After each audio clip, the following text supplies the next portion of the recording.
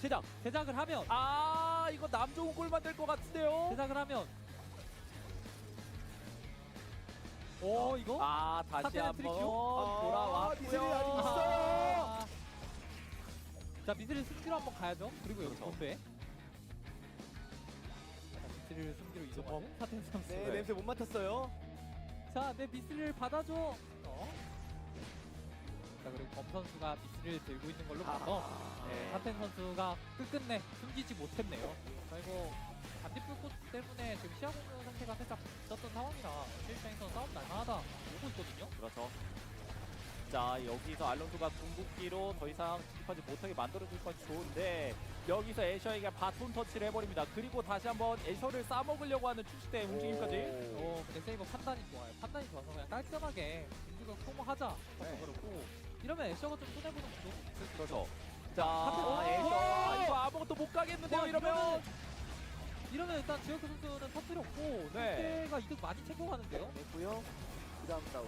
이거 하이가 계속해서 좀 쫓아주고는 있는데 세이버가 그냥 교전을 응해주질 않고 있어요. 이런 거 때문에 지금 이비스 해설이 말씀해주신 거거든요. 자, 이런 것 때문에 따라가면 안 되는데 네. 따라갈 수밖에 없었던 것 같죠. 금지구역 상황 때문에요. 킬을 본 거기 때문에 이것도 소란다. 스파클 스포츠 킬이 흘러 들어오네요. 그래서 자, 이거 템 보는 순간 기겁하거든요. 이거 맛있게 먹겠습니다가 됐는데요. 생명보급. 자, 생명보급 너무 좋게 가져왔긴 했지만 이걸 이겨냅니다. 하이. 이거 네. 이거 칼렛 선수나 페난 선수가 과감하게 이니시하다가 좀 위험한 상황 되는 것만 알면 이거거든요. 자, 윌리엄 그 써버렸고요. 와, 이 팔다. 근데 터뜨렸어요. 그렇죠. 터뜨리면 되는 거죠. 자, 페나. 자, 하지만 뒤쪽으로 범 선수가 굉장히 잘 파고 들었고요. 승전보 받아버립니다. 맞습니다. 자, 하지만 인원수의 부재를 이미 알아채고 있는 CNJ이고요. 자, 이렇게까지 식구를 쓰게 만들면 빠져나갈 곳이 없어지면서 근데 구도 다시 한번 좋거든요. 자, 다시 한번 좋았고요. 자, 그래서 엠마를 오히려 자, 역으로 빠르게 터치를 이거 준비를 해줍니다. 범! 해볼만한데요, 범. 해볼만한데요, 범. 자, 이거 충분히 할만하죠. 와, 피어엑스 이걸 이기나요? 야, 궁극기 미안해. 이거죠. 범 2대3을 해냅니다. 이거는 일단 구도 자체가 사실 필대가 무조건 뚫어야 되는 구도인데 뚫는 상황에서 피해드 선수의 진입각이 중요하겠거든요. 근데 이러면 진입이 서로 나뉘었죠? 자, 이거 자, 신호노메가 잘 행복합니다. 잡고. 감사합니다, 구도. 이러면 무너졌는데요, 애쇼? 그렇죠. 주도가 그냥 한 번에 망가졌습니다. 이렇게 마무리를 지었습니다. 하고 있고. 네, 일단 지금 해야 된다. 우리 조합은 지금이 적기다. 자, 그렇기 때문에 템이 만들어지기 전에 교전을 껴합니다. 이팔 선수 한 번 크게 돌아오느라 살짝 딜로스 나오고요. 자, 근데 범 선수가 여기서 끝까지 살면서 딜하면 되거든요. 그래서 근데 어려워요. 네, 이팔 먼저 다운. 그래서 그냥 푸시백을 결단력 있게 걸었고 그게 또 제대로 먹혔는데 유준호 선수는 다시 한번 고장난 시계를 들고 있네요. 이게 자, 이거 어떻게 될 것인지 잠깐만. 양각 잡힌 상황에서 잠시만요. BKPX 마무리가 됐습니다. 자, 단독 선두팀 탈락입니다. 그리고 자, 그리고 여기서 일단은 송하나 선수를 노려보지만 궁극기가 빗나간 듀워크. 자, 그래도 얼렸어요. 네, 얼리고 터트릴 수 있으면 통화랑 터트리면 그렇죠. 그 사이에 피헤드가 마무리를 지어줍니다. 살짝 또 빠져서 승전봉 각까지 노리는 거 너무 좋은데요. 애쇼 영리하게 네. 힐킬. 시간 아직 남아있기 때문에. 자, 여기서 잘 피했고요. 근데 아이템 차이가 좀 있긴 해서 개인 싸움 자체는 좀 많이 유리하거든요. 그렇죠. 힐 하나. 자, 과연 여기서 그 페이스까지 쓴 상황에서 이거는 근데 이게 결국 빠져버리면 그만이긴 하거든요. 아티팩트로 고해무도도 승리시켜줬기 때문에 칼렛 선수가 충분히 1대1 이길 수 있는 상황. 그렇죠. 애초에 지금 시간이 부족한 상황입니다. 자, 이러면 살릴 수 있나요? 살릴 만한 팀원이 없네요. 이미 그렇죠. 다 이제 승전보를 주지 않기 위해서. 잠시만요. 피해도 언제 살았죠? 지오크가 뒤로 간 이유가 있었군요. 자가제 제동이 그리고 지금 순위표가 더더욱 그렇습니다. 실제 세나핀 저 자리. 자, 이게 릴리 선수가 근데 보였어요. 여기가 그렇죠. 보시면 담벽이 무너져 있거든요. 그래서 시야가 보입니다. 자, 제 아무리 세기 선수라고 하더라도 저 정도의 템밸류가 나오면 아드리아나에게는 와. 이게 높고 맙니다. 이게 에스텔이랑 데비아 마를렌이 한번 들어가니까 그렇죠. 블러스틱이 깔끔하게 궁극까지. 달려요. 자, 신호노메 선수 이대로면은 마무리가 됐고요. 그렇죠. 에스텔 그냥 에스텔의 딜 자체도 아픈 상황입니다. 이거는 그냥 세비 선수랑 에스텔이랑 1대1 붙여놓고서 체력 회복하고 나면은 질 수가 없는 논 리스폰시블. 그렇습니다. 자, 노니스포십을 와일드카드에서 드디어 또 한번 1등을 해줄 수 있을지 이제 코앞이고요. 자, 이게 아드리아나가 죽지만 않으면 상대에게 킬도 안 주는 거거든요. 네. 그래서 그냥 멀리 떨어지면 됩니다. 이기는 자. 건 이미 확정인 상황에서 상대에게 킬을 주지 않느냐가 오히려 문제입니다. 자, 메시 선수 궁극기 아직 남아 있습니다. 이거 차면은 빠져나갔고요. 자연스럽게 픽고 네, 그렇죠. 그래서 어머. 또 자, 킬을 만들어내는 CNJ. 근데 생명력 공유 오늘 진짜 빠릿빠릿한데요? 자, 하나. 페나. 갑니다. 오? 페나. 오. 야, 서클 스포츠. 야, 페나와 송하라? 전장이라던가 알파 한번도 노려봤는데. 자, CNJ인데요. 야, 와, 근데 오늘 뒤에서 KCW 뭔가요? 로켓인가요? 로켓이 날라왔는데요. 네. 자, 그리고 놀라운 건 전장전 킬이기 때문에 또 킬로 들어갔습니다. 자, 그렇죠. 이게 전장이 되기만을 바라겠죠, 그래서 일단. 자, 일단 전장은 되면서 예. 사출은 안 되지만 또 미술을 가져가고요. 자, 그리고 아래쪽 교전. 그렇죠. 직접 걸어야죠. 이게 결국에는 자, 포지션 올렸을 때 한번 제대로 들어갔거든요. 잠시만요. 엘레나 궁극기 대박? 그렇죠. 그리고 로지가 프리딜각 좀 보나 했는데 대지의 메아리 때문에 살짝 구도가 달라진 네. 상황. 아, 그래도 마무리가 됐습니다. 와, 이거 지금 엘레나 궁극기 너무 잘 써줬는데요? 어차피 부활 된다 이거죠. 놀이기구 타듯이. 네. 자, 알죠. 자, 결국 여기서 이러면 지혁 선수가 일단- 계속 신호놈의 선수 얼려주는 게 중요해요. 그렇죠. 자, 얼리는 사이에 액션을 자, 마무리. 얼렸고요. 결국 와. 궁극기까지 확정적으로 들어갑니다. 근데 철 선수가 너무 아프거든요. 그렇죠. 반타 데미지가 너무 아파요. 자, 일단 애셔가 조금 이러면 주춤한. 자, 네, 들어가는데 허리 선수 쪽으로 잘 파고 들었거든요. 자, 일단은 그래도 뒤쪽에서 프리딜 자. 한번 더 나오고요. 신호놈의 선수도 프리디라고 있기 때문에 네. 서로 이거는 서로가 이거 지금 위험합니다. 못 버텨요. 네. 자, 하지만 일단 에스텔 위치 한번 자, 이거 에스텔로 걸렸고요. 낚아온 거예요. 그렇죠. 낚아온 건데 제대로 낚였거든요. 자, 이거 순식간에 패시가 빠져버린 신호놈의 이러면 이거 이탈. 신호놈에 죽으면 근데 세나핀 선수 살아야죠. 스프링셋. 와, 논리스폰십을 진짜. 아니, 갑자기 뚝 떨어졌어요. 어떤 팀이 무력이면 무력, 지능이면 지력. 잘 나가던 90대가 꺾였습니다. 자, 일단 루미야, 루미가 나에게 넘어가요. 와줘. 네, CNJ. 그리고 저 고급 주택가를 넘어가면 더 아! 빨리 가거든요. 그렇죠. 이거 일단 아래쪽에 하늘나리 타고 멈춰봐. 근데 안 멈춰요. 자, 저 성당 안쪽 그 돌아가는 길에서 바다 보러 가나요, 지금? 다시 돌아서. 야, 네. 루미 악의적입니다. 진짜. 이쯤 되면 너무 악의적인 거 건드리고 아닌가요? 싶지. 네. 네. BNK POX가 변수가 되어준다면. 그래서 혹여나 하는 것 때문에도 잘 깔아주고요. 자, 이게 진짜 변수거든요. 변수가 되겠는데요. 네. 백 선수가 보고 있습니다. 자, 이거 릴리 지켜야 되는데 릴리를 노리는 팀이 둘이에요. 에어본. 와, 네. 이거는 CNJ가 CNJ다운 면모를 제대로 보여줬거든요. 그렇죠. 자, 여기서 키를 그래도 하나하나 와. 노려보는 로즈너. 그리고 노니스폰 시블팀 같은 경우에는 정말 BNK POX에게 한 대 제대로 얻어맞았습니다. 네. POX가 미울 겁니다. 논 리스폰시블. 예, 팀 대 팀으로만 싸우면 자신 있는데. 그래도 그래도 마지막 킬 네. 했으니까요. 승리 포인트도 올렸고요. 그래도 최대한 벽쪽으로 유도해서 한번 해볼라 했던 것 같아요. 여기서 KCW 하늘나리 준비 중. 자, 이거 방금 동거 들어갔네. 알면서 엠마트 노려보는 건데. 그렇죠. 하지만 여기 먼저 터뜨려 버렸습니다. 와, 이거 방금 스타트까지 이어지면서 원거리로 노리는 그리고 왕이 아니에요. 지금 이게 뭐예요? 지금 이게 왜 이렇게 아픈 거죠? 빗나 버렸고요. 아니. 자, 그런데 마이가 구해줬고요. 네. 자, CNJ 플레이. 근데 이거 2대 3이거든요. 엘레나가 지금 뒤쪽에 있어요. 그렇죠. 이럴 때 킬 먹어야 되는 하이브의 CNJ는 그렇죠. 과연 아 이거 백선수 말아서 이게 언제 와? 조금 도대체 언제 와? 빨랐던 것 같거든요. 네. 자, 근데 오히려 이런 상황이 연출이 된다면은 1+1이 될 수도 있고요. 그렇죠. 근데 오. 빈트 선수 쪽으로 비둘기들로 두 대를 맞춰놨기 때문에 그렇죠. 와 구도를 바꿔내는 버버 그렇죠. 선수의 스킬샷. 자, 그리고 백수 때마침 다시 한번 살아나면서 오히려 역으로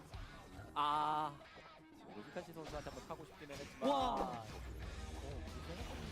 진짜 과감하네요. 근데 그렇죠. 초월 적절한 타이밍에 잘 켰거든요. 그렇죠. 살아나갔고요. 자, 이런 자 와중에 이러면 신호놈에 와, 앞으로. 근데 이게 템 밸류가 좀 어마무시했다 보니까 딜이 장난이 아닙니다. 그렇죠. 보면 끝난 타이밍 한번 잡아내면 달라질 네. 것 같은데 딜이 부족했고요. 신호놈이 아직도 들고 있지 않나요? 그렇죠. 미스를 행운의 돌 들고 있죠. 네. 저러고 계속 싸우고 네, 운석도 있는데 신호놈의 행운의 돌. 아니 지금 저런 강단은 어디서 나오는 거죠 진짜? MK2까지. 분석도 있어요? 네, 예. 운석은 또 이제 자, 일단 여기는 금지구역 교전이 시작됩니다. 예. 맞습니다. 아, 이거 반드시 서로를 잡아 먹어야 돼요. 네, 반드시. 1킬 챙기는 쪽이 네. 무조건 유리합니다. 오른쪽은. 자, 자, 1킬만. 자, 이거 1킬만. 이거 넣어주고 나 짜주면 안 되거든요. 한 대 못 때렸어요. 잠시만요. 이거 릴리 먼저 터질 때고. 이러면 CNJ 그냥 맞아서 그렇죠. 죽어야 됩니다. 자, 30초에도 나와 있고요. 자, 조용했던 피해인데 선수 아직 섀도우가 안 켰는데 무빙 좋아요. 자, 이제 하고 그리고 들어가고요. 치면서 신호면에서 포커싱. 어. 와, 야, 그리고 저 공 위치가 너무 아름답습니다. 그렇죠. 아직 끝나지 않았습니다. 범의 야구는 끝나지 않았습니다. 이런 와중에 서울 선수 계속 자, 승전부 터뜨리면서 반격하고 드는데, 근데? 오, 세비 생각보다 잘 세비, 세비. 와, 세비. 잠시만요, 세비. 그래도. 근데 이래버리면 네. 자, 이거 그냥 평타로 잡겠다죠? 승전부 받아서. 그래서 변수를 지우겠다. 근데 그러면 들어가는 애셔가 애셔. 올라오네요. 자, 그렇죠. 애셔의 판단은 최대한 좁은 자리에서 하고 싶은데 네. 지오프 선수 일방적인 질문 받고 있어요. 너무 잘 태웠죠. 네. 와, 근데 근데 안 방금. 됐어요. 오히려 안 좋았죠? 네. 이런 오히려 자, 스킬이 소모가 됐고, 근데 자, 여기서 과연 이 무빙 릴리를 와, 나오는 시키긴 했습니다. 오. 지월크가 2대1 네. 보여줬는데, 그러면 NXA도 보여줄 수 있나요, 2대1? 자, 자. 여기서 NXA가 NXA? 나 이거 선만 바로 이거 멈춰야 액션이 안 돼요. 됐어요. 와, 진짜 이거 이거는 잡았죠? 네.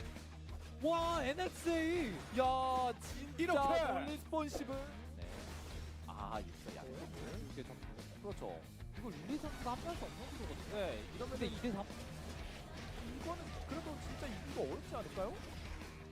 헬기오스리 안 타졌어요. 타졌으면은 구도가 달라질 수 있었는데. 그렇죠. CNJ에게 이거 계속해서 애매하게. 그런데 릴리 선수가 네. 합류하게 되면서 결국 역전에 성공했습니다. 그렇죠. NXA는 진짜 잘 버티네요.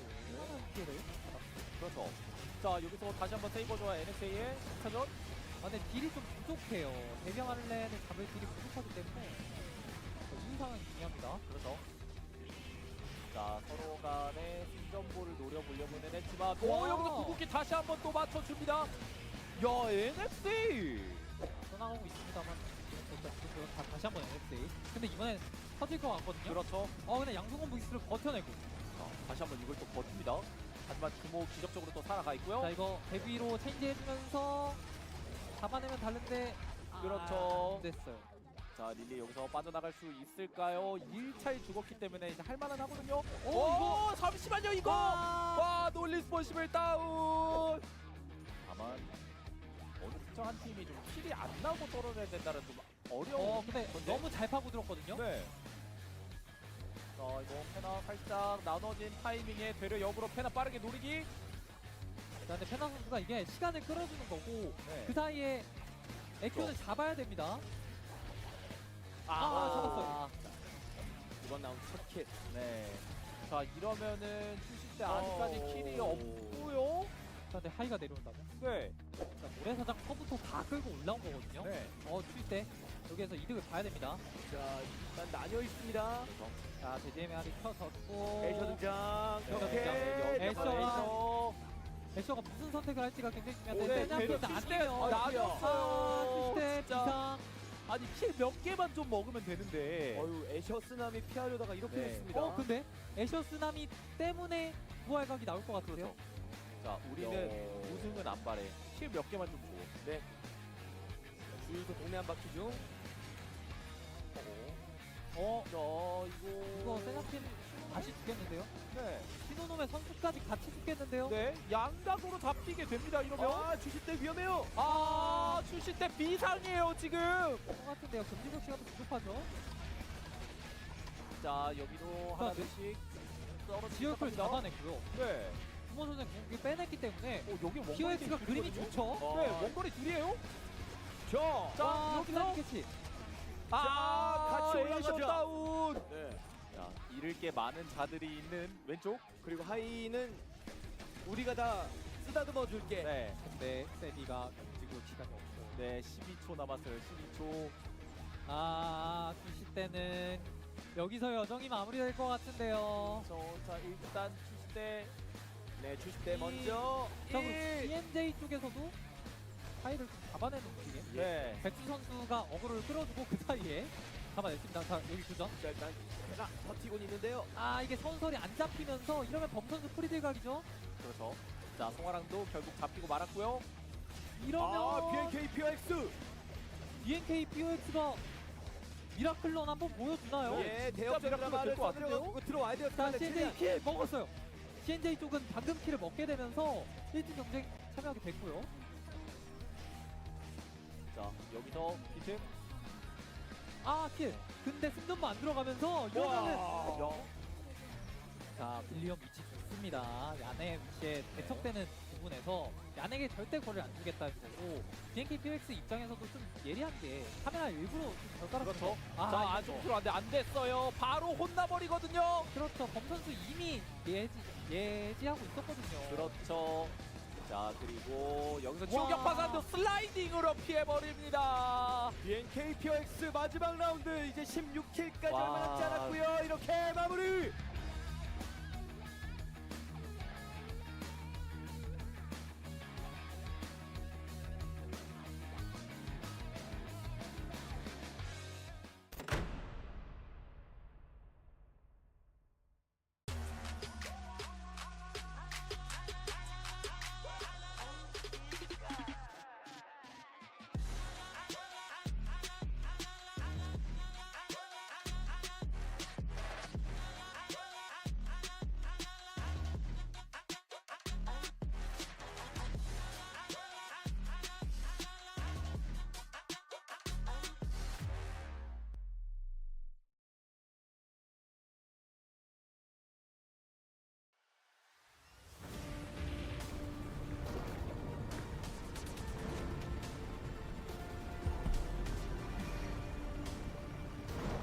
날 고통스럽게 해줘.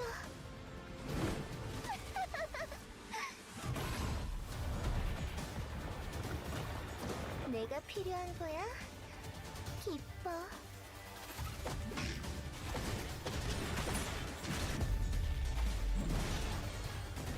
이제 못 도망쳐.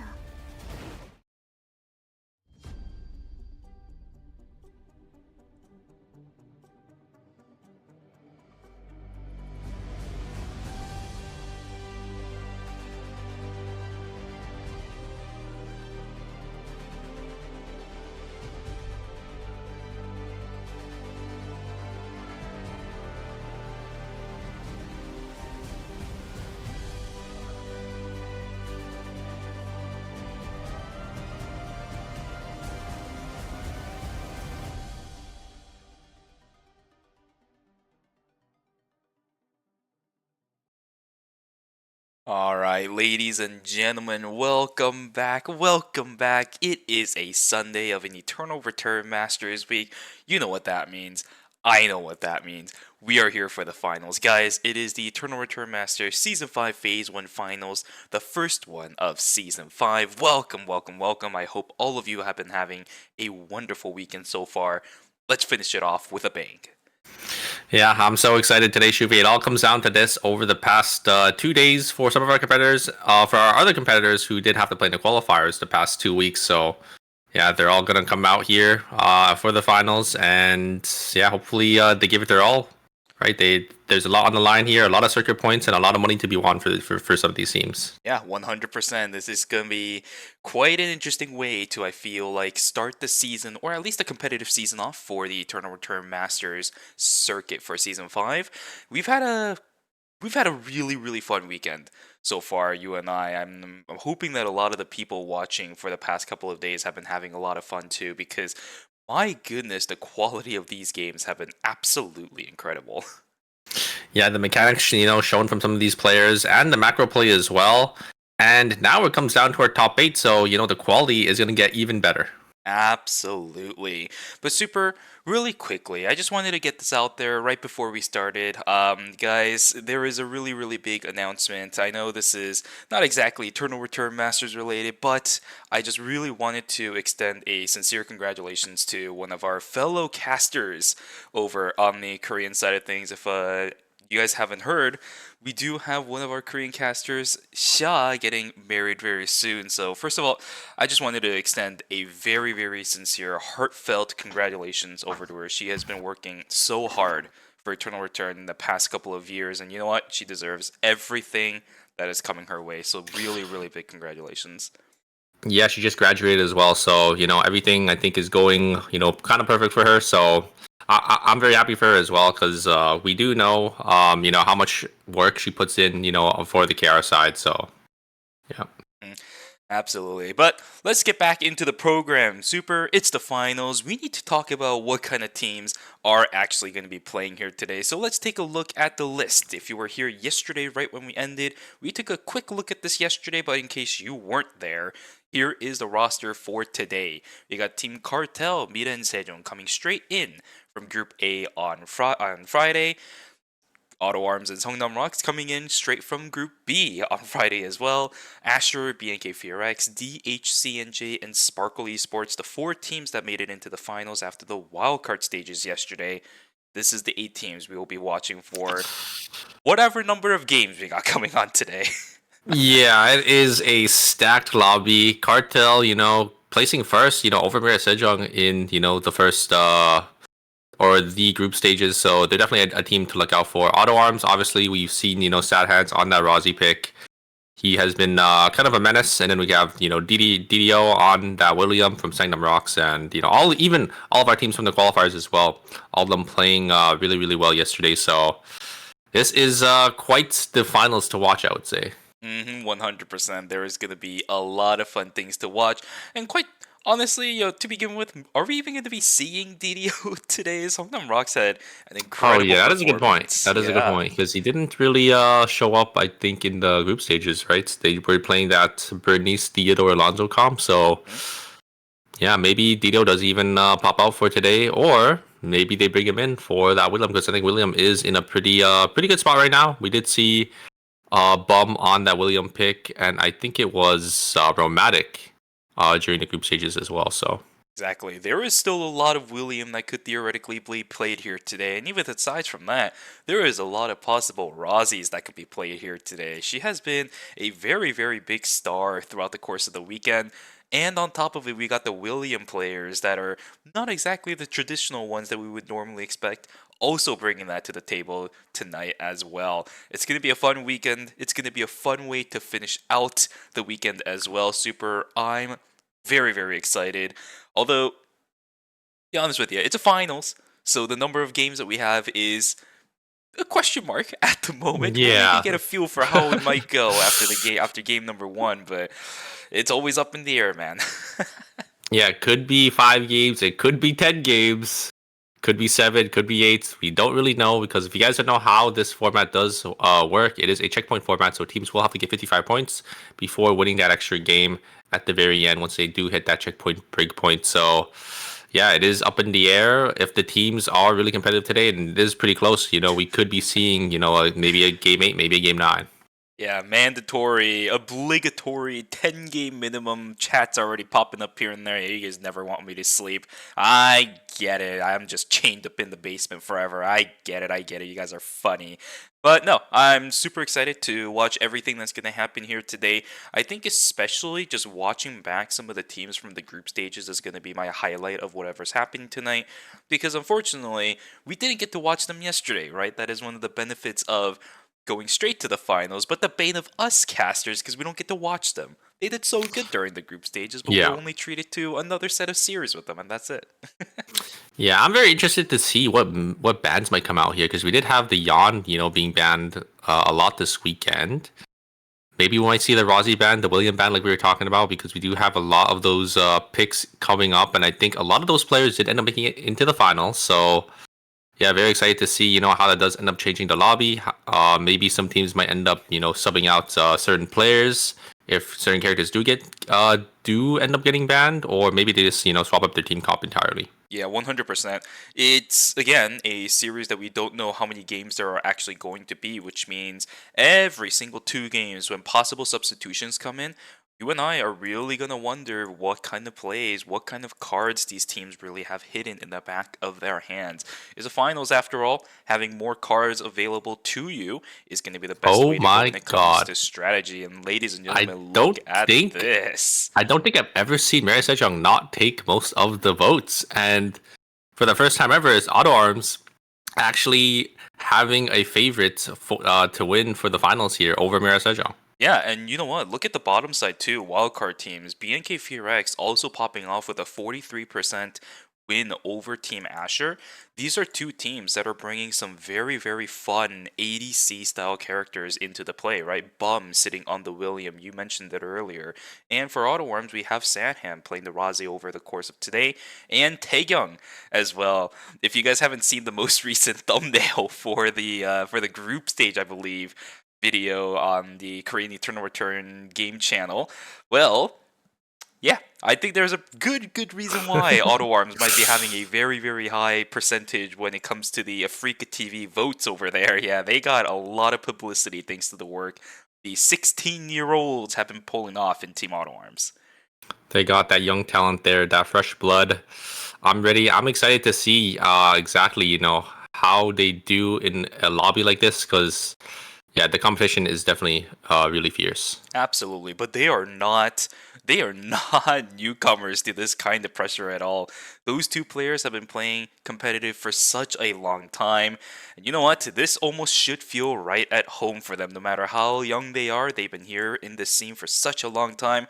Very excited to see what it will be happening here today. So let's send it straight into game number 1, Characters Like Super. What have we got on our hands? Yeah, let's see if we have any bans coming out here. I don't know if we will. We do see 2 Yon picks. We have 2 Emmas as well. Could see an Emma ban here if another team does end up deciding to swap to it. 1 circle hovering, that not the bond, but I don't think that's going to get locked in. But maybe. That would be a real blast to the past if he does end up picking this. But we got Romantic covering the William. I think if you are going to be going something like the Nathapon, William might be a little bit awkward unless you're mainly thinking about starting out with the Nathapon for your initiation. So, okay. Do have that Mai ban. Mai being that tank, still prominent, in this meta, even after the nerfs to her ultimate. We do have 4 teams picking up this character, so yeah, Mai will be off the table for game number 2. Indeed, and some interesting picks coming through yet again. The first time we're going to be seeing Bum on his Ekion for Season 5, and you know what? It's an interesting way to kind of start out the series. This could be a bit of an Ekion testing the waters kind of situation. We do see the force field coming in, so this is most likely going to be the Black Mamba King playstyle that Bum is going to be bringing to the table. Not usually one for that type of gameplay style, especially with E8 back on the table after yesterday, not really finding too much success on the ERM. They're going to be testing the waters with him again as well. Rosner on the Sua, a classic double setup for Team BNK Furex. We'll see if this Sekion pick is going to be able to complement the Sua and the ERM pretty well today. Yeah, I'm a little surprised Bum is not playing that Yon to maybe force the ban out, but I don't think they did relatively too well yesterday on that Yon pick, so maybe they're deciding, we're going to go with the Sekion. There's a lot of backliners, so maybe this Ekion is going to get a lot more value in this lobby. As we do also have another unique pick. I think Team Asher completely changing up their team comp here. G-Work on that Priya. Don't think I've seen them play that's Priya character, in competitive just yet. Usually he's going to be the one that's setting up a lot of fights. This time around, he's going to be the one that responds to a lot of fights. Very, very interesting team dynamic coming through for Team Asher. Much more of a standard front-to-back comp that we've seen quite often, I will say, in this weekend. It's a lot more of a split between a lot of teams running some very unique compositions versus what we usually know to be standard compositions. Asher, at least for game number 1, you don't know what's going to happen for the rest of the series. Just will be taking it pretty nice and slow. It's all good and dandy. Yeah, and then also Mira Sejong, they're playing a double front line, but they're running an Adriana for their damage. So I feel like Mira Sejong might be lacking a little damage, but I do know Adriana can do a lot, especially if there is a lot of CC. They do have that mind, they do have that Laura ultimate to maybe pull, the enemies together. And that Adriana, providing that a lot of AoE, providing that defense threat as well. I think it should be enough. Kind of interested to see, how Mira Sejong does end up playing this team comp as well. Absolutely. Oh boy, I am so excited. I wonder if we're going to be seeing something similar to, I think, the wildcard stages every now and then, where it was a slower paced early game, or are we going to be seeing a lot more of the early game aggression like we saw quite often during the group stages? Might be biting my words on that because we're already seeing Pungwa and E8 jumping on top of each other, the ERM and the Adina. There is quite a lot of good sustain from the Adina this early I don't know if there's enough. I don't know if there's enough damage here. Both players, they made a lot of, or they made the bread and tears, and just going to be chugging that down. It's going to be able to regen it back up. But on the other side, Rosner does end up getting caught by Team Asher. So that is going to be 1 point going over to Team Asher already. And in Forest here, KCW might be getting caught here, but a great double wall stun from KCW. MCMP trying to finish KCW here, but actually going to use the bush to get that hidden vision, and then they're just going to walk on out of there. So it will be Team DHCNJ going to be able to pick up that 1 kill. That right there is how you're going to win games as DHCNJ, these individual picks and the early game kills as per usual. Another fight inside of school, Seogunam will take the fall. Seongnam Rocks unfortunately a little bit split apart. Razi starting to join the fray too. Auto Arms, they're going to pick up the kill onto the Alonzo. Everybody from Miren Sejong backing away as Denana a little bit too low. One Circle though, looking for something. He is farming for kills. Not going to be able to find anything on Sahan just yet. Cinema looking for an angle, potentially backing on towards One Circle. Sahan just juking all the fires out as much as possible. One Circle should have the speed gate. There he goes, and he is out of there. Yeah, and then on the top side there, you did have BNK Furex going to trade a kill with Asher. Jumo also getting caught by E8 as well, so BNK Furex actually going to be able to get 2 kills.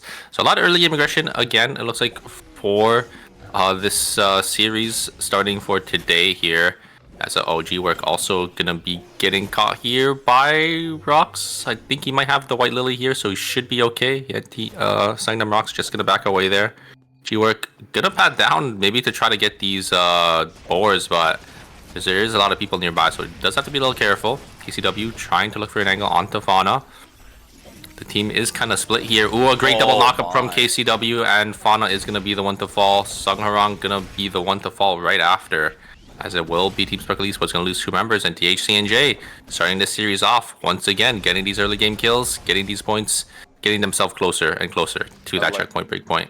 I do like the aggression that Team DHCNJ is showing already, right? The flank coming through perfectly from Pubba, allowing all the melee players to actually get even better angles on towards these ranged squishy characters. It's not late game for Sparkle Esports. They don't really have the big burst damage they need in order to respond to anything just yet. More fights though, as Chapel becoming a little bit of a bloodbath. Team Asher and Team Sparkle is looking for a little bit more. As the Fleeting Soul goes completely wide, I think that will be a disengage. 40 seconds to go until the first set of objectives spawn. Everybody needs to calm down a little bit now. Yeah, look at the inventories of these players. They got no food. They've been fighting non-stop. They're probably going to have to look for a campfire. Maybe just call in some chicken for that early game contest. We do have the HCNJ on the bottom side here. Might take a fight into another team. Fear X going to posture up for this tree in Temple here. Resajung here. Bomb just going to ult in. Is he going to find any knockups? No, but he's gonna get a little bit of damage on the backliners. The Nana gonna get caught as well by the bookmark, gonna get slowed here. Nana gonna get a taunt back in. Is that gonna be enough? They are doing a lot of damage. Rosner does end up fighting knock up into that wall stun with that bat skill. I think the Nana is gonna fall here. One circle trying to go back in. Does end up using ultimate, and a double stun from Rosner is going to seal the deal for Maria Sejong. Are they gonna wipe though? Bomb gonna try looking for Rheumatic. Rheumatic just gonna walk away. Should be fine as the Ekion does go into exuviation. Yeah, it's still pretty early game for Bum to find any kills, especially when he is on downtime like this. No flame barrier means that the kill potential a little bit on the low downside. Whereas in Cemetery, we also had a couple people falling down as well. Team Asher, 2 members down. Sparkle Esports will be able to pick up the Tree of Life. Someone picks it up. That should be going into the Scotties. Yeah, and we do have DHC and J gonna get their buys as well. So a lot of teams just gonna slowly get their transitions here after the fight from the first objective, and yeah, they're gonna prepare for the next objective coming up, which is gonna be the battle zone or the alpha. We do see one in the battle zone. It is going to be hotel, and yeah, it looks like the game pace is going to be slowed down quite a bit. It's okay. It's okay. This is pretty standard for all of these players, right? Since we are seeing the early game aggression for this game, I would have to assume it's going to be similar to the group stages. Here we go, Sogunam finding an angle in the back, but maybe it's Peksu who actually finds an angle onto the Theo. It's the fantastic striking Tiger. And look at this. Hyungi on the Bernice, he's in a little bit of trouble. KCW not finding an angle just yet. They do want to try chasing this Alonzo down, so even if they don't get the Bernice, Alonzo at least should take the falls. Sogunam rocks. Not on the greatest start here, as DHC and J 5 kills. They're starting to rack up those early kills like we saw in the wildcard stages. Yeah, they're all sitting on about 350 credits, so all about 4 scores worth as well. So, you know, maybe them not buying there for that fight, you know, kind of cost them. But you kind of have to wonder, you know, they had that angle, they had that flank angle, but you know, when they are positioned like that, they leave their backside open for that Theodore to get jumped on, and that's exactly what happened. BLN finding that angle, going to be able to lock down that Theodore, and you know, DHC and J were able to pull ahead in that fight.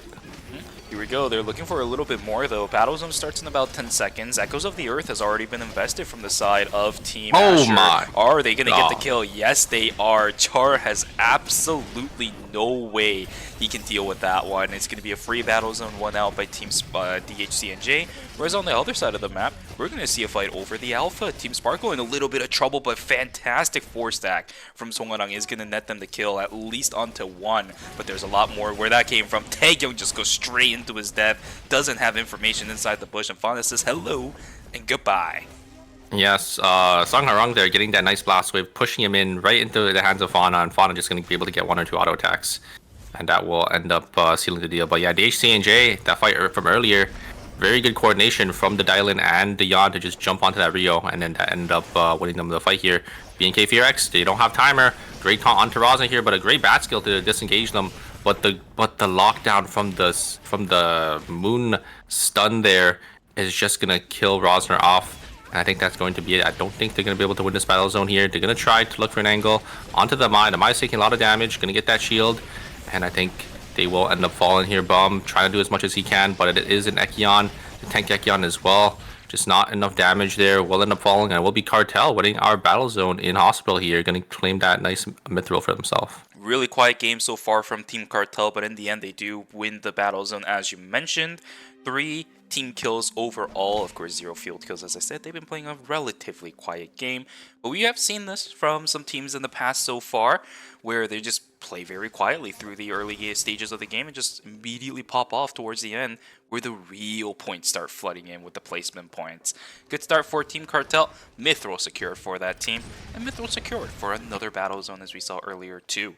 It's a, it's a pretty standard game of Eternal Return, I'm gonna say. We're not going for anything crazy in game number 1, as Rosner getting caught out by himself. Rest of his team on the south side of Fire Station. Down goes the Sua. Yeah, and here is the Engage trying to get onto Scarlet, but listen, Emma is going to instantly use their change to get on out of there. Mai in the backside taking the 2v1 into Fauna and Sung Harang, but just going to get on out as Team Auto Arms is going to look to disengage here. Auto Arms looking pretty strong for themselves. They do have that double AO die already built up. AO die is such a strong item. It just has so many stats on, for like on my item here. As we do have Team Asher going to chase down the Dylan here. Fable gonna try sticking the tree. Looks like they're getting triangulated by Team DHCNJ if they can find an angle here onto either the Priya or the Rio. But the Priya does have the Echoes of the Earth to maybe cancel them out here, as Jumo does end up getting poked down to half HP. They will just use the catwalk to get on out of there, and it will be a win for Asher as they do claim the Tree of Life for free. What a fantastic positioning from Char and G-Work. Jumo soaking up most of the damage from the Emma, and they know that the Yan is inside the bush, so Char and G-Work brute forcing, playing really aggressively against the Dial-In that they know is going to be forced to take some damage if she even tries to initiate. It was such a great spot for them to go. Just end up securing the Tree of Life thanks to it. Just going to casually walk back in towards Chapel. Eat a few seconds of timer, but they're safe and got the tree. Really, really big win for them in day 3.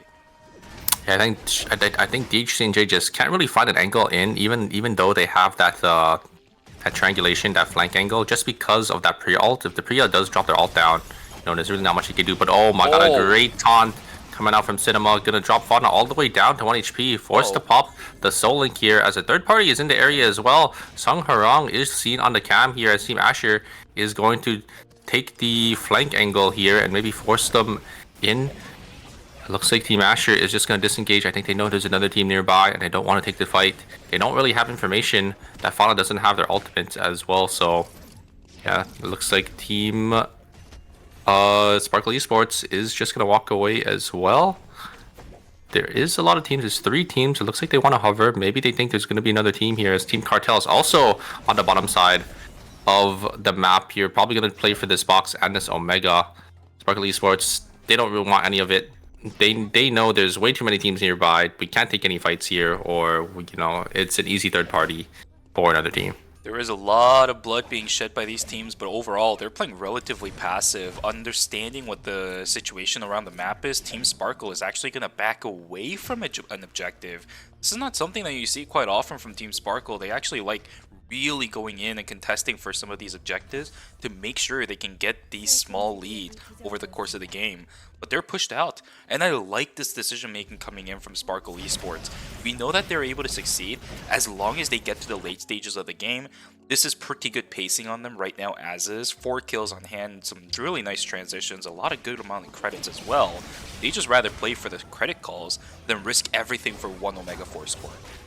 Yeah, I think they understand that their team comp is really susceptible to getting third-partied because they are playing that triple backline, so they don't want to take any unnecessary risks. They're just gonna back away. They're gonna make sure, you know, their backs aren't against any walls as they do end up walking. They're in forest now, so maybe they could find a third party here between Mira Sejong and Binky Fierce. But looks like Mira Sejong, they're just gonna walk away as well. Things are being made. Mira and Sejong does end up seeing that one, which means Sparkle Esports not really finding any random picks out in the middle of the open at night number 3. We are still 8 teams strong, 24 players all alive. Ooh, I don't think blood. I've seen a minus 250 just yet. Blood items coming through. Bob Malsa has a prominence on him. Maybe a flare gun was used up here and there every now and then. Yeah, nobody on this team can really use prominence but for him, so might as well put it on somebody, I guess.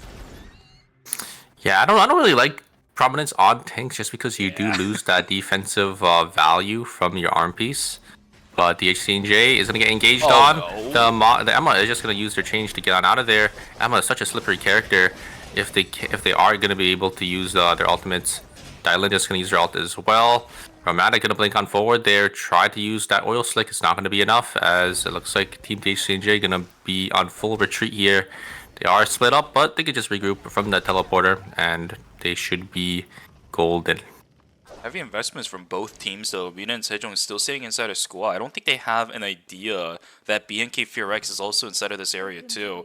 Everybody just kind of weaving in and out of vision at the moment. Mina and Sejong just kind of playing off of all the information they have. I think they understand now, yeah. I think they know their console got taken, so they know there's another team that's in school. We don't know where Wakeman's falling just yet. Ooh, I really like this vision play from Mira Sejong. They do end up jumping in onto Rosner here. Is that going to be enough? They're trying to kill Bomb, but Bomb is way too tanky. And One Circle finds the 3-man ultimate. He is going to be able to kill both E8 and Rosner. And Bomb, I think, is going to fall here as well. A great knock-up again from One Circle. And that is going to be it for BNK FearX, going out in 8th place with 5 kills. What a fantastic vision play from Mira Sejong. Able to hear that footsteps.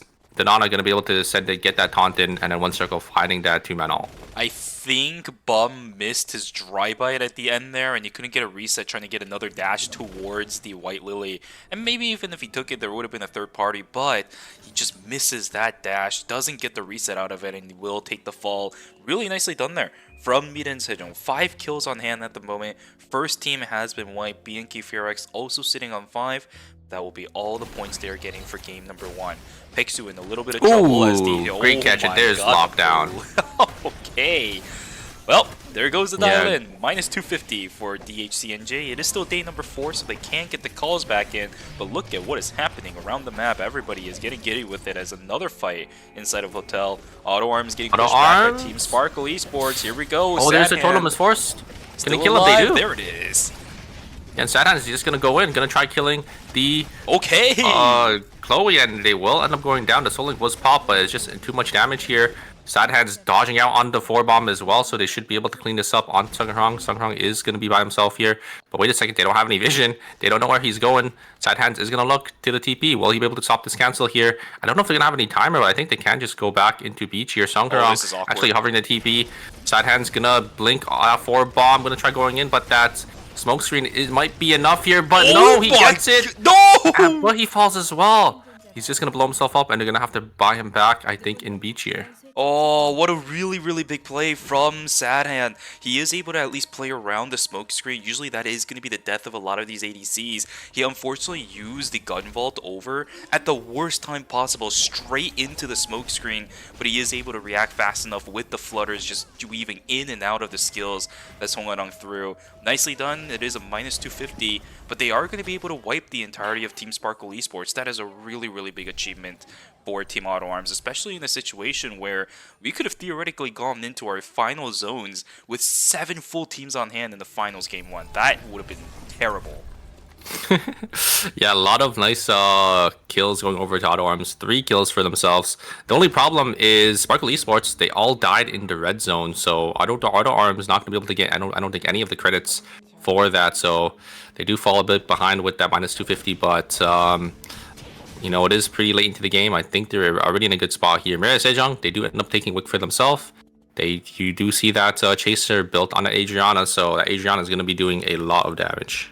You're going to need to see a lot more kills coming from these teams. Look at the amount of timers these teams have. It is really not that much. Yeah, Auto Arms, I think, also sitting only on like 10 seconds each, or like less than 10 seconds, so yeah, they're going to have to look to be a little more aggressive to maybe recoup some of their timer back before going into final zone. Yeah, a lot of teams are going to have to do it. We'll see which teams are going to be the ones to actually be able to do that.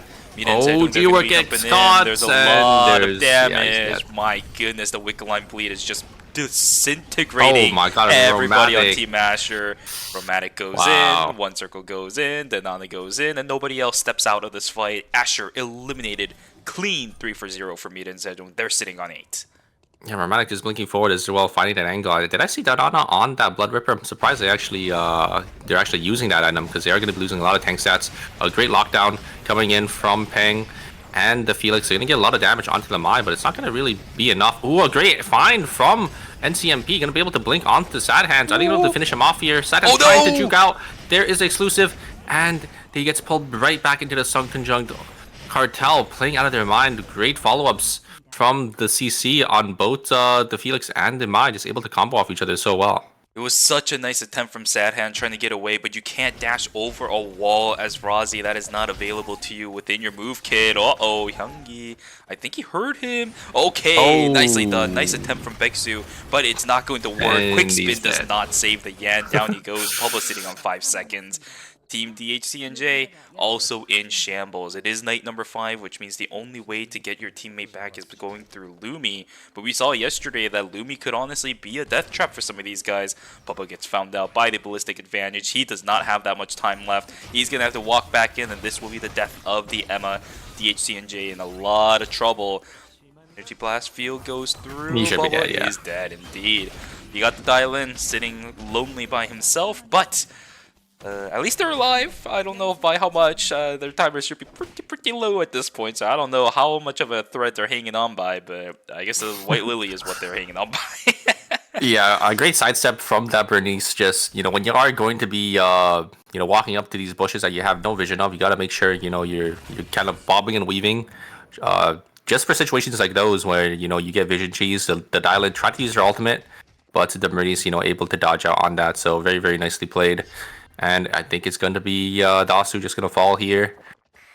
Are they going to be able to find it? It is nighttime vision here. Youngie maybe going to rip the Bola. Could blink Bola here, but don't think the Theodore is in range to follow up, and the Dylan can just use her ultimate away. So, yeah, there is Lumi being forced into red here. Auto arms. They really wanted to get that buy, but unfortunately, I don't think any team is going to allow that to happen. Cinema, only 3 seconds left. I think this is just going to be it here. Does get them getting the taunt onto the Adina, but a great exclusive coming out for that team. And wait a second. It's going to be Sanctum Rocks finding the flank angle. I think they went into red on the bottom side, so a nice macro play from them. Going to take some red timer from school into hotel, and they're going to get the flank onto Cartel, but Cartel just going to full disengage. As the sniper shots are coming in, they're going to try killing any of these members, but it's going to be Auto Arms that does end up claiming that kill. And Cartel going to be forced down here. I think they definitely want to kill these two members of Auto Arms before Team Sanctum Roxas end up coming into the zone, because it's going to be a disaster otherwise. There's not that much damage coming through from both the Xian and the Mai, but the amount of disruption they can have in this fight is absolutely insane. That's why they want to really get this kill, and the Yang gets locked in. He's going to get taken down. Exclusive is forced out. Down goes Taekyung, unfortunately, to the ground. 5 seconds left for Cinema. He should get taken down in just a moment too. Songnam Rocks taking control of the temporary zone. Great Everybody in shambles. There is the kill coming through. Paying, he uses exclusive, and CMB trying to jump in, but he is getting taken way too low. This Dio and Bernice combination, a tale as old as time. 1, 2, 3 in a pop. Songnam Rock sitting on 9. They are looking for 12. Mira and Sejong, meanwhile, inside of gas station, they are looking for their 11. Final zone of school. Yeah, I think NCMB's blink engager was just a little short, so wasn't able to hit anything. And when you're in there versus a Bernice and a Theodore, and you don't really CC them, they could just use their CC right on top of you, and yeah, you could just get locked out, which is exactly what happened. And the damage from Sanctum Rocks is a little too big, but this is kind of exciting. We see Maria Sejong gonna verse their old team comp that they used to always run with this Bernice, Theodore, and Alonzo. And we're going to have to see, if they do have the keys and the answer to, how to counter. If any team has it, it should be Mira and Sejong, but they also know how strong this composition can be. If anything, I'm actually quite surprised that they're trying to fish for something like this, because ballistic advantage should be a thing they understand can give free information to Songnam Rocks. Denana up on the top side, a telephoto is going to get put down. There's the check onto Denana as well. Everybody is just looking to get positioning outside of the final zone. There's the lockdown with the Spark Nade. There's the explosive Bola. That's a lot of damage investment. onto Denana. Exactly. There's the energy blast field also being invested. They really want to go for this. There's the lockdown with the Spark Nade. How the hell did Sogunam get that? Down goes one circle, and now Songnam Rocks in such good position to win game number 1.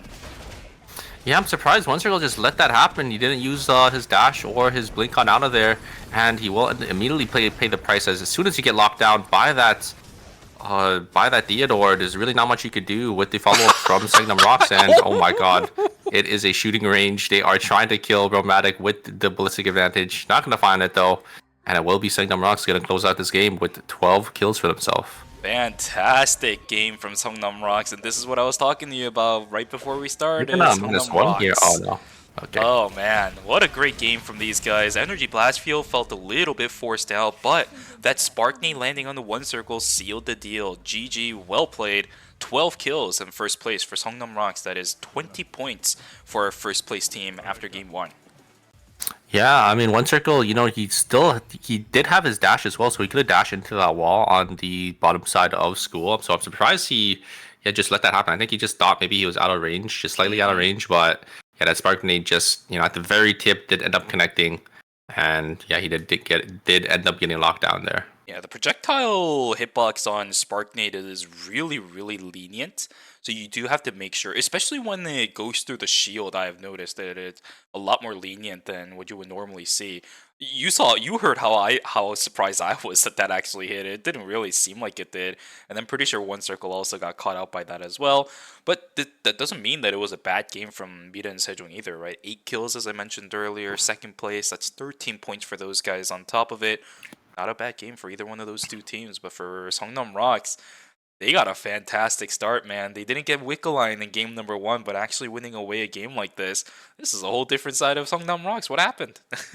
Yeah, a lot of kills for themselves, a lot of points. You say it's a different side, but you know, if you were watching the National League, they did end up winning. Yeah. Their like the last week, so it's a very nice team. You know, very consistent gameplay from them. Once again, coming out with this Theodore, Bernice and Lonzo comp, able to secure that win, and yeah, I mean, it's no surprise. I'm very excited, you know, to see maybe how other teams maybe shape it up. Maybe we might see Mira Sejong gonna match them with their signature team comp that they were the ones who actually, you know, crafted. Yeah, this is the reason why I told you, why I said before we started here that we might honestly see more of these Alonzo, Bernice, and Theo comps coming in, because it seems so solid again. There is a reason why that composition kind of fell away after somewhere around season 3 where it was really, really popular, and that's because Bernice and Theo kind of got nerfed to make sure that this kind of composition doesn't flourish again. But through all the changes, it's been a while since we've seen this composition really make its debut back into the competitive scene. A lot of things have changed, Super, and it seems to be extremely solid. Team Songnam Rocks with Sogunam on hand, DDO is just put to the benches. Unfortunately, no William here today from the looks of it, because goodness gracious, that composition looks so difficult to stop right now. Honestly, I feel like Mira Sejong, I feel like if One Circle didn't get caught there, they would have had a really good chance. Oh, yeah. Because if One Circle can find that angle, he could just one-shot any of the backliners. So if Bernice or Theodore, because both are, you know, immobile, you know, backliners or damage dealers. So, you know, it is really easy for Laura to have that access, you know, to maybe jump on them if they do, or if he does, you know, find that angle off like a wall. But speaking of that, we could just jump straight into the standings here, as we do have Sangnam Rocks coming out on top with 20 points for themselves there. So already about a third of the way there to make it into that checkpoint breakpoint. These teams only need 55 points to get to that checkpoint mark, and then they just need to win, or they just need to get that final win. Yeah, but thanks to the fact that Songnam Rocks took away a big portion of the points that were distributed in this game, 3rd place to 8th place is extremely close. You do have to say that looking at the roster of the teams that are playing here today, just a little bit of an overview again, all of these teams are definitely top-notch when it comes down to how well they're able to play. We know the histories of a lot of these teams in the past for Eternal Return tournaments as well. We can see these scores changing dramatically between each of the games. So just because we got Songnam Rocks getting 20 points in game number 1, don't think that the series is over, ladies and gentlemen. Far from it. Yeah. And remember, teams still have to get that win once they hit that checkpoint breakpoint. So if they don't get that win, and you know, teams do end up maybe ratioing them, and maybe there's going to be some handshakes going on for these temporary final zones, right? They're going to look to shut down the checkpoint team, because we did have it in the past. Obviously, it is a lot harder to do with the new temporary zones, as you know, a strong team will try to maybe secure their zone for themselves first. But you know, it could happen, and we could go to maybe a game 8, game 9. We could have, you know, a lot of games on our hand today. Don't do this to me, man.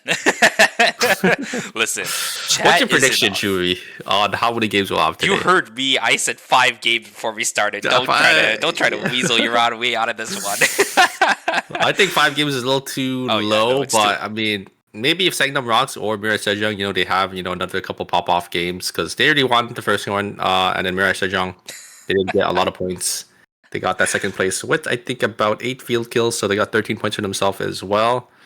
Honestly, for me, I would probably guess about like maybe 7 games. That's a safe hedge. Honestly, with the teams that are playing today again, it can always change so much with the teams that are actually being the ones that are dominant in each of these lobbies, that unless Hongnam Rocks get maybe another game win at least, I would be hard pressed to think that it could be ending in anything less than 6, quite honestly, if I'm going to be realistic here. And I know there are some people in the chat already still saying, hey, Shuvi, there's going to be 10 games. Don't worry, you're never going to sleep. It's obligatory, guys. I get it. You guys are hilarious.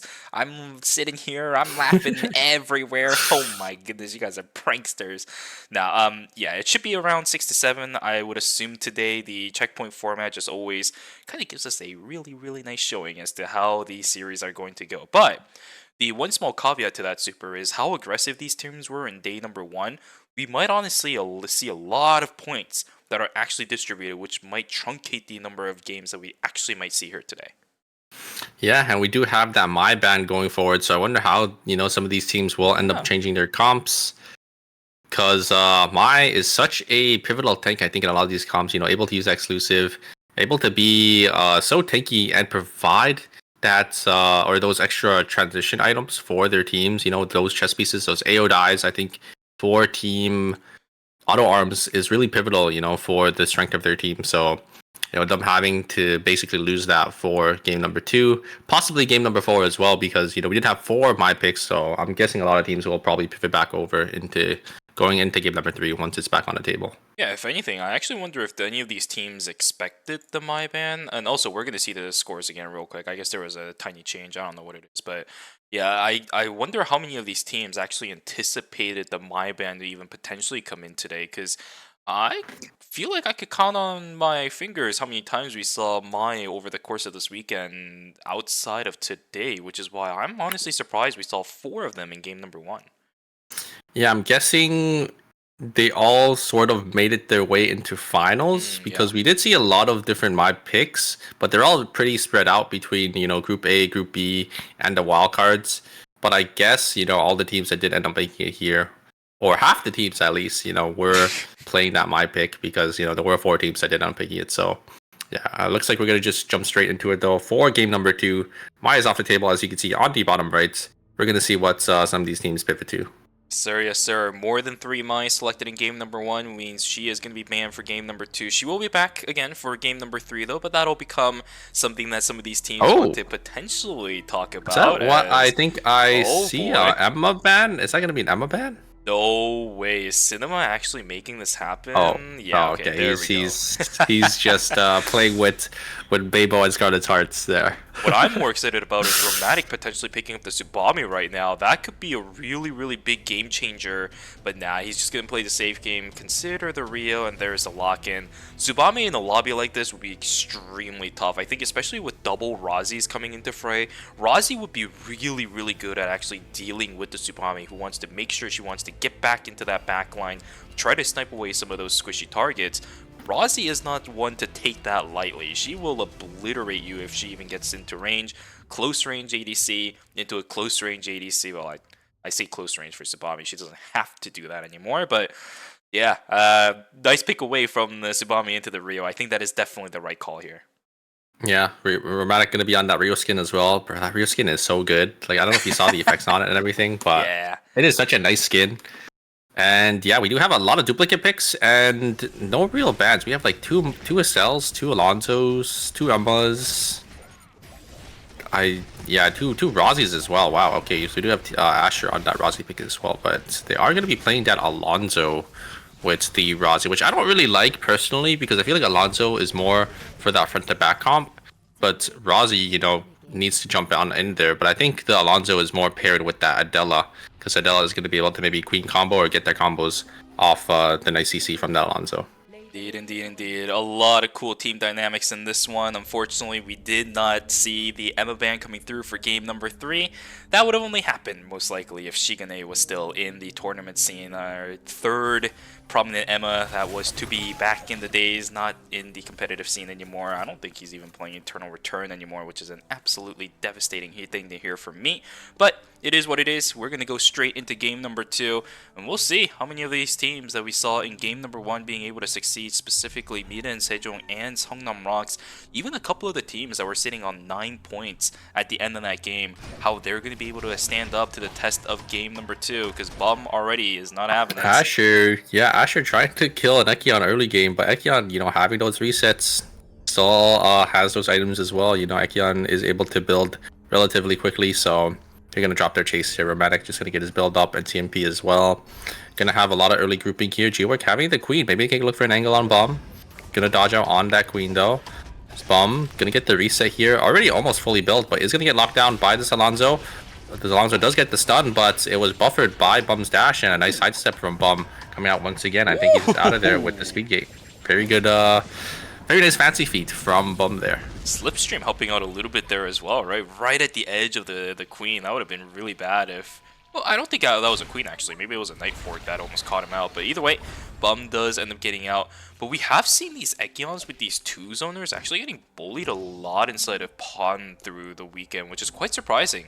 Right, a lot of teams, I guess, are just really optimized on their build. Meeting in Pond of all places, which is not somewhere I normally anticipate a lot of these builds to actually finish, but they're getting things done. They're really putting the pressure down onto our Ekions, whereas Pexu is dead to rights, man. That guy has no way out. Yeah, and it's gonna be KCW following just very shortly there. We've seen, you know, these two teams going at it in the wildcards, and they're gonna go out in the finals once again. Gonna be able to get a lot of kills off of each other.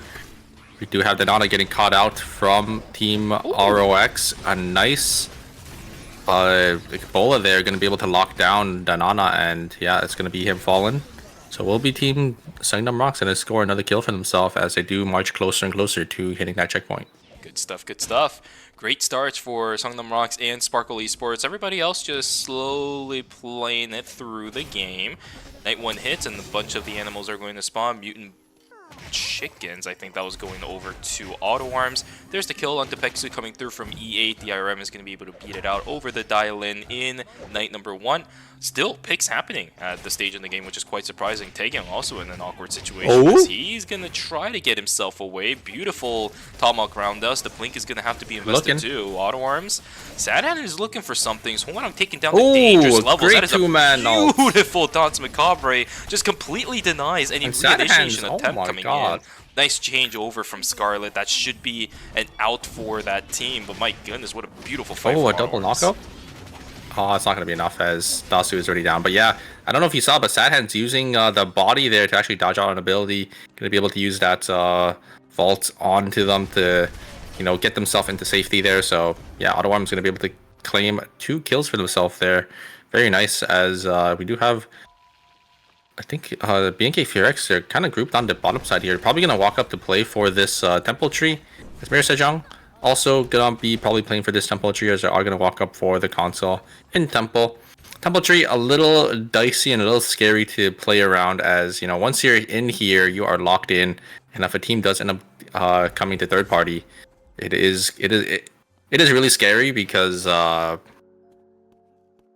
if they find you while you're taking the tree and there's a team behind you, it is really hard to get away. Ooh, a nice E-shift from Romantic to dodge out on the knockup from E8, and yeah, he's just gonna die there. That's on the backside. Bum is getting taken down by Romantic and One Circle, as Ronsner is gonna be forced to blink on out of there. The Spirit Arrow is gonna come down. I don't know if it's gonna connect. The other side, we do have another fight here. Bunghwa gonna get some damage onto Cinema there. Is it gonna be enough? A nice knockup, and oh my god, a great roundhouse kick into the wall. And Sadhands is gonna look for some more. He will find another 2 kills. It is so fluid. It is so fluid from Team Auto Arms. They were everywhere around the map, and none of these teams are able to just even get a footing up against Team Auto Arms. They're going to be able to win out on the fight on the south side of the map. I don't think the objective was taken from this team, though, because I do see Sungnam Rock sitting around that area. Yeah, there's the Deadly Ray picked up by the Theo as well. That should have been the meteorite coming through. Nicely done from Team Auto Arms. It does sacrifice their potential for a transition item, at least. That's a lot of really good mastery. Team Cartel on the flip side is just an absolute shambles, yeah. Yeah, Team Cartel on the back foot here. Their respawn timers are unlinked, so yeah, it's really awkward for them, as Team Auto Arms is just, you know, able to farm kills off them. They're able to get so much mastery, able to get so many credits. They're probably going to get their buys here as well, so they're gonna be looking in a pretty comfortable position. Bomb trying to look for an angle onto Mary Sejong, but their team is nowhere to be found there, so they're just going to back on out of there, as they do use the ultimate, so they will be into Exuviation very shortly. Mary Sejong, they are also floating on about 700 credits. They probably want to get their 4-score buys here before the battle zone starts, as we have another fight on our hand here, as Alonso on the backside. The Bola does end up hitting on G-Work, but G-Work just going to jump straight on in there with the Rook combo into the checkmate, and they will find Hyungi as the Theodore also goes down, so Bum also is going to be forced to back on out of there. Songnam Rocks is struggling quite a lot, but all the credit going over to Team Master. G-Work is really locked in today, man. He is landing a lot of these crucial skills. He's making sure that every single one of these combo rotations are landing. You know what? You kind of need that to happen, right? We saw what happens exactly when the Nadella ends up missing a couple of her combos in game number 1. This time around, they need to get things done, especially with Char sitting on Razi. He needs to find openings, and G-Work needs to make sure that happens. Bum running in towards Team Mida and Sejong. He's looking for the backline, and he does get access to it. There's the recess coming in. He's still trying to stay alive, getting taken down to about a quarter of his HP. E8 the same thing. Everybody on Mida and Sejong relatively healthy, save for the Estelle. Backing away is the right call here. Yeah, Bum getting shredded down there, trying to tank as much damage as possible. Now I'm not going to have any bar for this upcoming team fight, as the reset was called. Fearex is going to be on that advantage for that timer, as they do have the drone for themselves here. Here's one circle, getting some poke down. Is it going to be enough? Bum does end up getting his bar up. He does have his ultimate up here. Maybe he's going to try looking for an angle. Danana taking some poke damage, but Bum just getting chunked down to 25% HP. As they try to look for an angle on E8 with the Soul Stealer. Now their MHA is completely split. They don't have timer. I think they might all explode here. Oh, can they I don't know if Rosner can Can they kill Rosner? Yes, they do, and they get the timer. But Danana falling on the other side for the 1v1 in E8, and it's gonna come down to one circle and Romantic versus E8 Emir Sejong. Bom doesn't have any of his gauge though. He's trying to put the pressure down, and the knockup comes in, but the haze SMG burst is there, and Bom also gets cleaned up. What a beautiful shotgun SMG burst from one circle, and they're gonna be able to clean that battle zone up. I honestly thought that BNK Furex had it, but the gauge just isn't there, and the resets can't come through for Bum. He gets taken down. The Mithril picked up for Team Mida and Sejong. Yeah, I thought Fearex had it as well with that knockup from E8, but it just wasn't enough, as it just shred through both the ERM and the Ekion, and yeah, that's going to be it. It looks like on the other side, though, Fearex going to respawn in Hotel, and they actually do find a nice pick for themselves. Bebo going to fall, BNK Fearex sitting on 4 field kills, so not too bad for them. Quite interesting. On the north side of the map, a lot of teams hanging around this meteorite as well. Mida and Sejong trying to duke it out up against Team Cartel. They're going to start duking it out. Rocket launcher is already being eaten up by the Estelle shield. They're going to try reinitiating, but I think a little bit of an overstep by Peng. Oh my goodness. Danana didn't even put up a shield throughout the entire course of that fight, but Peng's was running out. He decided to go back in and gets immediately punished for it. Yeah, Emir Sejong, they're set up to take both the Meteor and the purple box on the top side there, so they're going to be looking pretty strong. Auto Arms, they want to posture up for this team fight here, but it looks like they're just going to give, and they're just going to walk down into Factory. Not going to be able to contest anything on that cycle here, because you do have DHC and J. They're going to respawn back up into Gas Station, maybe look for an angle, take some team fights here. I think that Dylan is on that battle suit, so they are playing a more tankier build this time around. Definitely going to be playing it a lot more safe. I think she definitely needs it in a lobby like this. There's so both many teams interrupts. keeping at the same Both time. of these teams. Bubba is the first one here, so at least Emma's able to get a little bit of poke down. I don't know if DHC and J really want to take this fight though. Look at the amount of credits that Yan has. He is sitting on a lot. It's a thing that DHC and J has been doing consistently throughout this weekend. But another fight on the north side. Team Auto Arms trying to duke it out up against Songnam Rocks. The Energy Blast Field hasn't even been invested yet. Runs away for the Elena. Here we go. Sadan trying to fight the angle. She gets one. Okay, down he goes. Taekyung also finds the angle with the tomahawk roundhouse. Down goes the Bernice. Songnam Rocks. The early game falter is really affecting them in this one because it was such a close fight. Yeah, that's a minus 500 from Songnam Rocks, and that's devastating for a team like themselves, as they are playing that Theodore Bernice. They need these items. They need to, kind of stack check these other teams. But Auto Arms, Sad Hands finding that angle, able to trade 1 for 1, and it just was enough for the Yan to clean up that Bernice at the very end. Dude, I swear, Auto Arms is farming clips. We saw a lot of teams farming clips yesterday too. Auto Arms saying, hey, guys, we made it through from day number 1. We kind of want to have some more of our clips. We want to have our thumbnail be, we want to have the video thumbnail be us as well again. Yeah, they're absolutely getting it. Sadhan absolutely popping off, taking with a beautiful follow-up. Usually it's the other way around, but in that fight in Hospital, it was a nice follow-up from Taekyung to at least secure the kill onto the Bernice. 2 for 1, I believe it was overall. It's still fine though, at least for Team Auto Arms, as they managed to pick the Ross back. Yeah, nice roundhouse kick into the wall. And on the other side, we do have Sparkle Esports finding Dasu here. Another minus 254, another team, and it's Team DHC&J. They need these items. Like, they're a team that usually struggles, going into the mid to late game, as they always start falling behind. And, this minus 250 is definitely not going to help their case here. Fauna might be able to find another one here. KCW stuck in the middle between the full team of Sparkle Esports. He's just going to walk on down. Think Bebo is going to try getting another no. Nice blast wave from Sung Harong here. I think that's going to be it for KCW. Going to try looking for a 1 kill on the Celine. It's not going to be enough, as it will be Sparkle Esports claiming yet another victim. Blink was actually pretty good from the Yan because he did manage to dodge out on the 4-stack bomb from Songarang. And the attempt is there too, but just not enough damage just yet, unfortunately, for this Yan. Although this is a little bit problematic. Team Sparkle, they're walking up. Cinema just I like that this. change They find coming through. Fauna. Here we go. Oh, the Quake is not good. 15 seconds to go before Fauna is going to pop. An early Blink invested by this Chloe. He's trying to get himself away, but there is way too much from this Elena. Down she goes, and that's minus 250 going to Team Sparkle Esports off of a very, very beautiful fight and a beautiful pick onto a Yan. They get killed by a Yan's team instead. Yeah, great vision play there from Team Auto Arms. As Auto Arms, they definitely want to contest this as well. They're just going to send it straight onto Team DHC&J. DHC&J, they are going to try locking down Cinema here. There's the Striking Tiger. It's not going to do enough damage as the Stylant is on full tank. Sad Hand's going to blink on forward. Going to be able to secure that Dylin. And going to try looking for Bebo as well. Going to jump on over. But it will be Bebo just going to use that change to get out of there as Team Auto Arms. They pick up yet another kill, and they claim the Omega items for themselves. How the heck did Cinema live, man? That guy just ate all the damage coming through from, I think 2 members of DHC&J, but he still stuck it. He got his initial pickup opportunity canceled because of the bunny morph, but he still sat in there. Even went back in, by the way. That is the power of Solar System Miniature. I think the shield came back up there in the middle of the fight, too. That is the power of these force core items in this game now. A lot of useful item passives that really allows things like Elena to do things like that without getting punished that hard. My goodness, force core secured, kill secured, chapel secured. They're getting everything in game 2.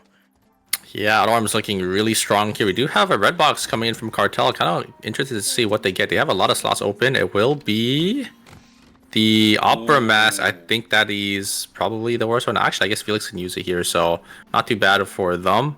As Opera Mask, it's actually a really good item for, these melee brawl frontliners, because, it does give some defensive stats as well. It does give that 10 extra defense. So it's kind of like having a Halo here. Taeyong just going to completely send it and get Blink away as well. So, yeah, pull the trigger a little too early. I think they realized, Team Cartel is also a little strong. They just got that blood item, so they don't want to send it too hard. Blink is invested onto the Yan, so not going to be able to have that for the next upcoming team fight if they do end up deciding to take that in the next 80 seconds. Hey, better than blinking in with the Yan and not finding an initiation and being stuck like you saw a couple teams having to deal with yesterday. KCW instead of Chapel, yeah, I remember that one, buddy. This time around for Auto Arms, Taeyong, he's a bit more smart with it. He's going to just close the distance by right-clicking, bob and weave, front kick. If he doesn't get anything done, then just blinks on out of there. Oh, never mind. I was about to say, I thought the DHC&J was a full team and they're positioned for the Wick contest. They're going to go like around into red. I've seen a lot of teams do that before, but looks like they are just ratting it out there. They don't have their dial in, so looks like yeah, they're just waiting. On the other side though, Team Asher, they're going to look for an angle onto Mira Sejong. There's a Soul Stealer proc. Are they going to be able to get any more damage in? The Rio is able to pelt a lot of bullets here. There is the Spirit Arrow. Does end up connecting onto the Rio, but there is the angle from G-Work. He finds it once again. The Queen combo is going to take down Romantic, and I think that's going to be it for Mira Sejong. I think, it's actually not going to be it, as Team Mira Sejong, do they have enough credits? They do. They are going to be able to buy back into Hotel, and they're going to be able to get these red boxes. So it's not the end of the world, as they do get some items back, but G-Work finding that Queen onto Romantic this time. Romantic, I think, getting a little too overzealous, trying to look for that angle, trying to get a little bit more damage, and immediately pays for it. I don't know, was it overzealous or was it the fact that G-Work actually ended up using vision excellently? He was inside the bush waiting for somebody to walk up and everybody else did without checking it. But another fight, here we go. Bum sitting in the back line. Hyungi's going to get knocked up into the air, but there is just no damage coming down onto the Theo. Down goes the Ekion, down goes the ERM. Oh, the Su was the last one alive, but we've it is a seen this Bernice. before. Oh, they're trying to get something done, but there's the the auto blind. attacks. Look at It's not this. The body block is excellent too. We've seen teams do this over and over again. It's usually on towards the Bernice to block the buckshots, but this time around it's to block the Estelle yeah. from going in. So well played from Somnang Rocks. BNK FureX eliminated 5 kills again, by the way, for that team. Well, that's all they're gonna get. 8th place once again. That is exactly how you need to play into Asua, though. You need to block those Don Quixotes, as you know. The Don Quixotes, they do a lot of damage, and it does add up. So very nicely played from Team Sangnam Rocks here. We have another fight between Mira Sejong and Team Asher. Here's the Queen combo. Oh, the shield was placed in the wrong direction, and that is not what you want to see from your tank. They do lose a lot of damage, but wait a second. Robotic is doing a lot of damage back here. One circle doing some damage too. They do actually end up finishing the Rozzy there, but G-Work does end up finishing one circle, and wait a second, Lumi is coming back. Maybe they can get the res here. Romantic still has a huge HP advantage. Maybe they could look for Jumo. Jumo's going to use their Soul Sealer out. The body is going to get finished, and oh no, both teams are going to lose some members here. Romantic going to try looking for Jumo. The Solar System Miniature is back up, and G-Work going to try looking. They don't have any timer. They have to come back into the zone here. Romantic is just pelting bullets. Jumo's just going to walk forward with their W. The Ghost Light is actually procced as well. I think Romantic is going to be forced to back on out of here. Very unfortunate fights as, yeah, they're going to lose members. Maybe they can get the res off, actually. Lumi, can they make it in time before it goes into red? Oh, God, yes. just barely. But they can only get one res anyways, and G-Work is here to deny any reses from Mira Sejong, and I think that's going to be it for one circle. Or team Mira Sejong. Oh my God, the knife work. But Asher, they couldn't pick up Char, unfortunately. Look at that. Lumi just dipped out of they school. Yeah, they didn't have any credits either, so oh yeah, right. That's unfortunate. But they do end up knocking down their adversaries of Team Mira and Sejong. Only 4 kills, by the way, so that will most likely extend the series a little bit longer unless Songnam Rocks has something to say about it. Everybody else, on the other hand, though, fighting on the opposite side of Research Center Cemetery, looking to be a bit of a hot tub of players just trying to fight it out at this point. Nothing really landing, though, between these teams. Yeah, I think, oh, here comes the angle, and oh my God, you are getting instantly killed. It is only 2 members, so it is just going to be a cleanup from Team Cartel. Team Cartel going to be able to pick up 2 kills for themselves. Not bad. They are sitting pretty comfortably as well. They just spent all their credits, so yeah, they're looking to close out this game here. As you have Team Auto Arms versus Team Sparkle Esports in Cemetery. It's really hard for Team Auto Arms to find an engage here, as you know, Alina and Yan, they're not really as tanky as these other tanks, and if they do send an engage, they could get completely, you know, comboed by Team Sparkle Esports, and it's really easy to, you know, focus target either an Alina or a Yan that's going in. Exactly, we saw that yesterday, right? In Chapel, I mentioned earlier where KCW struggled a little bit. And, you know, I give him a little bit of flack for that just for the funsies, but that is a very, very difficult comp to jump into as a Yan. You really need to guarantee that initiation. Otherwise, you're never really going to be able to get anything done. And it's not like they're going to give free distance to you either.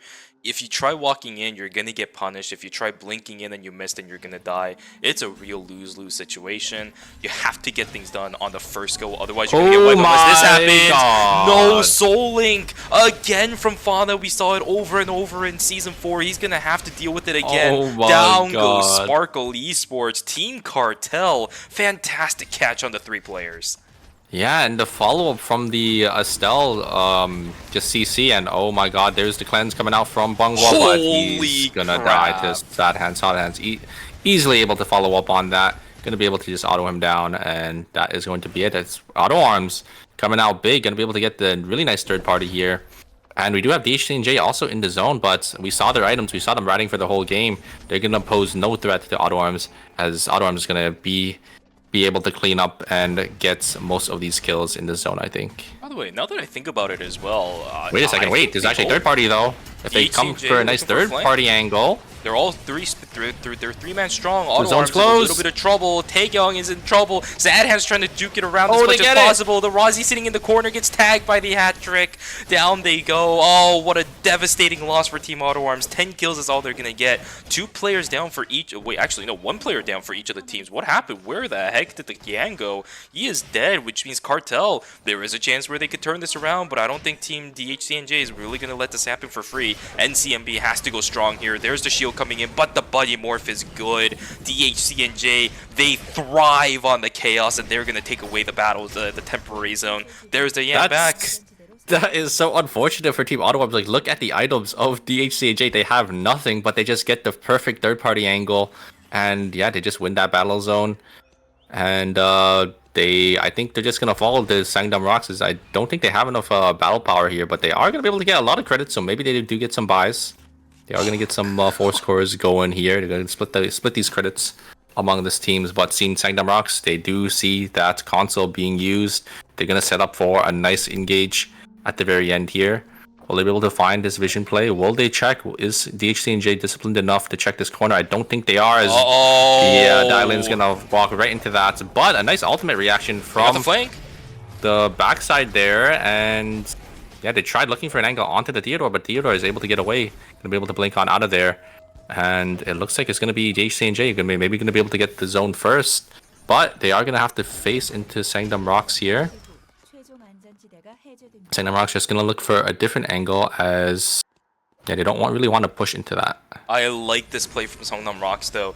They have a lot of time to wait for the Theo to come back. About 25 seconds to go. They'll have 20 seconds left in their red timer by the time that happens. KCW looking for a flank, but oh, cameras are already placed down. Hyungi's gonna lock that way back in. Bob also sitting inside the final zone. Seogunam also starting to step on it, and now it's Theo sitting inside of a very tight corridor. Look at these spark nade shots going through. Look at these shields coming down as well. He's gonna have that shield back up in a couple seconds. There it is. Down again, over and over and over. How do DHCNJ do this? They're looking for a flank, but again, Hyungi knows exactly what it is. Oh, they catch out Bob Malsa with the striking tiger, but KCW sitting in the backside. He's gonna get taken down. Pegs is trying to get something, but I don't think it's going to happen. Down he goes, and yeah, then Emma, I think the wallets are too fall. big. I think the wallets are too big, and the striking tiger hitting the tank, that is not a priority target that you want to be using that ability on. So yeah, it will just be Sangdam Rocks taking another game there. And coming out in first place with 8 field kills for himself. Really unfortunate, but GG's to Songnam Rocks. They managed to turn around an atrocious early game into a victory for themselves. Not too many kills overall, but you will definitely take that. I think it was 8 compared to what, their 12 from game number 1. Slightly less, but it's not that little, right? 8 kills is still a lot, and they get that first place spot as well. They're gonna bump themselves up really high in the leaderboards, especially considering the fact that, remember, Mira and Sejong only 4 kills and not that many placement points. Yeah, 2 wins for themselves already, showing such a dominant performance. I'm a little sad that we didn't get to see, Auto Arms, facing up into them at the very end there. That's that Rat team able to get that nice third party, and then yeah, just kind of sealed the deal, because I don't think DHCNJ had enough items really to compare to Sangdam Rocks at the very end. But yeah, nice pickup from them. They were able to get 3 field kills for themselves, able to get some more placements. So DHCNJ, picking up a lot of points at the very end there. Beautiful. All right, well, that's game number 2 over, Super, and we have a team that has won 2 games in a row. That means, the amount of games we might have truncated even further, but of course, that also means that other teams are going to be very much aware of Songnam Rocks. Although this is a team that I feel like is very difficult to punish, because once they start to get going, they'll get going, but until then, they really don't have that big of a presence around the map, if I'm going to be real with you. I've noticed that this weekend so far. Yeah, I mean, we've seen how strong this Theodore Alonso Bernice comp is, right? We've seen it in the previous seasons, and it's come out once again. It looks like it's found its place back in the meta, and Sangdam Rocks is able to utilize this comp so well. And yeah, I'm kind of excited, or I'm kind of curious to see how teams end up maybe changing it up for game number 3 and 4. Maya's going to be back on the table. Maybe we might have some roster swaps. Maybe these some of these teams might have to go back to the drawing board, as yeah, it's just Sangdam Rocks kind of dominating the lobby here. And Team Auto Arms as well. They've been kind of just able to run over every team. They're able to win all these team fights. Had an unfortunate final zone at the very end there. Kind of interested to see what's these teams do end up swapping to. For sure. If anything, you mentioned that the Mai is coming back in the next game as well. I actually liked this game alone because the substitutions that came in for the Mai herself really makes good looks for these teams, I think, in future games. Even if Mai does get banned in game number 3, a lot of the team substitutions for that specific character were actually pretty valuable. Like the Elena coming in for Team Auto Arms, she had such high value in game number 2. So you know what? I think I'm going to be looking forward to game number 4. But here we go, guys. That's a little bit further into the future. Let's take a look at the scores for game number 2.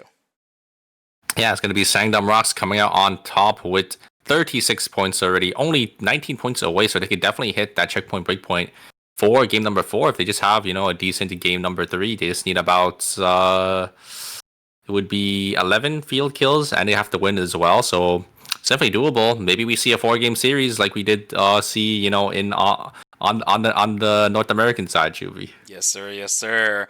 Oh my goodness. Game 3 is going to be an absolute banger. But of course, that also gives these players a little bit of time, and teams, I should say. I always say players, but they're teams before anything else.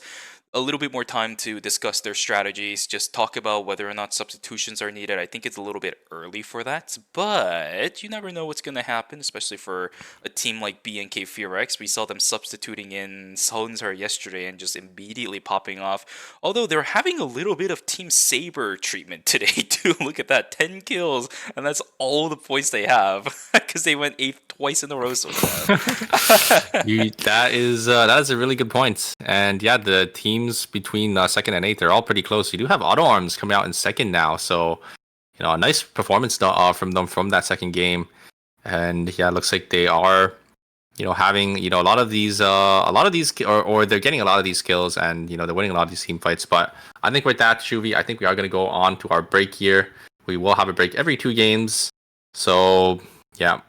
Sir, yes, sir. Guys, we'll see you guys back here for games 3 and 4, so go grab yourselves a snack, go grab yourself a little bit more water, go take a stretch. We'll see you guys back here for the next 2 games. Take care.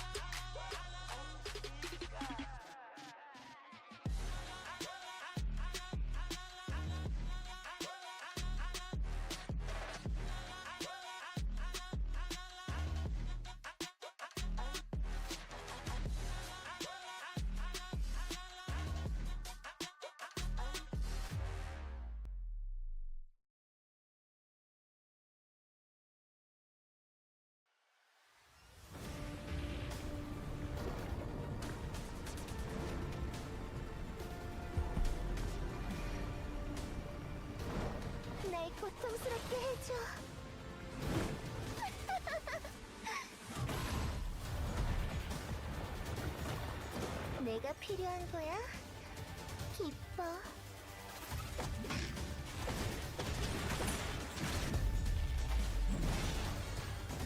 이제 못 도망쳐. 울지 마. 고통을 낭비할 뿐이니까. 적어도 넌 편해질 수 있잖아?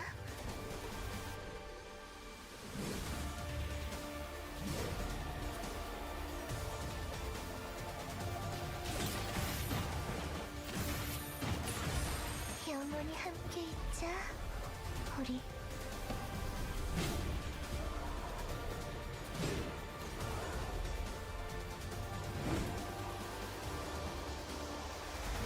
고마워. 너희들이 나를 선명하게 만들어줬어.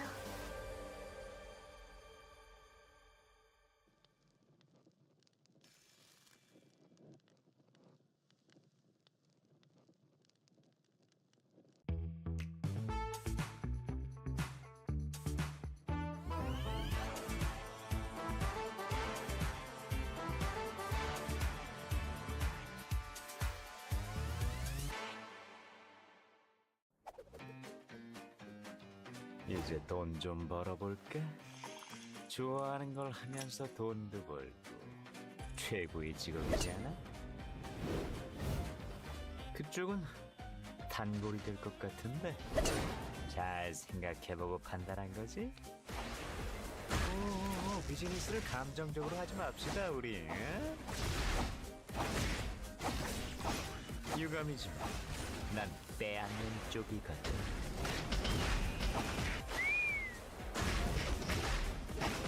오리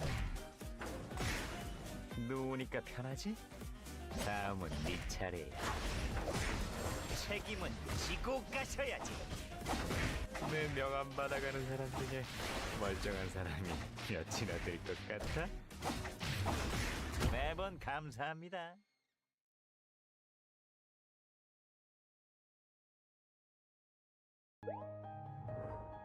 11의 결혼식 브이로그. 지금 바로 시작할게. 드레스 어때? 오늘을 위해 특별히 준비했어. 신부 입장. 아직 브이로그 안 끝났다고. 빵빵빵. 받아줄 거지. 와, 케이크가 더 커졌어. 예쁜 추억 많이 만들자. 저기 있어.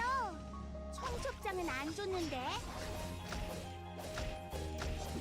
영원한 사랑을 맹세합니다. 11의 결혼식 브이로그 봐주셔서 감사합니다.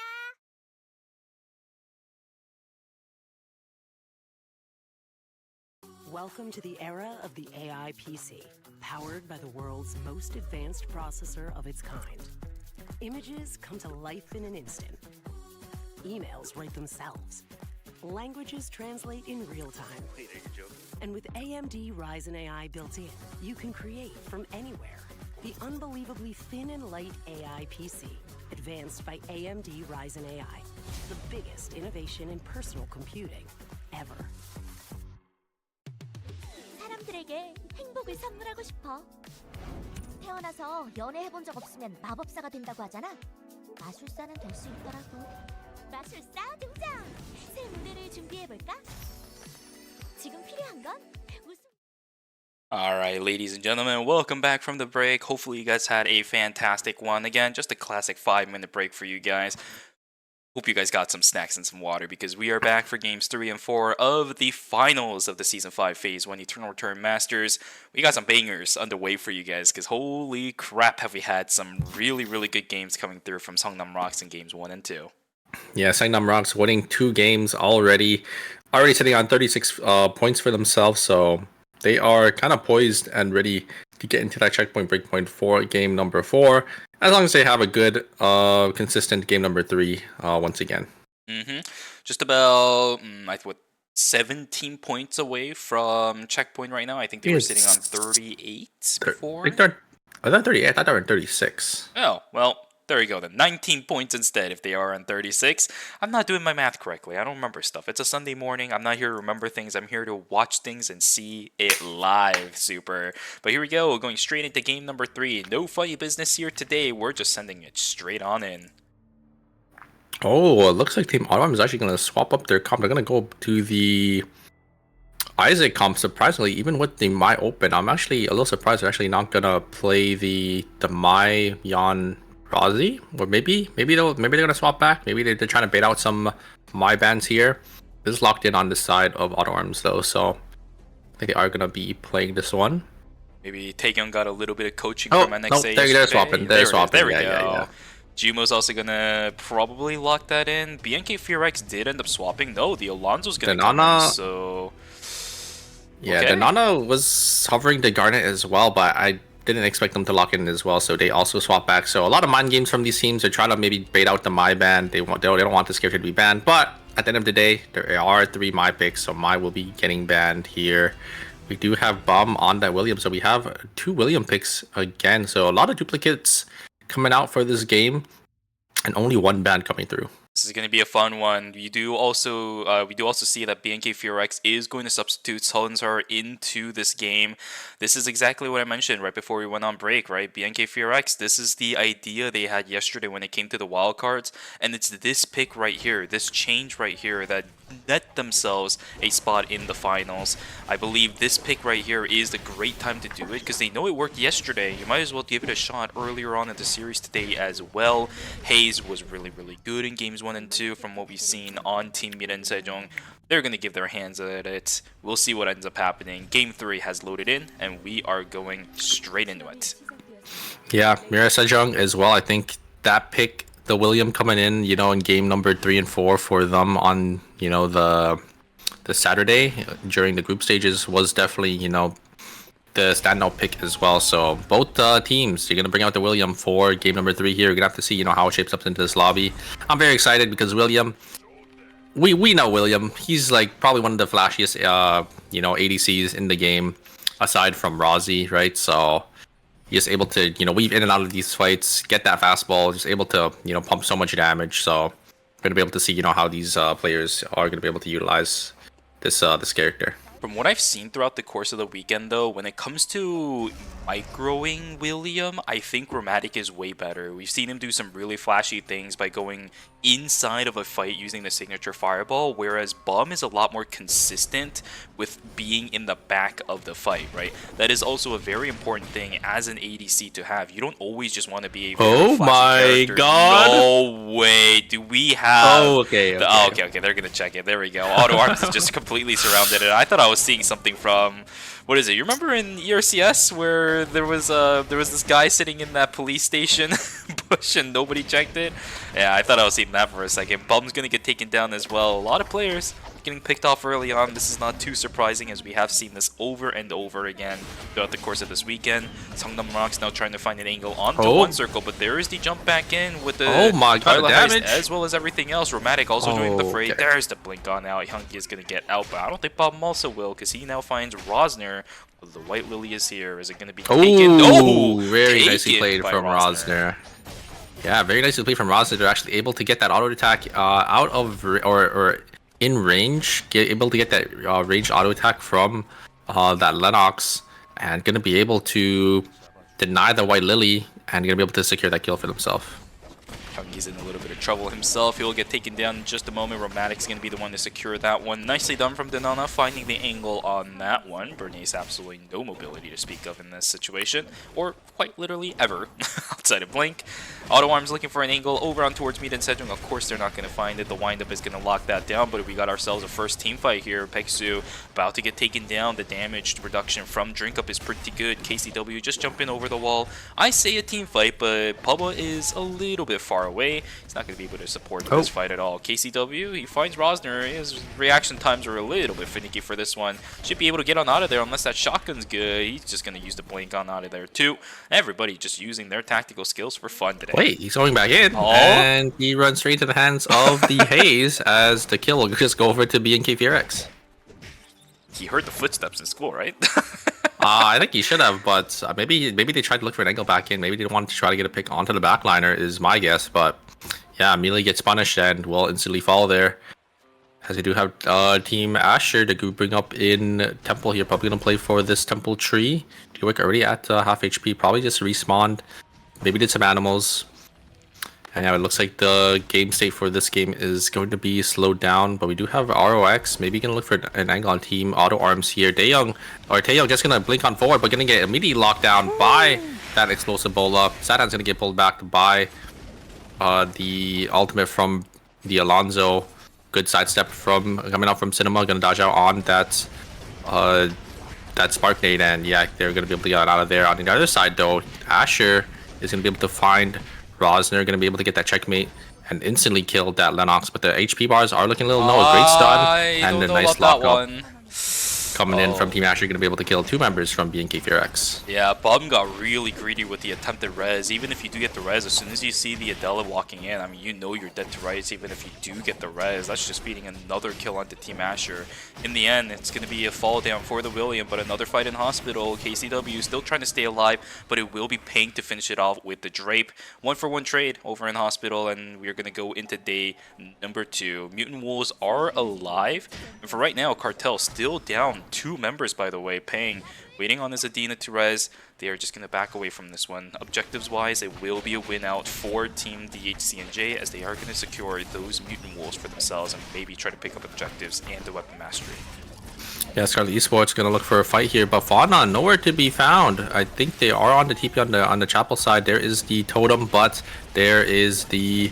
Oh, they do end up missing some abilities there, but do end up taking down Scarlet. The throw skill is just too much for... Oh my god, wait a second. Fauna and Song Karang are going to be able to trade it 2 back onto BNK Fearx, and yeah, it looks like the Haze is just going to walk away here, as the tree is going to go over to Team Sparkle Esports. They gotta get it quick though. There's a lot of teams starting to file on in from the north side. Everybody sees that the Tree of Life and Cemetery is still up. So unless Hwano picks this up quick, this is gonna be what happens. The HCNJ, they're looking for something this time around, potentially grouped up. We do see Hunter slowly starting to make his way back in on over as well. They still see the tree up. This could become an absolute fiesta if this does not get resolved quickly. KCW looking for a flank angle. Songarang lands a 4-stack onto the Pixu, but that's not the priority target you're looking for. KCW goes in again. And another missed initiation. Down he goes as the Yan and the third party starts to pile on, and BNK Fearx says hello. And that's my tree. My goodness, this is terrible. Oh, I think Lennox can probably get a pull here, but the Nina is going to block it, and they're all going to be able to get on out of there.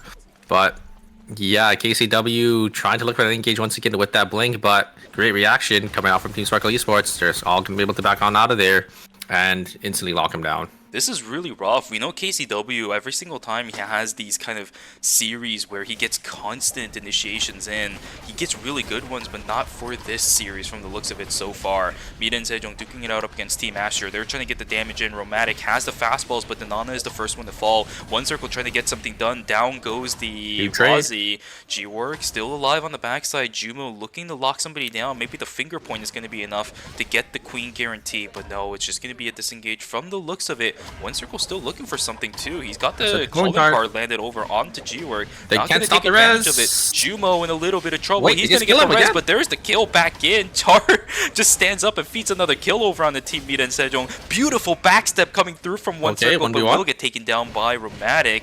We should see the Mai resing in just a few seconds. Yeah, G-Work's going to have to back away from this one. Yeah, just gonna use their Rook to get on over the wall there. Nicely played from Mara Sejong. They do end up taking, I think, about 3 kills there, as they did end up getting the kill on that res instantly, but they're not gonna get that alpha, as Team Sparkle Esports will be able to claim that for themselves. Ooh, this is getting really awkward for these teams. They're getting really risky when it comes to these plays at the moment. Blink away from Fauna. He's a little bit isolated from his team. Nice reaction time from him. No slide step opportunity from One Circle. Game 3, everybody just came back from the break and now are just really looking for these points, because they know Songnam Rocks is so far ahead that they need to make plays like this. Otherwise, they're not going to be able to catch up at all. Yeah, a lot of field kills for each of these teams here. Swarlet gonna get the double poly onto the Dina. Gonna get a lot of damage off, but no follow-up there. Bangwa just gonna be able to heal himself with the Star Conjuncts, and Scarlet gonna actually go on to NCMP there. NCMP completely isolated from his team, so he is gonna have to back away, as he knows that Scarlet and Fauna can both combo off each other. It is gonna be a little tough to maybe find an angle here. On the backside though, they do find Sung Harang, and it will be Team Cartel gonna be able to pick up a nice kill for themselves. Sparkle Esports, I think they were just trying to pressure the Felix to make sure they secured a route out into safety. That will allow them to at least do something around here. Mida and Sejong also looking for a possible tree that will spawn inside a stream. The initiation comes in. NCMB taken down to about half HP already. Signature Fireball is down. There's the blink on in from Romantic. He is going to be out of range to use most of his fastball stacks now, though. Look at where the Adina is. She is in prime position to go for the objective. She is a bit split away from the rest of the team, though, and now Cartel in a little bit of an awkward spot because they're going to have to duke it out up against Team Sparkle. Oh, this is bad. The catwalk gets canceled as well. Peng's going to get taken down. It is a Knight 2 death, but look at where the Felix is. He is in trouble. Pexu gets taken down on the opposite side of the map. Archery range is an absolute fiesta. That totem is not going to save you, my friend. Down goes the Emma, 2 for 0 into the hands of Team Asher, and even more fights brewing as a purple box spawns Chapel. Ooh, the pull is going to go wide here. Oh, no, I think it's going to be a day 3 death for Team DHCJ. Wait a second, they're completely wiped off the game. Oh no, they got karma for doing whatever they did to Team Auto Arms in the last game. They're going to be the ones to take revenge this time. KCW getting taken down by one of his adversaries. The counter Yan team coming in clutch will knock him down. Pungwa isolated too. What is going on? Everybody's just getting picked off at this point. Another fight in Chapel. It is an absolute bloodbath. From William Gordon, versus William. Baseballs everywhere. 1, 2, 3 in a strike. Maybe strike 2, maybe strike 3. I don't even know what's going on. Hungy's down. Box is dead here. Bob Mosa, he's trying to run. He's got the White Lily access, but my goodness, he is in a whole lot of trouble. He's going to be able to at least make it inside a warehouse. Hopefully, he has enough credits to res. But that was our very first... I think that's the first time I've ever seen a William 1v1 counter matchup ever in ERM. Ever. Yeah, the William just able to find an angle onto the backline there, just finding Theodore, finding the Bernice, just dealing so much damage. Very, very well played from Team BNK Fearx to close out that fight. Oh, goodness gracious. That is absolutely insane. I'm honestly surprised that the William was able to get that much damage down, considering the lockdown and the range for Team Seongnam Rock should have been enough to at least dissuade the fight. But now he says, hey, oh my god, Rana just completely soloing, but... the target fire is good, but look at this. Scarlet jumping into the back. Totem is forced out, and oh, that's not good. That is really bad. He doesn't have Bunny Morph anymore. He's going to get taken down. Gonna get taunted. Oh no, there's no way. There's no way Link can escape here, and it's going to be Sparkle Esports fallen to Team Mirai Sejong. Oh gosh. Fauna looking a little overzealous. Thought he had the angle to maybe solo kill Romantic. It was a little close. If he had maybe just one more item, would have been able to do it. And then Scarlet following up a little too late. It was already doomed, I think, at that point. And, you know, gets immediately punished. And Sparkle Esports just going to fall down in 7th place. Not that many kills for those two teams either, right? DHCNJ sitting on 3, Sparkle Esports 6. Yes, not bad, but it's not going to be enough right now. Again, Seongnam Rock still alive. They're sitting on 2 kills. And now is the point where I said it earlier. They're just going to play quietly until the end of the game. They're looking for the Wicca line most likely soon. Not really going to contest for the Omega because they've already gotten the pace that they wanted. And then later on, they're going to try to play for the Wicca line. And once that happens, Seongnam Rocks is a team that really likes to take that objective into victory. Flare gun going to be activated for Team Auto Arms inside of archery range. They pick up an Omega on top of a blood sample item. Hopefully it's actually a good one. I saw a lot of transitions on those members. Yeah, I don't know if they have any slots open, so it might be a little tough for them. But I think their best get would probably be a Taproots, because then the Mai can probably transition into a Commander's headset. The Commander's headset is really strong, I think, for Team Auto Arms, just because they do have you know, that Yan auto attacking and that Razi as well.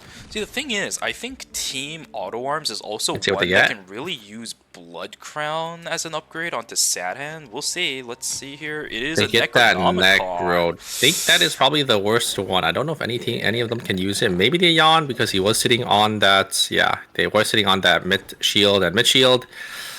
I mean, it has the tank stats, so you're always gonna be losing on the tank stats, but you will be getting a lot of damage with that Necronomicon.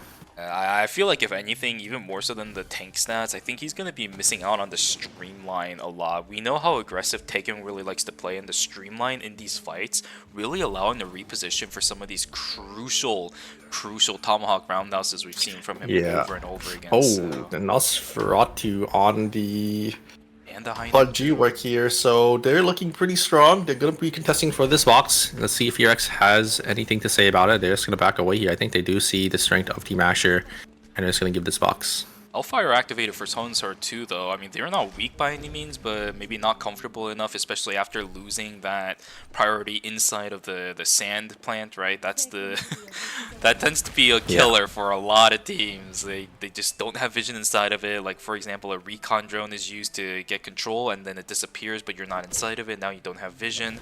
It happens a lot. It's a tale as old as time. Looks like Taeyong decided not to use a Necronomicon. I'm a little surprised, because I feel like Necronomicon, I mean, sure, it doesn't give you any tank stats, but it does give you 45 AP, which is, I think, a lot. Oh, it looks like they are going to put it back on after getting the mid shoes. I like that. So they actually get the defense from that mid shoes. So they're actually going to be relatively about the same amount of tank, but they're just going to be able to do a lot more damage. Here comes Engage from Team Sangnam Rocks. Are they going to be able to find an angle onto NCMP? NCMP is going to lose about half of their HP, but no more pressure from Sangnam Rocks. They did use their ultimates, and they're just gonna back away. Not that bad, not that bad. A lot of timers invested by Team Cartel. No real counterplay in that situation too. Bungo was way too split from the rest of his team. Couldn't really find a way back in. Thanks to that shield positioning, really locking out that entryway out of that little building. Good stuff for Team Sangnam Rocks. They were finding little victories, small but sure victories for themselves. Now they're in position to look for an opportunity, maybe try to get the jump on towards this wick line. Not going to opt to go for the CCTV though.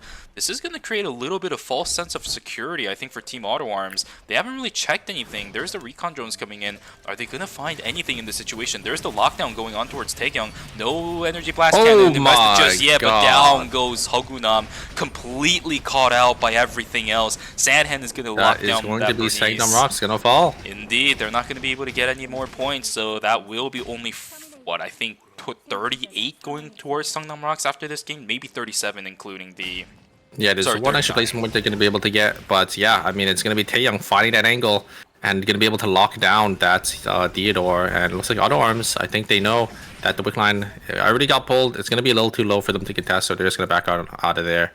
I think they are giving that those credits. You're gonna funnel the credits into the Mai. Gonna get that blood sample, probably for the top roots, because I think they had that meteor in their inventory as well. Oh my god, the Nana getting the catch onto the Haze backstep. A great prediction from the Nana, and one circle gonna get pulled back in. Oh, but a great double flay. Is that gonna be enough?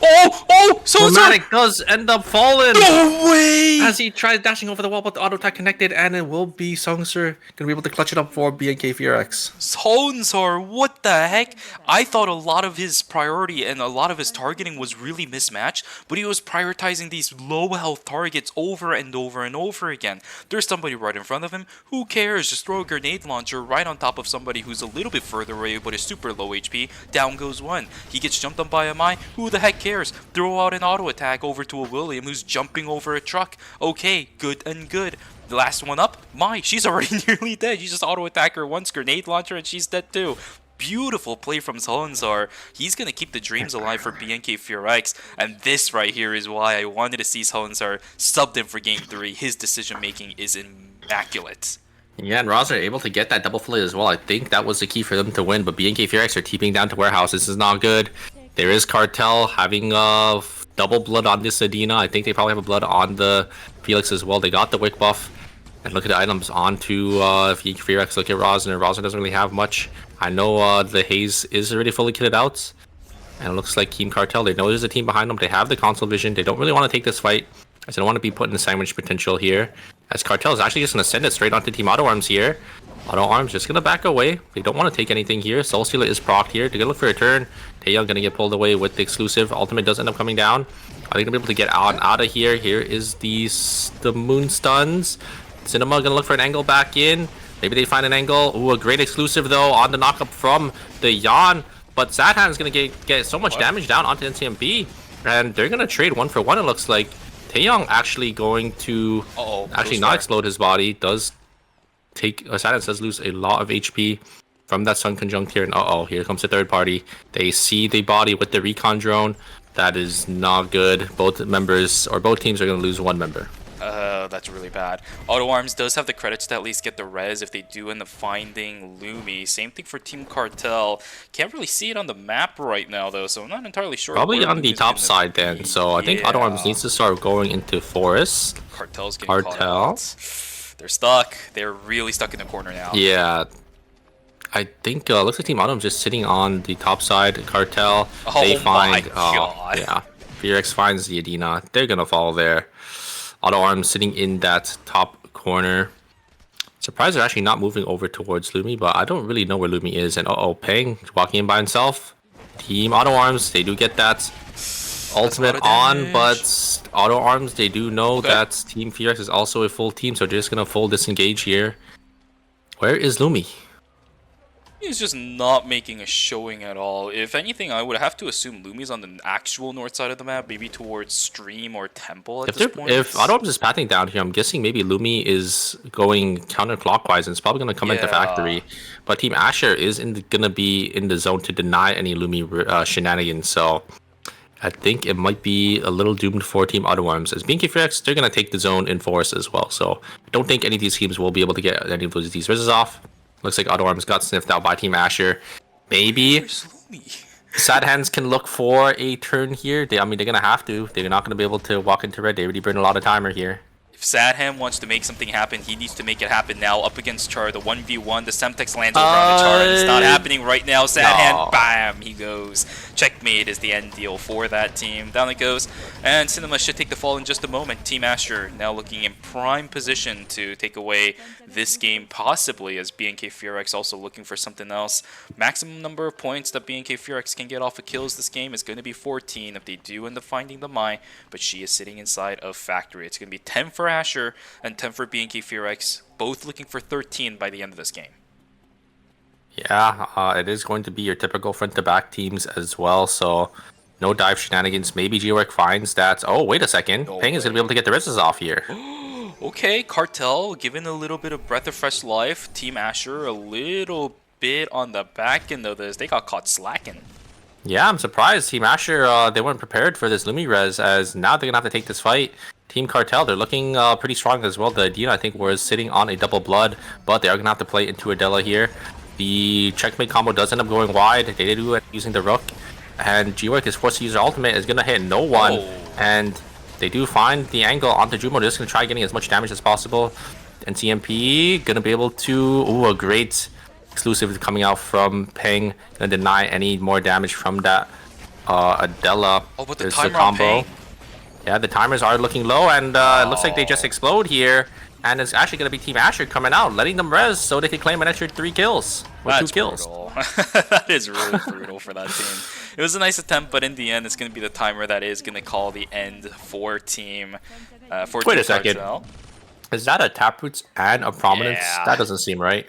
Yeah, I think it's mostly just because he wants the bonus HP coming through from Taproots, and at this point he already had the Prominence from earlier in the game, probably tossed out his purple item for that, so it's a bit unfortunate, a wasted line of stat, but it is what it is. BNK Fearx now trying to turn things around. Team Asher looking for a kill over onto BNK Fearx. There's a signature fireball already coming in. Nightfork has been invested, but Alonso soaks up a lot of damage from that fastball. It's going to be a fight reset, which means Bum. He's got about 30 seconds to go before signature fireball comes back up again. Priority goes over to Team Asher. Yeah, a lot of cooldown spent onto Fearx. Alonso just able to soak up so much damage with their damage reduction. Here's a combo onto Roz, and Roz is going to get instantly shredded down by the checkmate, and it's going to come down to the 1v1 between Rozzy and Bomb, and it looks like Rozzy is going to be able to connect that, and it will be the haze shortly falling here. There's the Soul Stealer. There's the proc on the W from the Alonso, and will be Team Asher coming out on top with 15 field kills. G-Work's like, nah, you're not getting that scene from yesterday. It's in the exact same zone too, by the way, for Hollensar and G-Work. It's like, nah, you're not gonna get the shotgun grenade launcher SMG burst on me today. He's gonna play it safe, use the Rook to get the safety, and allow the Alonso to finish it off. GG's to Team Asher. I think this is the first win that they've had in quite a while. I don't think they won a single game yesterday, did they? I'm not sure, but yeah, very, very nicely played. I do kind of see their vision now with this comp. They just send the Alonzo in, combo it off, the Adela combo, and they just one-shot the tank, and then, once the tank goes down, it's easy pickings for their team. Indeed. Pretty straightforward for that team composition, although it does seem like G-Work wants to kind of play by himself as well. He is really fishing for a lot of these stray pawn knight forks that leads into a queen. I know he's always been the type to look for those kind of opportunities, but once you have an Alonzo, it does make your job a little bit easier. But I guess it's that X factor of trying to find something by himself that nobody's going to anticipate, right? Because you look at that composition and it's exactly as you said. You take a look at it and it's immediately, hey, Alonzo goes in and then the Adela follows up. So everyone's looking for the Alonzo to go in first and not really paying attention to the Adela as much as they should be. Which is why he's finding some of these really nice Night Fork combinations and actually knocking up some of these priority targets as well. Yeah, the ultimate just able to secure and do over maybe 1k damage onto the tank, just instantly be able to drop the tank out of the fight. The only downside, I guess, to their comp and to G-Work committing everything is once he does end up using that checkmate combo onto the tank, he's very vulnerable. So if the HP advantage isn't onto Asher's side, the two backliners or the other two characters from the enemy team can definitely maybe look to win that 2v3. For sure. But all we know for game number 3 is that Team Asher did end up stopping the killing spree and the win streak of Team Seongnam Rocks.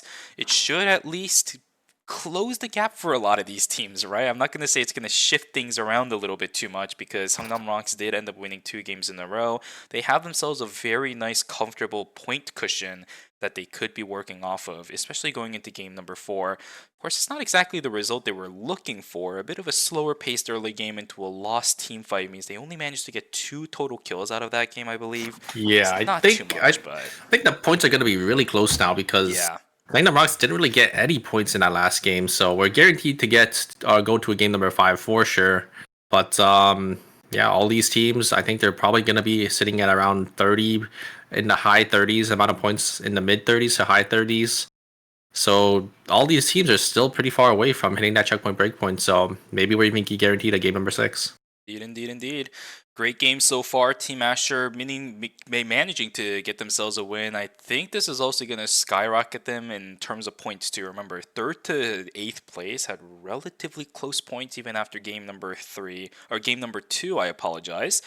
And yeah, this should at least give a little bit more of a cushion to Team Asher now instead in comparison to a lot of the other teams. But it does not change the fact that there have been a lot of kills going around in these lobbies. We saw how aggressive teams were at day number 1. There is a lot of points to go around. The scoreboard is going to rise in accordance. Yeah, Mira Sejong, despite going out, somewhat early, they still had 11 field kills themselves, so they also got a lot of points. I think, yeah, like you said, there were a lot of kills to go around in the last game, so I think the scoreboard is definitely gonna, shift up here. Everyone's gonna get closer and closer to hitting that checkpoint breakpoint, and we're gonna have to see which team is gonna be able to close out the series. Yes, sir. Substitutions working out in Team BNK Furex. They also had a pretty solid game, so we'll see what ends up happening to the score sheet as it should be coming out in just a moment. A lot of teams making some executive decisions on their compositions. What is the result of that? Here we go. Game 3 standings. What have we got, Super? Yeah, it's going to be Seongnam Rocks still in first place, but Team Asher not too far behind. Only a 5-point difference now. Seongnam Rocks with 39 points, Asher with 34. Auto Arms coming out, getting some more points for themselves, and Mira Sejong as well. So not too much of a shift in the leaderboards aside from Team Asher jumping all the way from the bottom of the scoreboard all the way down, all the way up into second place as they got a nice game for themselves. I think it was about 15 or 16 field kills, which is a lot for a tournament like ERM. So yeah, the points are still relatively close. 8th place, they're sitting on 20 points for themselves. They only need about 35. Just 2 good games from them, and they should be in checkpoint as well. Good stuff. Everybody slowly climbing the ranks. It's not that bad of a spread point distribution compared to before. Remember yesterday, it was a little bit tough on a couple of our teams. That is not what is happening here today, and rightfully so. Again, these teams are absolutely high caliber when it comes to their amount of skills in Eternal Return, and we are seeing it just from the leaderboards post game number 3. A close series for every single one of the teams. We cannot count out any of them, especially after game number 3. Yeah, I'm very excited. We do have the My Band coming out once again for game number 4, so I'm kind of interested to see, what these teams swap to once again. Wow, what's a series so far? 3 games already. We might have a lot more games, should we? Absolutely. I hope we do, because goodness gracious, games 1, 2, and 3 have been absolutely amazing. But at the same time, I really do hope that some of these teams are getting results that they have been looking for. Right? After all, it is a new season. A lot of teams still kind of in the testing phases of what kind of compositions they want to run, and even maybe scouting for other compositions to run as well. The Alonso Bernice Theo composition was extremely popular back in season 3. That as soon as it was successful by one team, we saw other teams, multiple teams, constantly trying to pick it up, to the point where we saw multiple Theo, Bernice, and Alonso bans constantly inflicting curse onto teams that ran that composition. So yeah, there's still a lot of time left in the season, but for right now in the finals, time is running out for some of these teams. They just need to make sure to secure every last one of those points within these games. Yeah, and considering we have some of these sponsored teams, these sponsored teams are forced to play 3 different comps. So it's really exciting to see these teams kind of shifted up depending on the lobby and depending on how they do in the previous games. We're gonna jump straight into it though. For game number 4, as you see in the bottom right, Mai is off the table for this game. Will we have any swaps, any changes? We might have Team Auto-Arms. Maybe they're going to play this Isaac comp now that Mai is banned. Yeah, Taeyong is having a little bit of fun there, pressing that random button. I don't think he's playing anything else. We should theoretically see the demo coming through. If Sanhan is opting for the Isaac, absolutely not. They're just going to go back to the Yan. Yeah, they're going to go back to the Yan, Mai, not Mai, Alina and Razi. This is the pick that they picked up in game number 2, and as I said, game number 2 really allows me to really believe a lot in game number 4. I see what you're saying. Yeah. Yes, sir. There's the Kadia coming out, the debut of Kadia in ERM for Season 5. Yeah, Kadia and Alonso, so they're actually going to force the Alonso band to get Sanctum Rocks off their comfort comp. Because I think without Alonso, the Theodore Alonso, or the Theodore and Bernice, they kind of fall. Because you don't have that lockdown CC to follow up with the points and the stun from Alonso, and Alonso is not able to live, Alonso is one of those tanks that's able to outlive a lot of these other tanks, and then if you don't have that safety net, it could be pretty bad for the backline of Theodore and Bernice. But they will be, or the ban will come in going into game number 5, so they could maybe have a roster swap. As the ban is going to take into, or is going to come into fruition. It is either that, or it could be a bit of a blast to the past. I highly doubt it's going to happen, because this composition has definitely been a lot weaker in comparison to its prime time. The Shukai for Bob Malser, remember that one? It could theoretically come in, but I highly doubt it. Shukai hasn't really been too much of a solid frontline, especially when you have a lobby like this. There are so many bona fide frontlines that are extremely strong in the current meta in this lobby that I don't exactly know if a Shukai is going to be able to hold up to it. But it is a possibility that is out there. It is a composition that Seongnam Rocks used to run so many times back in their heydays with this exact Theo Bernice composition. They shouldn't be uncomfortable with it, but that'll just I think there's a lot of characters as well in this lobby that just have these little micro dashes, and Shukai, if you're not hitting your E, he's really not too great of a character, I would say. And Shukai in competitive, he's kind of fallen off, especially after all the nerfs. So yeah. I would be surprised if I did see the Shukai coming out, but it is a comfort pick for the players, so maybe we will see it. They know how to run it, but maybe it's just not enough. We'll see what that time comes, right? Game 5, as you mentioned, is going to be guaranteed at this point because no teams are in checkpoint. So we'll see what the decision making from Seongnam Rocks is going to be. They know what the situation is, but they got to focus on this game for now. Rosner, I think he bit off a little bit more than he could chew. Hyungi's going to just rip into a stretch with the frailty on hand. Down goes the Lennox, and that's going to be our first kill of the game, going over onto Seongnam Rocks, trying to turn their destiny around after what happened to them in game number 3. Oh, there is the poly, but completely denied. So the double poly got denied by that stun. On the top side here, they do actually find Peng. Team DHC&J, they have this aggressive playstyle. They're able to find these early game picks. Will they be able to find the Felix, they do a nice roundhouse kick into the wall, and the Felix will end up falling as well. So Team Cartel going to lose 2 members, but it's just a day 1 death, so the respawns are less than 5 seconds. All these teams are just able to get all these early game kills. Not the end of the world for the other teams that are dying here. As we do have Sparkle Esports cheaping right onto the HCNJ, but it's going to be KCW actually the one to fall here. And oh wow, the lead out Lin does end up taking the Sandstorm, and Dasu maybe gonna try looking for an angle back in, gonna try to get some extra kills. Babel gonna get knocked into the wall, but gonna be able to use a change on out of there. Fauna gonna blink on forward there, does actually get the knockup. Nice. And it will be Babu that's gonna fall, and yeah, Sparkle Esports gonna be able to get 2 kills from himself. The slow from the Puppet Theater landing actually did end up securing the knockup, so well done there from Fauna. It's going to be a couple additional kills going into the hands of Team Esports. So 2-2 for both DHCNJ and Sparkle Esports. Luckily for Bubba, he was level 7, so lower cooldown on his res timer. I did see the Theo from Songnam Rocks unfortunately falling at level 8, so his I think was the first death timer that was the longest in the game hands down, which is quite brutal. But they might find something else in exchange as KCW gets taken down instead. Pexu looking for something. He's actually going to invest in Striking Tiger in. He's on the Nunchaku. What is... Wait, no, he isn't. Wait, he's using Amp Drone on Glove? Yeah, I'm a little surprised he didn't maybe try committing there at the very end. He maybe could have got that Bernie skill, maybe traded 1 for 1. But I think it's because Babo did end up falling. They don't want to get that early game wipe. Would have been a little devastating for DHCNJ. But yeah, very interesting choice in their augment selection. They are playing that tank amp drone, but it's probably maybe to support the Yan, because the Yan is on that full amp. If Dallin is able to land a Striking Tiger, the Yan should be able to follow up, and they should be able to instantly burst down their target. We also do know Bubba is pretty aggressive with his Emma, so maybe if he's able to find somebody out with the Striking Tiger, then the Bunny Morph comes in, you have the hat trick into the change. There's a lot of crowd control, a lot of opportunities you can take with the Amp Drone if your team plays along with you. But we'll see if that actually comes to fruition. This is a pretty unique type of playstyle that you're probably only going to see in ERM. I highly doubt you would see this in ranked or anything like that. We'll see if it actually works out. DHCNJ, couple of kills already on hand, looking for a little bit more, maybe to buff up their early game prowess, but not going to find any just yet. Have to duke it out up against Team Sparkle Esports if they want. They don't know. They don't know Sparkle Esports in this bush, but here comes the salad scan. It is going to be shown onto the screen of all the teams, and they're just going to send it on to Team Segnum Rocks here, and it is going to be 2 members of DHCNJ going to be the ones to fall here. Mamasa going to get blasted back in, but Scarlet overextending here. Are they able to kill him? They got it! They do!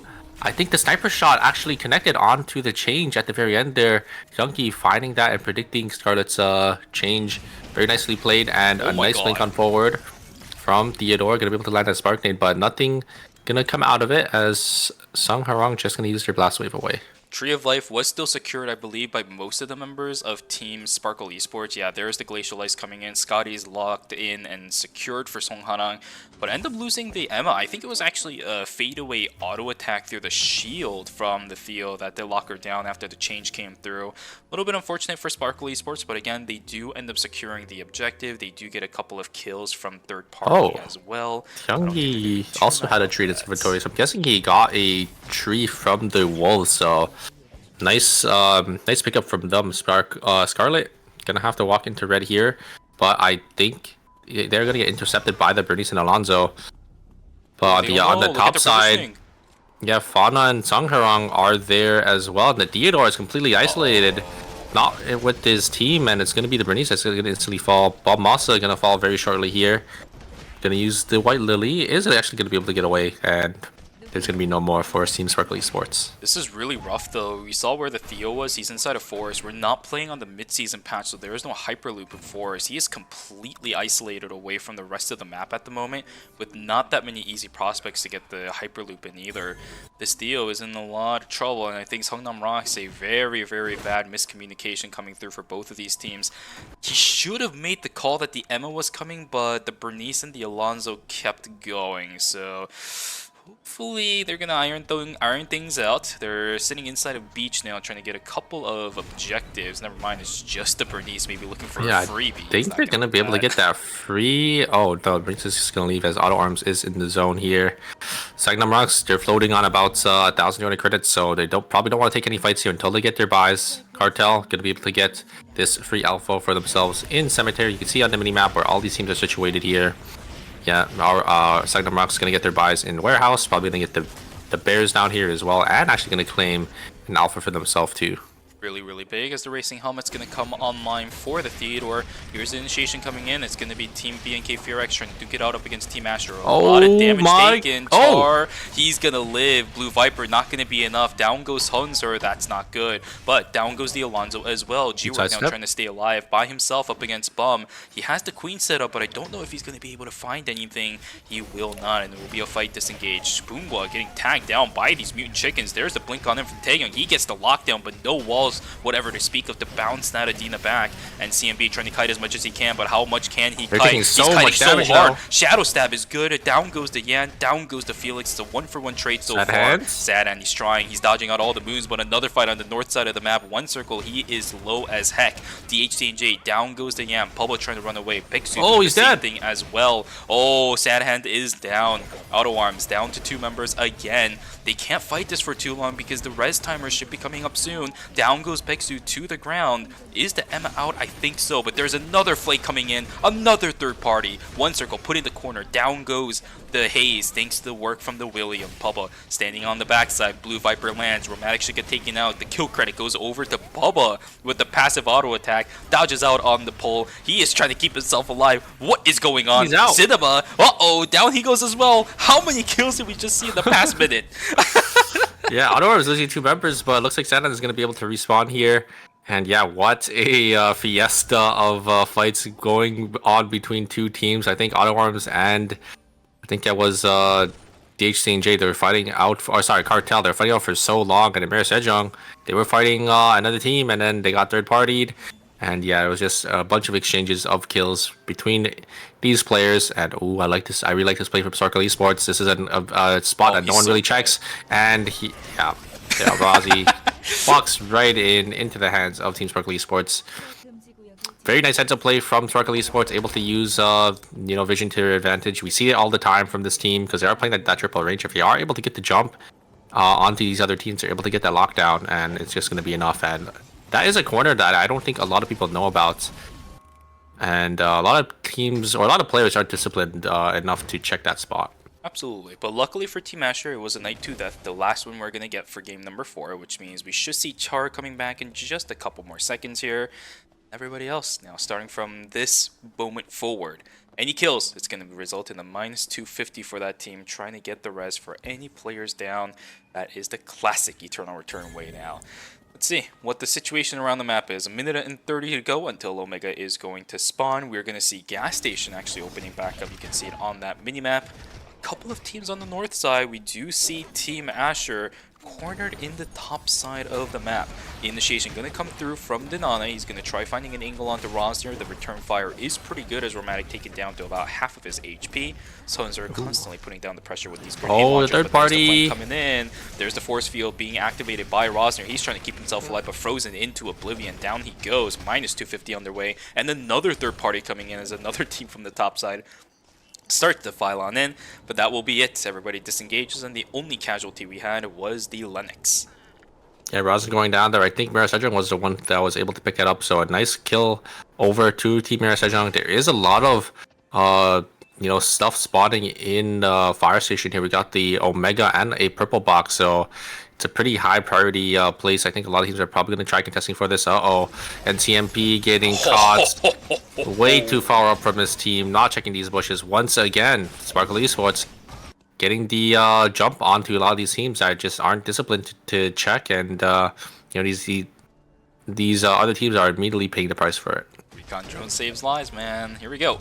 Fight for the purple box that'll be spawning in about 15 seconds. Romantic does end up blue landing a sharpshooter, but not going to be able to get a passive off with the Ashen Reaper auto attack. Sad Hand still sitting in the back, Taeyong eating a couple of auto attacks, a couple of rockets here and there. He's going to heal back up.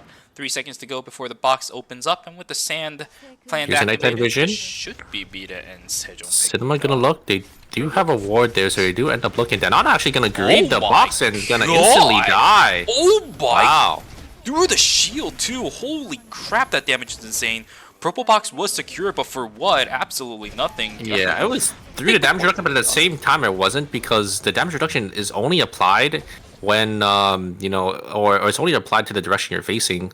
And I think both the Rozzy and the Yan was able to find an angle to do damage to the Alonso, you know, at a different angle. So, you know, the damage reduction didn't really get applied there, as G-Work does end up finding one circle, does get the Knight combo onto one circle, and he will end up falling. So that's going to be a -500 for Team Mira Sejong. Sir, yes, sir. Pretty rough situation for Mita and Sejong. Some of our top teams in the scoreboard are really struggling to keep themselves intact right now. -500 is done, but at least they are able to at least get it done, right? The portable kiosk can be activated, maybe to mitigate the risk instead of going into school. This could be a little bit problematic. Cinema just jumping straight into the bush. The initiation is going to come through. Cinema still sitting up in the front. Sad Hand not really getting any damage down, but instead it's still Lena just pumping damage over and over to these double And bruises Taeyong on the as front well. line.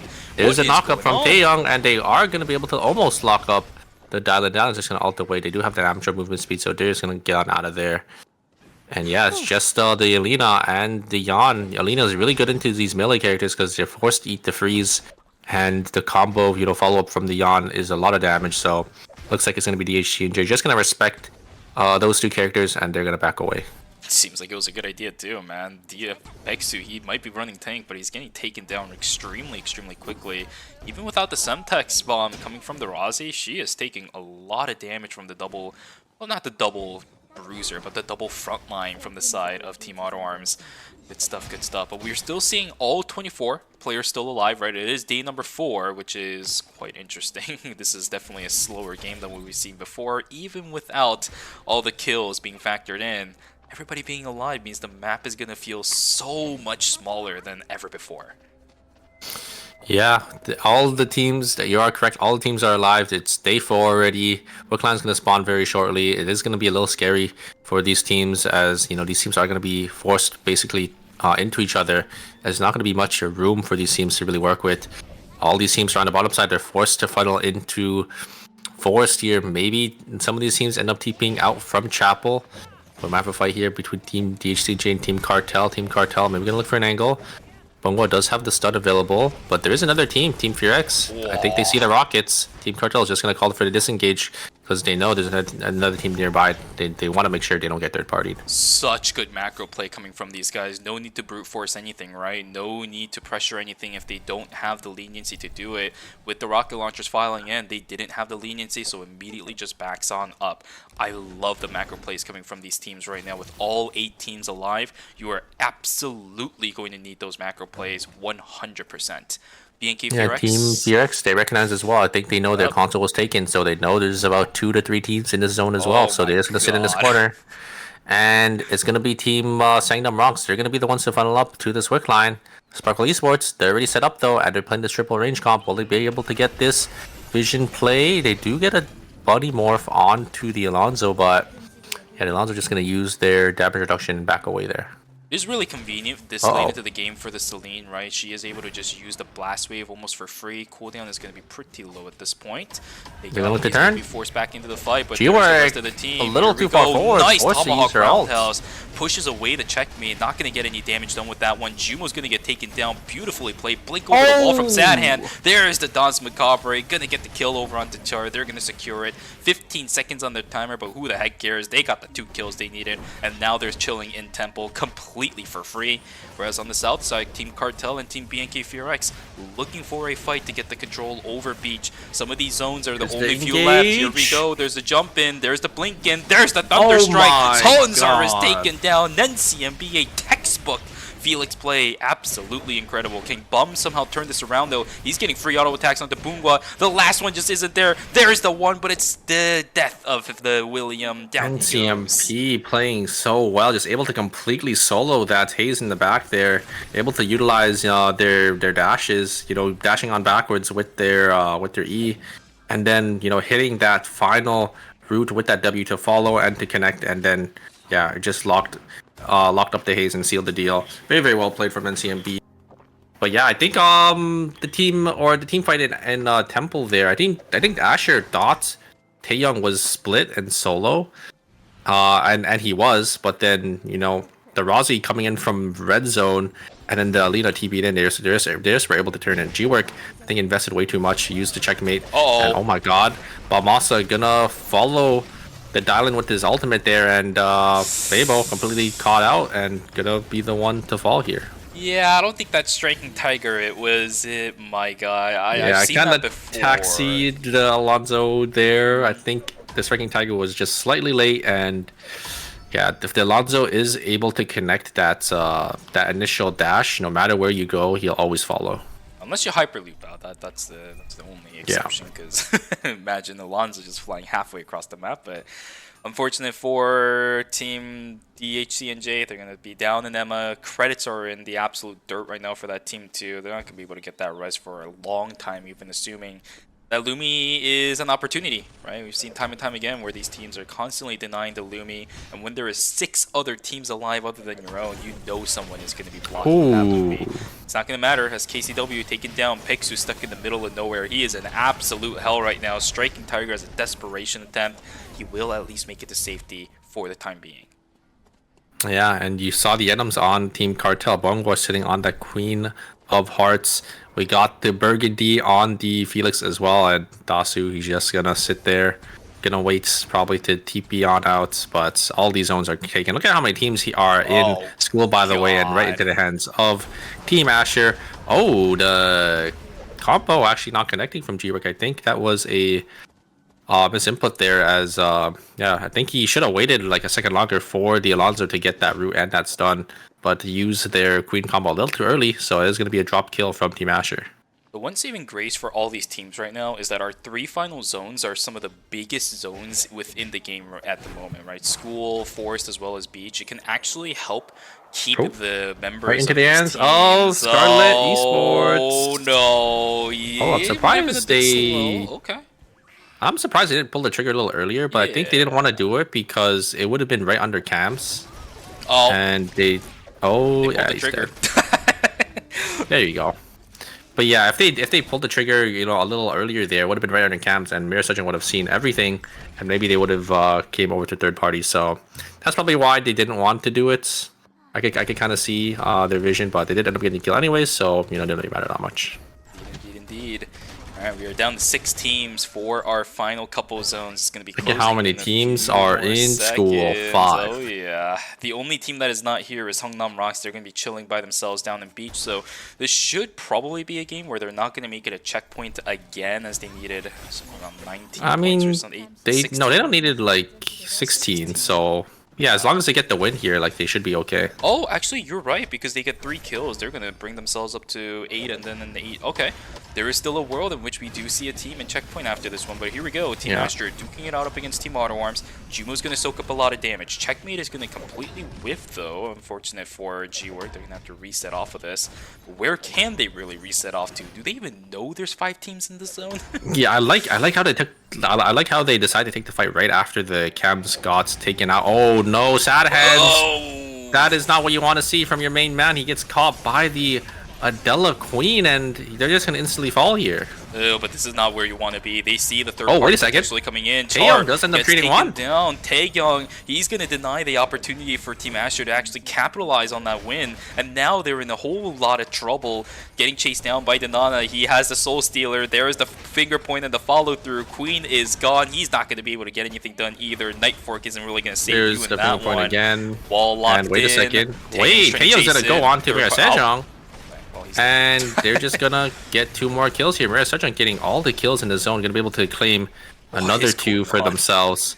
Jumo gonna have to walk in, doesn't have any timer left, as another two teams are fighting for the final zone in school see here. this. Maria Sejong, they have the most amount of timer because they got all the kills. And they're just gonna come Okay. in, they're gonna reap all their rewards, they're gonna get the third party here. Cartel isn't gonna be able to get the wipe, so they get a bunch of timer back. Is Peng going to find an angle? Will we see another miracle play from NCMP? It looks like Cartel has more timer now because they were able to get the 3 thirsts, and there is the engage from NCMP. He does get the knock up onto one circle. The Nana Okay. getting chunked very One low circle, as 5 well. seconds. Yeah, the timer isn't there for Team Maria Sejong, and one circle will end up popping, and that's gonna be it. It is gonna be Team Cartel coming out on top, claiming almost all the kills in the zone with 14 field kills for themselves so far. Goodness gracious, 14 field kills indeed. The items are looking good on the side of Team Cartel. I believe that is even a Burgundy on the Felix. I Yeah. see the shield cooldown right now. That is an Oh. item I haven't seen in a while, but it's a Forest final zone up against And, Bernice yeah. Theo, dude. Sagnum Rocks, they take zone control here. It's gonna be an uphill battle for Team Cartel. Look at the items from the Theodore. This is Has hell. that blood weapon and that red shoes. It is gonna be a little rough. But Sagnum Rocks, they are funneling some more items into the Adina. I think the Adina is gonna be able to get a lot of poke damage onto the back line if they can look for it. The Bernice traps are already set up here. As Team Cartel is gonna be forced in. But look at the timers from Team Cartel. They're only on 30 seconds. So they can't really stall them out here for too long. They have to go back in. NCMB has to go massive in this situation. Hyungi actually not putting the third trap down to completely block out the entrance into Forest. They don't know what the situation of timer is looking like on the side of Team Cartel. There it is. The refill is going to come back up. 60 seconds now for Team Cartel. They have all the time in the world. The only question is, how well are they actually going to be able to use it? Oh, they Planting get the stun. angle. Oh no, the Thunderstrike is going to miss though. It That's a actually lot of allows damage. Hungnam to get out. Okay, here we go. Energy Blast Field not invested just yet. Ghostfire Look at the was timers though. Look at the activated. timers. Look at Theo. Yeah, they Theo's gotta go taking back down. in. They have to absolutely go back in. Theo's only on Hyungi. 10 seconds. They're gonna send Here it it here. Are they is. gonna find an angle? The They are last gonna thing get a all lot of blitz. damage. The lockdown, but the angle from NCMP, it's not gonna be enough. NCMP is trying to do as much as he can, but they trade 2 for 1. Now they have the timer to reset here. Bungwa trying to look for an angle. He tries to get some damage, but it's not gonna be enough, and it's going to be Sangdom Rocks able to win it out here with 8 kills, and I think that's just enough for them to get into checkpoint. Perfectly enough as well. 8 kills and first place. They get 16 points, 39 to 55. Our first place team into the checkpoint slot. What an incredible game and an incredible final zone fight from the side of teams Seongnam ROX. Man, oh man, oh man. If that Thunderstrike landed from NCMB, that would have been the death of them, but just barely getting out of it thanks to the work of the Soul Stealer. That is the power of that tactical skill, ladies and gentlemen. Use it if you get the chance in a pre-coordinated environment. Good lord, that movement speed bonus is insane. Huge game to Team Seongnam ROX, and now they're going to be the only team sitting inside of checkpoint. I don't know how many games they're going to have of that, but it is definitely a good way to start game number 5 after the break. Yeah, Songnam Rocks winning 3 out of our 4 games, showing such a dominant performance, and even winning the National League as well this week. So, yeah, I mean, they're just coming out. They're showing why. They're currently the best team right now in Korea, and we're gonna have to see, if these other teams are gonna be able to shut them down going into number 5. Indeed. But you have to remember that Alonso is banned for game number 5, right? This is going to be a little bit of that buffer game for Team Seongnam ROX, but I don't know how big of a buffer it is going to be. And looking at Team Mira and Sejong actually picking the Alonso, it might have been the saving grace of the entire lobby. It will deny the full composition of Seongnam ROX from coming back into play for game number 5. But aside from that too, I feel like there are easy ways for the entire lobby to target down the members of Team Seongnam ROX. Bernice can be easily picked up by another team. Theo is also another character that can be easily picked up by other teams. We could see very strategic character selections from teams that can run those 2 characters. Yeah, we'll have to see. Maybe Seongnam Rocks, maybe they sub in DDO for that final game to close it out, to close the series out, or maybe they just decide to just play a different tank and they still, stay on that Theodore and the Breeze. I think the Theodore and Breeze have definitely been working wonders for them.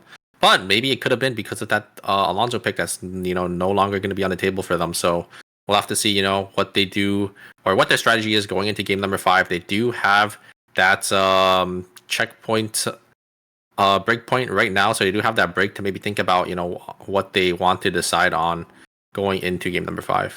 In the end, Theo Bernice is just such a strong core that as long as they have a solid front line, which Bob Mosa should be able to play almost every single one of them. Listen, man, if he randomly just brings out a Camilo out of nowhere, then I am gonna be blown away because that used to be one of his main characters. But when you're running something like Theo Bernice, you need a bona fide front line. I would really not expect even a tank Camilo to come through in a situation like this. Either way, there are a lot of options that Bob Mosa can pivot towards instead of the Alonso. That is just one of the benefits of running this double backline core composition. Any tank will do as long as you're able to find transitions, as long as you're able to stay up in the front side and block damage from coming in and people getting through you. Oh yeah, you got your job done.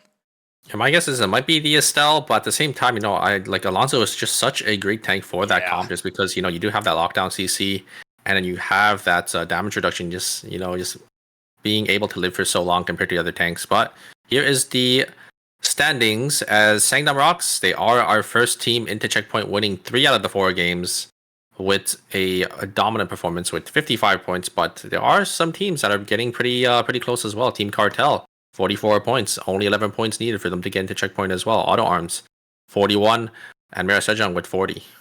This could really turn bad for Team Songnam Rocks if they let game number 5 go by any means.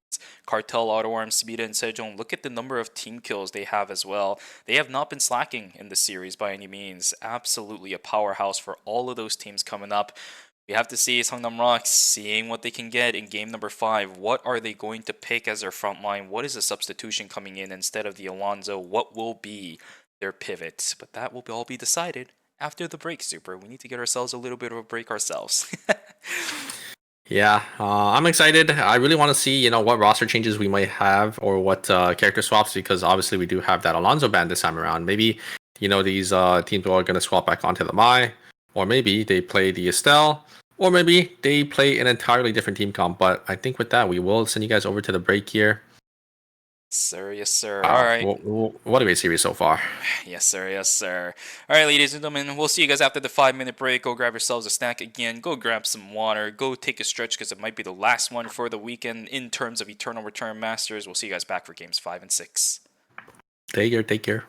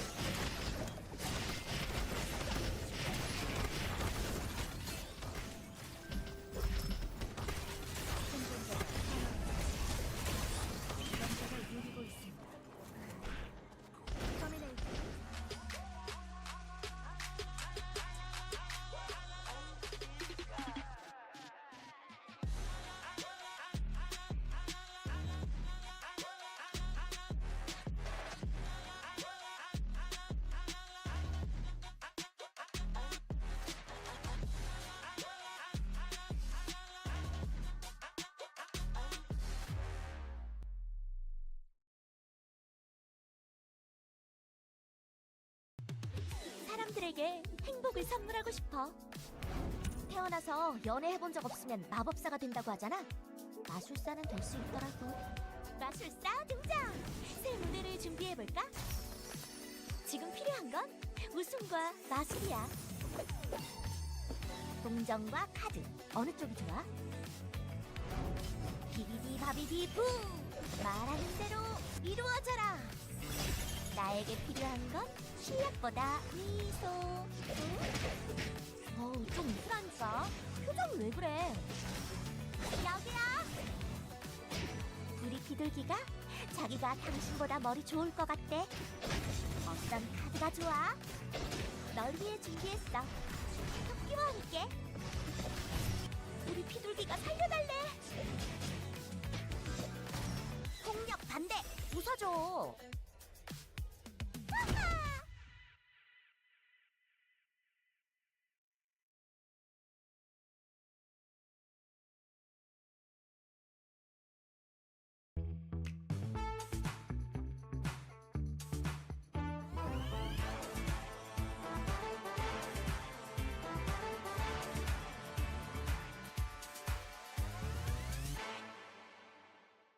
대부분의 문제는 폭발로 해결돼. 예술은 폭발이야. 터뜨릴 준비는 끝났어. 그냥 터뜨려버리면 안 되나? 기폭시켜줄까? 날려버리는 수가 있어.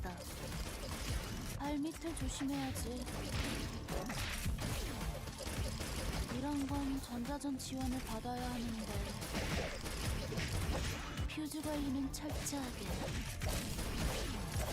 조심해, 폭발하니까. 문제 해결 완료.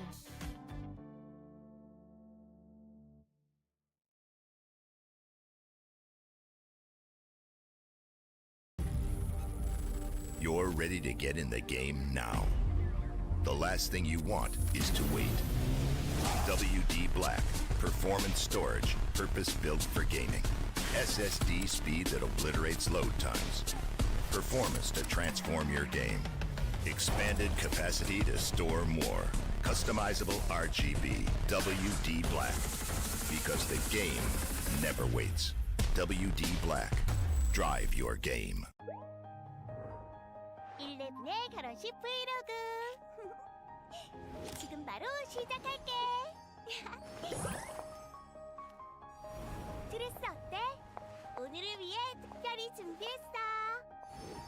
신부 입장. 아직 브이로그 안 끝났다고. 빰빰빰. 받아줄 거지. 와, 케이크가 더 커졌어. 예쁜 추억 많이 만들자. 저기 있어. 청첩장은 안 줬는데. 영원한 사랑을 맹세합니다. 11의 결혼식 브이로그 봐주셔서 감사합니다.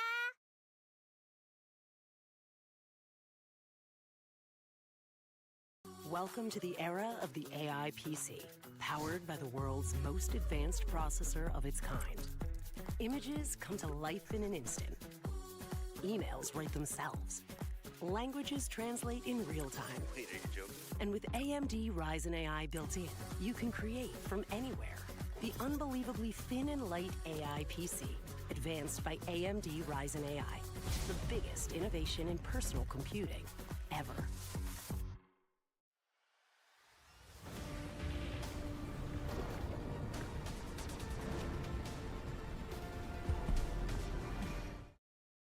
Alright, ladies and gentlemen, welcome back from the break. Hopefully you guys had an excellent one this time around. I said a good one earlier. I hope you had an excellent one, because that might as well have been our last break potentially, because my goodness, the first 4 games have created a really unique situation where we have a team right now in perfect sync with the amount of checkpoint points required to put yourself in that situation. Seongnam Rock sitting at 55 points, looking to potentially end the series within the next 2 games before we go on another break for Game 7 and 8. Yeah, usually you don't have, a team that's just in checkpoint. Usually it's always the opposite where they're like 1 point away or 2 points away. But this time around, Seongnam Rock's perfectly in that checkpoint breakpoint with 55 points. Will they be able to close it out here is the question. I'm excited going into game number 5. Let's see if these teams do end up maybe changing their team comp to maybe try shutting down this team. As also, we do know that Seongnam Rocks, they were playing that Alonzo. It is off the table now. And it looks like they're going to swap into the Mai. And DDO is going to get subbed in. Okay, he is hovering the Tsubame as of right now. Bum is hovering the William. If Tsubame is picked here for DDO, it's going to create a little bit of an opening. I think Mira and Sejong is waiting for that William to theoretically be swapped back in towards Romantic hovering right now with Romantic locked in. He should. No, he's going to go for the William. Oh, William ban in ERM. This is the first time I have seen it in my life. Just what I predicted. And the half years of casting Super, I am in bliss. And look at them, they're in like a diagonal formation too. It's beautiful. It's beautiful. Yeah, just what I predicted. DDO is gonna get subbed in because of the Alonzo ban, so they don't really have that Alonzo comp. But maybe DDO is gonna be here. He's gonna be the pitcher. He's gonna be closing out the game at the very end here. I'm very excited to see if they are gonna be able to pop off and close out the series. He's got to throw a perfect game Super. It is the only way that this game can theoretically end. After a game number 5, can Seongnam Rocks, taking it over the National League, win themselves another tournament early on into Season 5 competitive? Or is it going to be a situation where other teams are able to quell this monster of a William player? I know a lot of people have been waiting for this. I've been hyping it up to a friend of mine. I just haven't been able to show it to him yet. Now he's going to be able to witness the genius of William that is DDO. We'll see if he gets things done. You saw the slides there just now too. Expect to see more of that in the game. Here we go. Game 5 is on. Yeah, the casters are hovering over him. I think they know it as well. Obviously, there are 2 other Williams in the lobby, though. You definitely can't count them out as well. We do know Romatic is pretty good on the William. Same thing with Bomb.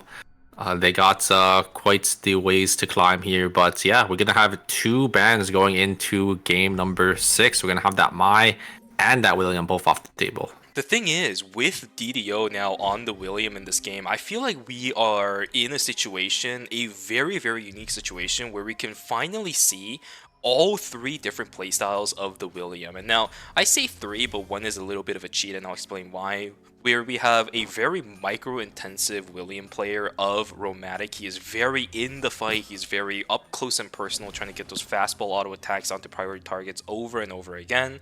Whereas Bum is the type to sit in the back line and get those consistent auto attacks in. I talked about it earlier.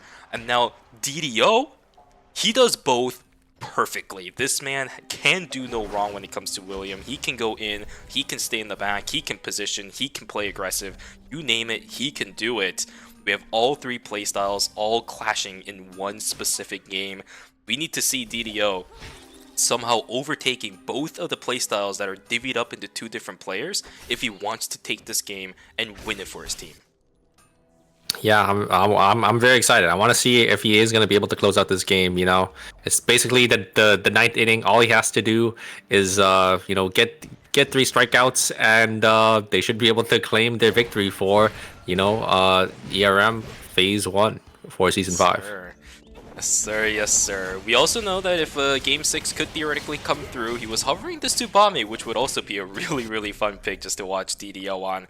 But of course, for Team Seongnam Rocks, their main goal is to not let that ever become a thing that can happen in this universe. Here we go, though. A couple of fights happening early on. Seonggunam, he is just bounced around everywhere. He is not having a good time. Although, here we go. DDO already sliding in. Beksu is already down. There's the first kill for DDO. He is sliding in all over the place. 1, 2, 3, the fastball. There's another kill coming in for DDO. It's a 2 for 2 at the moment. Pablo, I don't think you want to chase this one, man. Dude, DDO, he is online. He is ready to fight. He is ready to throw those baseballs. 2 for 2 for DHCNJ and Seongnam Rocks. Yeah, and if you're in a position like the Exchange, you would take that any day because you're giving points over to the checkmate team. So Sangnam Rocks, the points really don't really matter for them. They do get some credits off getting those kills, but it's only about maybe like 10-20 credits. It's not really the end of the world to feed over to them, as you do have a 1v1 between Taeyong and Team NCMP. And NCMP be masterfully played on this Felix, going to be able to blink on forward, able to dodge out on a lot of the combos from that Yan. And yeah, Team Auto Arms going to lose 2 members, as it is going to be Team Cartel going to be able to pick up those 2 kills. Look at the bloodbath that is happening right now. Everybody is fighting at the moment. Same thing for Team Sparkle Esports. They're just going to have to back away from this one. Rosner playing extremely aggressively up in the front line. Same thing for Honzer. Too much punish means that the entirety of the triple range backline composition is going to have to back away from that one. Oh my goodness, we are starting off game number 5 strong. It almost seems like a pattern at this point where everybody just comes back from a break and instantly just decides to pop everything they have in their arsenal for kills. Yeah, and CMP gonna get caught out here, trying to get some extra farm in the beach, but gonna get completely locked up by Team THCNJ. Great double poly, great knockups from the Yan, and yeah, it is gonna be lights out for that Felix. But it is still an early game death. The timers are getting a little longer, but they will be back up just in time for that first objective contest. That is one of the reasons also, by the way, why DHCNJ is such a good pick comp. They have crowd control that can stack one after another really, really well, to the point where even tanks sometimes can't even deal with it. They're going to be sitting on 3 kills now. Again, 2 kills came from Songnam Rocks. They actually need the points, so these 3 kills are going to really benefit them. And we also know that this team is one that can snowball pretty quickly. Here we go. This could be bad. Nice check with a hat trick. Fantastic game sense from Scarlet, and this should allow them to at least get a sense of what's going on here. It's going to be a two-pronged attack. There's the double knockup. Another double stun into the wall too. That is a lot of damage taken by Fauna. Soul Link has been invested, and there's the totem pop out from Scarlet, immediately taken down into a death. Another fight right around the Tree of Life. DHC and J are looking for kills. Are they going to go up? Nah, they're just going to back away. Yeah, great hat trick there from Bebo, timing the ammo coming out from the totem, and then the CC combo again coming out from DHCJ, just able to lock up that ammo. And it looks like DHCJ were actually able to get a meteor off the walls in Beach, so yeah, maybe they're gonna quickly use this. They're gonna quickly craft it, and they're gonna come to contest here. Still up, Auto Arms taking the fight into Cartel, into Hotel here. Here comes the third party from DHCJ. It looks like they're just gonna set their eyes on this tree. I think they're gonna be able to grab it here. What a huge win for DHCNJ at day number 2. Meteorite on top of a Tree of Life. This Emma is going to be absurdly strong, assuming she also got the Meteorite on top of it. If she went the moon, yeah, that could definitely be a possibility, whereas Fauna not really having it at all. I didn't even realize that we do have a Bianca pick coming up from Team Asher here, so they have a more like a more dive-esque comp with this Alina and Bianca on pick. Bianca? It is, yeah. Dude, I am seeing everything, man. Somebody in the chat yesterday said this. I swear we are seeing everything. Whoever said it in the chat yesterday, oh my god, look at the Yods, dude. The Yods just double knocking up each other. Sadhand's gonna try maybe killing Babel, but the totem lasting long enough for that ultimate not to connect here. Cinema gonna look for an angle, trying to kill the Dylan. Does get the Dylan does end up using the damage reduction. Isn't gonna be enough though. Battle check into the wall, and the great double dove gonna be able to lock them down there, and it will be out to lose 2 members for 1. Here's Rainy Rain of the Vampire Queen. It will end up connecting onto Rosner. Fantastic. And the Rozzy is going to be able to finish that off, but Bomb going to be able to find an angle to kill the Rozzy, and the fight's going to swing into BNK Furex's favor. Oh man, it looked so good for a second. The initiation was good. Reign of the Vampire Queen, perfect split, but it just buys time for Bum to get his fastball up, and it just doesn't seem like the fight was determined too quickly enough for the side of Team Asher. At least the Elena stay alive. They are going to be alive in just a few more seconds. Not going to be able to take advantage of any objectives early on, but they're getting these items for free. They got the school battle zone, and they're going to be able to get the alpha here. Look at their items. Double AO die already for the ADCs. DDO already on 4 items. They're gonna get this mithril as well, so they're gonna be sitting in a really nice comfortable position. When you are in checkpoint, all that matters is for you to win the game. So you just need to transition as fast as possible, so you could kind of secure these zones for free. You're gonna be able to back off a lot of these other teams, and yeah, they are definitely on well on their way to winning out this game. This is exactly the pacing they want too. It was something like what they had in game number 2, but it's even faster paced now because of the bonus objectives they're able to pick up at night number 2. Compared to before where they really didn't have that many items but had 2 kills early on, this time around they're actually getting items, which is absolutely massive. For Team Seongnam Rocks, they are looking to potentially fight. Nope, it's just they're gonna get another alpha? Oh my god, double alpha? Are you serious? No one is stopping this team right now. Battle they picked up the one in Zone. archery range, and they're gonna get another one. Battle Zone and a double alpha on the night 2 swing. That is a crazy turn of events for Team ROX here. I don't know what they're gonna do with this other mithril though. Maybe they give it to the mod for mid crop here. I think that would probably be their best because mid crop is quite the item. Oh, they're actually just gonna use it into the mithril armband. So both ADCs are sitting on about 4 items apiece at night 2. So yeah, they are looking really good here. Can you even stop this team anymore? They're so accelerated right now, and you know, I might honestly bite my words at this point because I just said that, but they are so accelerated at this point that it is really difficult to even stand against them in terms of DPS. Auto attacks, really hurting a lot. Those rocket launchers taking a lot. The bear is going to be able to block out all the damage. Bida and Sejong trying to jump it out up against BNK Furex. Signature fireballs down on the ground. Those smoke balls. Oh my god, it is tough. Bum's going to get taken down 7 seconds before here is ROX. They saw everything under the cams. They're just going to look to send it here. ROX, yeah, I think they're in a position where they could just beat people with their wallets. They have so many items. I don't think any team is going to be able to contest for them, but it is still a battle royale at the end of the day. They could get third-partied. Rosner here completely isolated from his team. It looks like... oh, wait a second. They're going to wipe as... It looks like DHC found a nice angle onto their backline. Rosner was the last one left, and BNK Furex going to go out in 8th place with only 4 field kills. That is devastating if you are a BNK Furex fan. Another 8th place for Team BNK Furex. Oh my god. Really just ROX, right they now. just got another... they got a meteor. They got a meteor in Chapel, and they got a purple box. So they're gonna be really scary. Like, they just got like 5 extra items, I think, on both rotations. Or sorry, well, like 5 extra items in total. Like 3 extra items on the first rotation, and then 2 extra items on the second one. So it was unfortunately just a tactical skill, but I think I already saw the Bernice sitting on tactical skill 2 for Blink. He's probably going to give it over onto the William just for fun at this point because they're getting so many things. We might honestly have ourselves a game where we're going to see they're all taxed to level 2. Blood sample. We might see Bloody Ninetales for Mai on Seongnam Rocks. That's how rich they are right now for free at this point. No one really giving them the benefit of the doubt. No one really stopping them at this point. I don't think half of these teams actually even know how far ahead Team Seongnam Rocks is at the moment. Looking for an angle to maybe try to solo the Adina, but I think Adina should be able to outlive this Alina here with the shields.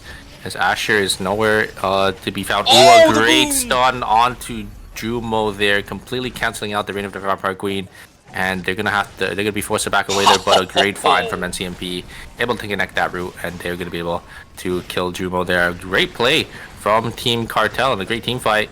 And then on the other side though, Seongnam Rocks, they find auto arms. I think it is the wallet diff we're talking about. Look at the items, looking on DDO, he's already Sad Hands only sitting on the AO die. It's not looking good for this lobby. It is actually devastating for these lobbies. Auto Arms now understand what the lobby situation is. I think they're in despair right now. Although some of the other teams still looking for fights around the map. Fauna sitting at the backside. Sparkle Esports in a little bit of trouble. Good disengage coming from Fauna. He is alive. Purple box is lost, but the lives are maintained. Minus 250 saved. Yeah, great blast wave there from Song Krang, able to push one circle out of there. And it is going to be Team Asher. They did minus 250, but they are going to be able to get this free Omega for themselves. Inside the purple box, by the way, as well, was a flare gun for Mida and Sejong, so they already activated it. I see a blood sample being called by Danana. Should be going over onto the Laura. That's going to be a Bloody Ninetales upgraded with the Dawn upgrade on top of it. Really good transitions coming through for so many of these teams at night number 3, I apologize. Cartel losing NCMB. He's completely isolated away from his team. Minus 250 for that Felix as well. Blood is called for Team ROX there. I think they are going to go for that Chaser already on night 3 rotation for ROX. And yeah, they are looking really, really strong here. I don't think any team is going to be able to contest. Maybe Team Era Sejong, though, they did just get a red box. There is going to be a Blood Crown. Can anyone use this? I don't think so. Romatic is on the crit headpiece already. He's going to put it on, though, so he will drop some of his crit rate. I don't think he can really get any crit in any other pieces, so he will just be sitting on that 66% once he does get that radar going.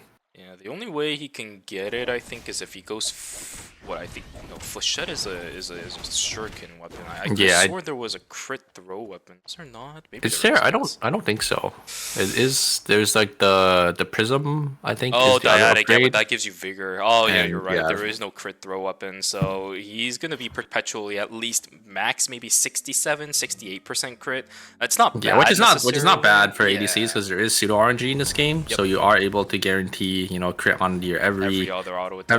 other auto attack. Yeah, if you do end up missing, so it's not the end of the world. And Blood Crown does have that defensive stat, I think, which is really good.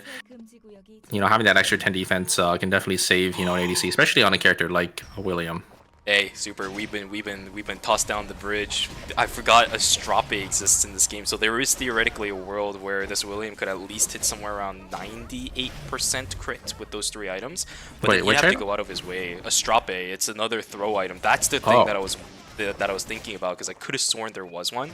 It is Astrape, so if he really wants to go for it and sub out I think it was the smoke grenade that he had in his inventory, he could go for that, but just to use the Blood Crown, I'm not entirely sure if that's going to be worth it. We'll see what his items look like later down the road. Maybe he just skips that entirely and goes straight to Chaser, who knows.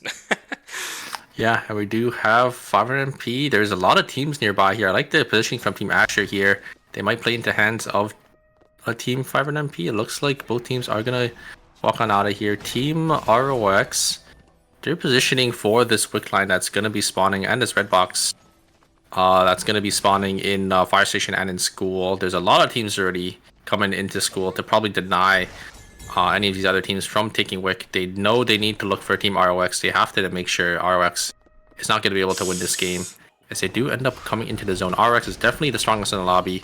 We saw their items. We saw how many transitions they had in the early game. They were able to get a couple of buys as well. As I'm surprised that the Mind maybe looking for an engage there. There's a lot of teams nearby. They definitely don't have any vision just yet, so they definitely need to make sure they clear out and they're safe to contest here. We know exactly what happened to non-responsible yesterday for. Oh no, they're not gonna check this. That is so bad. They gotta cancel the Bianca. Down goes the Bernice. Exactly what I said. And the overconfidence DDO gets them to get away killed. here. Jumping over into the gymnasium. DDO is gonna try to get the blink over. have He credits is to buy, gonna though. make the distance, and he will at least be able to get the res. But that right there again is the overconfidence breathing for that team. Yeah, they have 525 credits for the Bernice, gone just like the wind. Yeah, they have the sniper skill as well. They didn't use it at all to check that that corner. They just got a little too complacent. They had so many items, they probably just thought, we're just unstoppable, and they immediately pay the price for it. Asher, great vision play from them, able to sit behind that wall. And yeah, RX not checking that, and they will end up falling there. But it's a great wake-up call. This is like the perfect time for them to get that kind of wake-up call, because outside of that, everything else is going to be catastrophic if they die any time further in.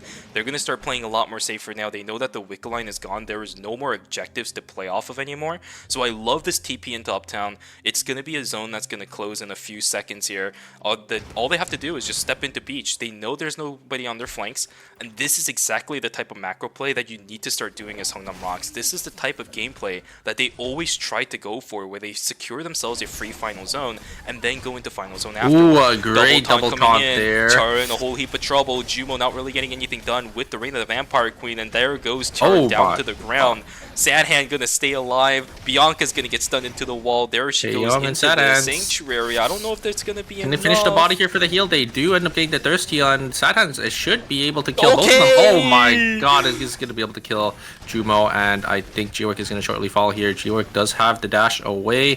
Sadhand's gonna try chasing, does have the pistol skill as well, but there's a White Lily. He's gonna be able to get on out of there. Look at the timers. Oh no, Sadhand's gonna explode. Oh no! They're both gonna explode. Wait, it's closed! Oh no! That's a -2 for Team Auto Arms. Was that really worth it? As they got the 2 kills, but they just lost it, and it will be Team Asher as well. Jiwook getting caught by Team Mary Sejong. Mary Sejong will be able to pick that one up, and that is a devastating loss for Team Auto Arms. I thought Temple was open, man. I thought that's why they were staying, but no, it's really unfortunate. DHC and J, they're gonna be able to at least catch out the Emma. Change will should they come kill up in him? just a moment, but the stun. Oh, yeah, he's dead. I don't He's think. dead? Yeah, he's dead. He's absolutely dead. Oh, Songnam Rocks. They have sole control over Beach. That's one of the is final so zones. Big. Yeah, that is so big for Songnam Rocks because you want to kill as many teams as possible. Make sure you eliminate your competition here, because the more teams that are alive at the very end, you know, or they're gonna try ratioing you to make sure you don't get this win. So a great pick onto that Emma, and they're probably gonna try looking for some more here. Mind games have to be done right now by this lobby if they don't want it to end in game number 5, because Hongnam Rocks sitting in Beach right now, the sole controlling team over this temporary zone that is about to pop. At this rate, we might see Hongnam Rocks actually going into the finals, and at that point, it is all up to the final 2 teams. Pixu, he's gonna get taken down. Gonna Blink try dodge. in, dude. I It like is- this play. Oh. Yeah, he blinked on forward there and then walked in front of the Dylin, so the Dylin can't ult away. So Cartel's coming. yeah, it will be the Dylin fallen, and he is also on blink 3, so the blink's gonna come back up you know, in just about like about 40 seconds, so it's actually not the end of the world for them to invest their blink there. We might have a fight between Sparkle Esports and Mira Sejong here. Cartel, I think they want to contest for Songnam Rocks. They need to try, you know, to shut them down. Or are they really gonna walk back into school here and give Songnam Rocks a free zone? I think they might be. Okay, Here's that's the a fight little between. bit Oh, look at the damage from Holy. Romatic. He's gonna drop the smoke screen on top of the Emma, and that's a complete counter. There's nothing really Emma can do once the smoke screen is down after you totem. And one circle. And then Ana gonna be able to clean up Song Harang there, and that's gonna be Sparkly Esports going down. So it's only down to 4 teams left. Oh, this is crazy. KCW gets taken 3 down teams. too. We are down to 3 teams. Team Cartel has to do it, otherwise it is only up to Bida and Sejong to duke it out. But the items, the wallet, my the God, double double stun coming in from Songunam. They're looking for it. The signature fireball isn't necessarily the greatest in the world. They're still looking for the fight potential. We got 50 seconds until the temporary zone is going to spawn. Dude, if Bida and Sejong understands this lobby right now, they need to hyperloop into Beach now. They need to try finding something. Wait. Pang's looking for an opportunity to Oh, they go find an in. angle. There's a stun over onto DDO. The Moon Dorito is going to get dodged out, and the reset comes the in. bola goes wide. Explosive bola does go wide. You're absolutely right, and it's a fight reset.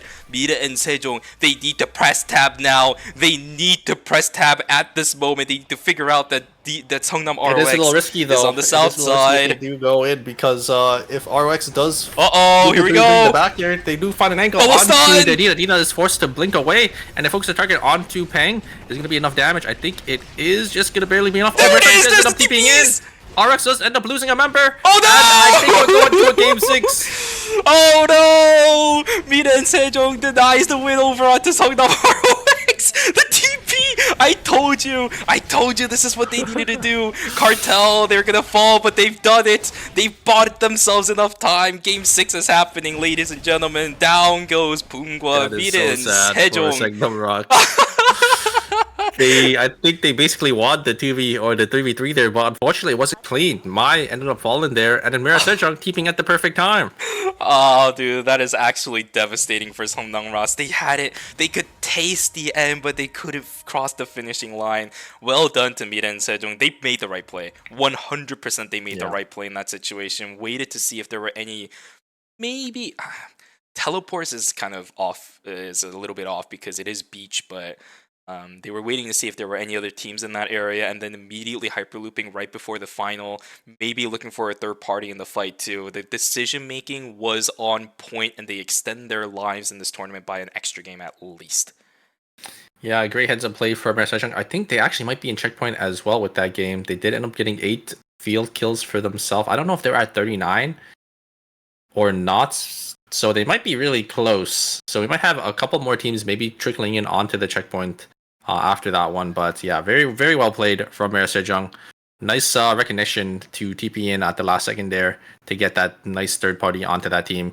Because I think Cartel would have known the mission is to make sure Songnam Rocks wouldn't be able to win. And that's exactly what happened. Yeah, absolutely. This is a series and a half now, man. Seongnam Rocks, they were so close. And at this point, you really have to think for Team Seongnam Rocks, we did everything we could and we still really couldn't win that game.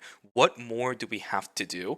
I think in that final fight, they shouldn't really have split up too much. The resets were already coming through. I think they greedy for the kill onto Pungwa, and the signature fireball, what ended up happening, I believe, is he completely whiffed it, right? DDO. He was trying to throw it over the wall, but because of the range of it, it ended up not crossing the halfway point. So the signature fireball getting pulled back to the opposite side of the corner, and you couldn't actually land the center onto the Adina.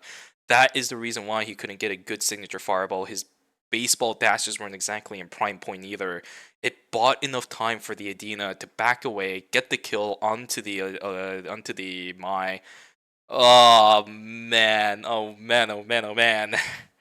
Yeah, now both William and Mai are banned. Two characters that they were using. Same thing with Mira Sejong though. They also were on those two picks, but we know Mira Sejong, they have a really versatile roster. But I wonder what DDO is gonna play, since DDO, is just so well known for his William and only for his William alone. But we did see him hover that Tsubame, so maybe he does swap on over to that. It was a fantastic representation of why DDO is considered the best William in the world, though. He was so dominant in the game itself. It might theoretically be the last game of William we see on him, at least for phase number 1, but we saw exactly why so many players fear DDO's William. He is so good on this character. Again, can play both the backline and the aggressive version of William 100%. But let's take a look at the score sheet.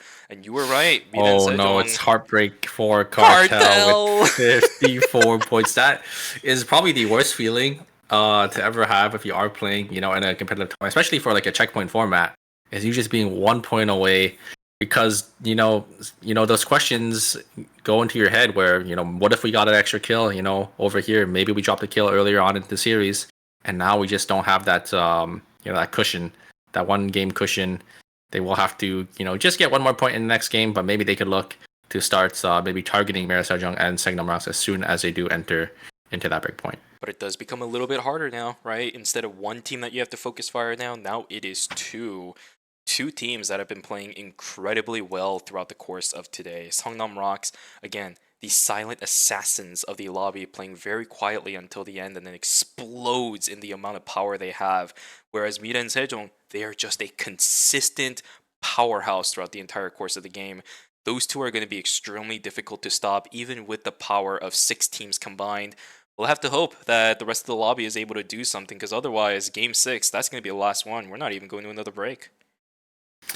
Yeah, 2 teams in checkpoints. I'm very excited. Mira Sejong, they just won our last game, so they do have that tempo swing. And obviously, we do know, Seongnam Rocks, they won 3 games out of 5, so maybe they're going to be able to close it out for this last game. Alonso is going to be back on the table, but DDO got subbed in, so they don't have that, that player for that Theodore comp. I wonder, if they will end up maybe putting Theodore on DDO. I don't think I've ever seen DDO play Dio, so yeah, they might just play some random comp. Maybe I don't even know what they're gonna play here, because I don't think they want to play Alonso, because I don't think they want to get the Alonso banned. Because if they do end up losing their next game, they can maybe sub, their tiered player back in, and then they could play, the comp that they've been so comfortable with. Exactly. In the end, he was hovering the Tsubame earlier, so I would assume the Tsubame could theoretically be played. I don't think that Theo would be a good idea, exactly as you said too. I just don't know what his history is on it. Tsubame, at least, it kind of fits in line with the micro-intensiveness of the William. It's just a little bit more risky because you are going to be sending yourself in. It's not the lobby like yesterday where Tsubame is just completely countered by most of the compositions. Now you have a little bit of leeway in what you can do as that character. But either way, no matter what DDO plays, it is going to be inherently risky in comparison to the William. But on the flip side too, Romatic's also going to be barred from the William on top of it. Although for Romatic, he has so many other ADC picks and even some mages as well. He's played them in the past for Eternal Return Masters. That I'm not worried about Mira and Sejong. Yeah, Mira Sejong I think will be totally okay. We've seen how many rosters they have, how many different team comps they have. With their one circle able to play like all the mages, then not able to play tanks and Chromatic able to play like almost every ADC. So I think they should be okay. Kind of wondering what they're going to cook up though for this last game, as we do have the William and the MyBan. You're able to see that when we do jump into the lobby right here at the bottom right. Both of those picks are off the table, and Whoa! DDO, he's going to be playing the Heart. Whoa, okay. We saw the Heart yesterday during the wildcard stages. We didn't really see any good results from it. I believe it was a Heart plus a Felix and something. This time around, DDO is going to try to handle it and see if that's going to be the way to victory. Sogunam going to be flipped on the opposite side as Hyungi going to be on the Estelle. This is a classic pick from him, which is why I was so confused as to why I was seeing a tank not on Hyungi. Sogunam's going to now be on the Haze. Oh, wait a second. Are we going to have Mira Chromatic. Sejong take their comp? No I think they are going to take their comp for the final Oh game. my god, this is the biggest. Oh, dude, I can't say that word. Dude, this is the Oh my biggest God. disrespect to Song. Mira If Sejong. if Smita and Sejong win with this comp, I swear to God, I am going to freak. Songnam That Rocks. is crazy. Mira Sejong takes their comp right under the nose as Tekla Rocks isn't able to play it because DDO is subbed in. Oh, goodness gracious. Okay, let's take a look at the rest of the lobby, though. We are seeing the double Razi again. Double Estelle in this game. Kadia is going to be brought out from Bum because the William is bad. What the hell? Yeah, a lot of interesting changes here because of the band dynamic here. We do have a lot of duplicates, like 2 Alonsos, 2 Estelles, 2 Razzies, but no real band, 2 Hazes as well. Okay, I need to breathe. I absolutely need to breathe. This ERM Season 5 Phase 1 has been something that has reminisced me of my past ERM view parties of Eternal Return Masters for like some of the older versions of these players that I missed a lot of. I'm seeing Sad Hand on Rozzy, I'm seeing DDO bring out the William again, I'm seeing Romantic bring out the William. I saw some crazy picks coming through from these players that really made me think of the past. Jumo on the Bianca, even if it didn't do well, the fact that I got to see an homage of the past Jumo, the OG Jumo. Oh, my heart can't take it anymore, man. I think it's just so funny that Mira Sejong just took their comp right under the nose, because obviously we know Mira Sejong was the originator, of this Theodore Bernice Alonso comp, and as soon as Sangdom Rocks isn't able to play it, and as soon as it's back on the table, they just rip it from their hands, and let's see if it is going to be the key to victory here. It was what allowed them to win so many phases in the past during Season 3. Guys, this has been a honor to watch, really. These mind games, these character picks, the history of these players colliding with one another. If Game 6 isn't the end-all be-all of Season 5 Phase 1, I don't know what is going to be bringing for us. Game 7 is going to have to be something incredible to round out the series. For now, one circle in here's a the little bit CCMU. of Is going to be trouble. enough time? He is It out. is. Yep, Gunvolt I don't think was the best use of his time. Yeah, I don't think Sad Hands. understand. I don't think they had enough damage here. Look at their items. The Mai is Yeah. literally, or sorry, not the Mai, but the Alina. Alina was sitting only on 1 purple, and MSH is going to group up in an archery here. They're also Archery- both level 5. Yeah, archery being a zone where it has like some decent early game farm, so they will be able to just scale up here. I think Mira Sejong, they know they need to play the scaling game. They are in checkpoint. They need to get as many items as possible. They need to be as strong as possible for this final zone.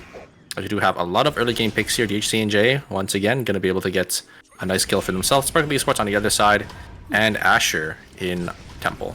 You didn't get to see the Peacemaker coming out from DDO. It wouldn't really have done anything. But for now, he is level 7, so really, really little death time for him. He's going to be up in just a moment for himself. And just a little bit of statistic for you, Super. It's not exactly the greatest statistic, I could tell, but I was flipping through the BNK FureX Discord server again. 88288 has been their placement this entire series. They went 8 4 times. That is not what you want to hear. Sparkle Esports, it looks like they get caught out by Team, DHT and J is the team that gets caught out by Team Sparkle Esports. They get a nice 2 kills for themselves. A lot of teams, they're getting pretty close to the checkpoint, breakpoint. We saw a lot of teams in the 40s, some teams in the high 30s. So, if this game does go to a Game 7, we might even have maybe 5 teams getting into that checkpoint. Yes, sir. It's night number 1. Let's see if any teams do decide to fight, but it's the game after a break, right? Statistically speaking, from this lobby, and just looking at how this lobby has gone, we haven't really seen too many deaths after after night number 1, or I should say after day number 1. during night number 1 would make a little bit more sense for what I'm trying to say. In the second game after the break, so yeah, just 1 or 2 kills every now and then is not going to make or break anything. It's definitely a bit more different than what we saw at game number 5, where as soon as it turned night number 1, we saw red swords flashing everywhere on the bottom side of our screen. Yeah, looks like these teams are planning to be a lot more safe. I think obviously we do have ROX and Mira Sejong. They don't want to really take any unnecessary fights as checkpoint. They just need to scale up, you know, as much as possible for the late game here. We do have Team Cartel and Team Sparkle Esports maybe taking this fight here. These 2 teams, they still need to get some kills. They still need to get some points. There is the Helitack stat gonna gets launched in with the Felix engage, but it's not going to be enough here. A great peel back from Team Sparkle Esports, playing the triple range so well. All of them just going to be able to kite back after the Felix engages there, and they are going to find a bone. They're going to get another kill for themselves. Sitting on 4 field kills already. Massive macro play coming through for Team Sparkle Esports. Another team that we really need to see kind of stepping up on the stage here today too, right? See, another fight between Team Auto Arms is going to be BNK FureX as they're getting caught out. Tetragon inside for the Kadia, just getting bounced around like a bounce house. Oh. Down goes 1. Sadhand also taken down. There's the damage coming in from Solensar, but Yan is just There's going Taeyong. absolutely crazy. Taeyong needs to get the damage in, but that grenade launcher a little bit too difficult for Taeyong to deal with. Will be the res though, back onto Sadhand. They should be able to secure the tree, whereas on Vita and Sejong's side, down goes Boomba, and CMB picks up the kill onto Romantic. He's just trying to secure that one for some reason. Execution bonus, not going to save you there, my friend. Yeah, 1 circle just going to be able to clean it up with Danana there. So Mira Sejong picking up 2 kills. Going to be able to get these wolves as well. So just trying to scale. They're playing for this late game these late game items as they're sitting all on already 300 plus credits. So they're looking in a pretty nice comfortable position for themselves. They're probably going to get their buys in archery and look to try to snowball this game. This is also a definitely Rozzy brain thing where I don't know if you saw the inventory of Sadhand, but his inventory was full of chocolate milk or hot chocolate, and he didn't have a single food item. That's a Rozzy play right there, dude. Oh, here's Engage coming on to the haze here. 1 circle going to follow up. Are they going to be able to kill him? Great ultimate from Danana to pull him back in. Dramatic getting back so well. Bum not going to be able to find any more here. Rosner going to try looking for some damage to try to kill 1 circle, but the healing coming out from the Theodore is going to be too much. A nice Sparkling going to be able to connect, and that is going to be Mira Sejong picking up another kill. So sitting on 5 field kills already. They are they're getting their credits from these kills, and they're getting a lot of mastery. So they're looking in a really nice comfortable position. I don't think they were able to get the first RNG, like a tree or a meteor, but look at the amount of credits. They're just going to start buying here, and yeah, they're going to be looking in a nice spot. There's another 4 score being built up for the Theo. That should be the Holy Orders coming up and online. Is the Alonzo going to call 2 small items, or will it be the 4 score for his? Yeah, it looks like they called the small. There it is. Yeah, the Meteorites coming online. That should be, I think, the White Rhinos coming through. No, it's actually going to be the Deadly Ray. So there it is, and then another Meteorite into the hands of the Bernice. There's another Meteorite. There's the Moonstone coming through, and the Spectre coming online. Massive transitions coming online for Team Mita and Sejong, but on the north side, huge fights coming through. Down goes 1, obliterated is going to be Hungy, but Songgunam, he actually does end up getting the tag with the final auto attack. Down goes 1, down goes 2. Nice recovery from Songnam Rocks. They're going to get themselves started up in this game as well. Nicely done. Yeah, not even needing to invest the hard ult there, as they just were able to win that nice 3v3. Cartel, unfortunately, they didn't, or they're coming in from the top side here, so they're going to be down a lot of timer. They're going to have to fight into a haze with the rockets here. This is looking going to look kind of doomed, but they do have the Dina there to provide some shields. Peng just going to have to send it on forward here. Ooh, the Sun Conjunct gets completely blocked out from the Estelle shield. Another one goes through, and they're just taking so much damage. And look at their timers. They're starting to tick. NCMP does end up falling there to the grenade, and that's going to be it for Team Cartel. 1 and boom. It is going to be Team Sangdom Rocks going to be able to win this battle zone. So they do get a mithril, and they're going to be able to call in very shortly here. It was an uphill battle for Team Cartel. They tried their best, but those Haze rockets are definitely good. Oh really nice my damage god, onto there's the Peksu. combo. He's not going to be able to play the game. Fauna also not really being able to play the game, but he's got a thing called pressing an R button. Down goes KCW, I apologize, not Taegyong. Bubba is going to have to back away from this fight. It will be a clean 2-0 in favor of Team Sparkle Esports. Just seems like DHC and J not able to get the one-up up against Team Sparkle Esports ever since this series kind of started, actually, huh? Yeah, they've had a lot of skirmishes, and in Sparkle Esports, they were always able to get the advantage here. G, we're going to land the full queen combo, but it is onto a tank. It is going to be the Stell, forced to pop the checkmate, actually. So, Team Asher going to be on the back foot here. Another queen combo going to hit the Adina. So, Adina already down to half HP, but yeah, looks like the fight kind of shifted here as Team Cartel is going to be the one to force away as their HP bars are getting relatively low. Perfectly fine, just a simple disengage, a little bit of weapon mastery game for the Adela, nothing more, nothing less. Spectre online now for Auto Arms. We're going to see that online for the Rozzy, Sadhan, just missing the transition on his weapon itself, right? We should be seeing the High Noon being saved up for that team anytime soon. 45 credits, so they have a long way to go, but there is still a lot of game left for game number 6. Only night number 2, about to turn into day number 3, which means we should see our second rotation of Meteorites and Tree of Life start to spawn in just a moment here. Auto Arms trying to position themselves for the stream Tree of Life, although I don't know if it's going to be a free one for them. Yeah, RX actually gonna maybe try taking this fight here, as Hayes gonna try getting some poke down. Taeyong does have the engage here, gonna try looking for an angle, but not gonna send it too far in, as looks like the Hayes is gonna back off here. Here's the engage from Cinema here. Are they gonna be able to get a freeze? They're getting so much damage. Great focus fire from Team RX. They do actually end up killing him. So Team Auto Arms is just going to be forced to back away. Minus 250 for this team. And look at the crits on the side of Team Auto Arms. Wait a second. The Hayes going to jump on board, but the hard ult comes through at the perfect time. Will they be able to kill Sad Hands? Sad Hands, nice fancy feet, and the rocket does end up finishing Sad Hands and ROX. They end up getting third party by Team DHC and J, and they're going to be forced to lose a member.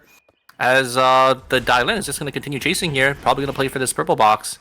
And that's a minus maybe 500, but Sad Hands, I think he's starting the self-res here. I think he is going to be able to get back up in time.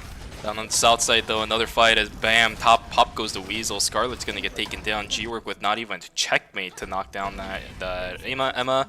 Full-on rotation is going to be enough. Nice targeting from Peksu, but it just gets him killed. Instead, there's the quick spin. A lot of good damage soaked up, but it's not going to be enough. Seongnam ROX also starting to rack up the number of kills. They actually one-upped the number of kills against Muda and Sejong, and you know what, Super? I think overall Seongnam ROX is now in the lead because this late into the game, you actually start getting credits, the rewards from killing players, and the weapon mastery count is going to be a lot more because people are just inherently much more tankier than they are in the earlier stages of the game.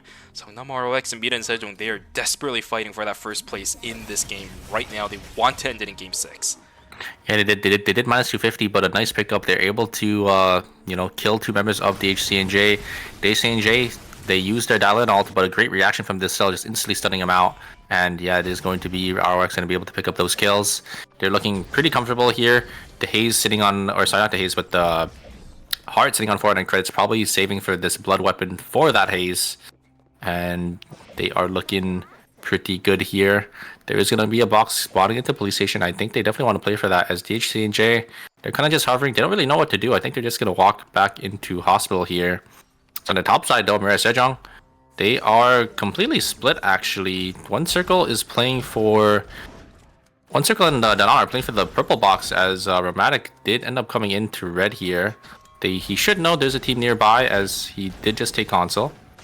So he has to play a little safe. I think that's why he's kind of taking those animals, because he knows exactly where they are. They're staying right around that super open area right next to the bear, which is where the CCTV actually covers.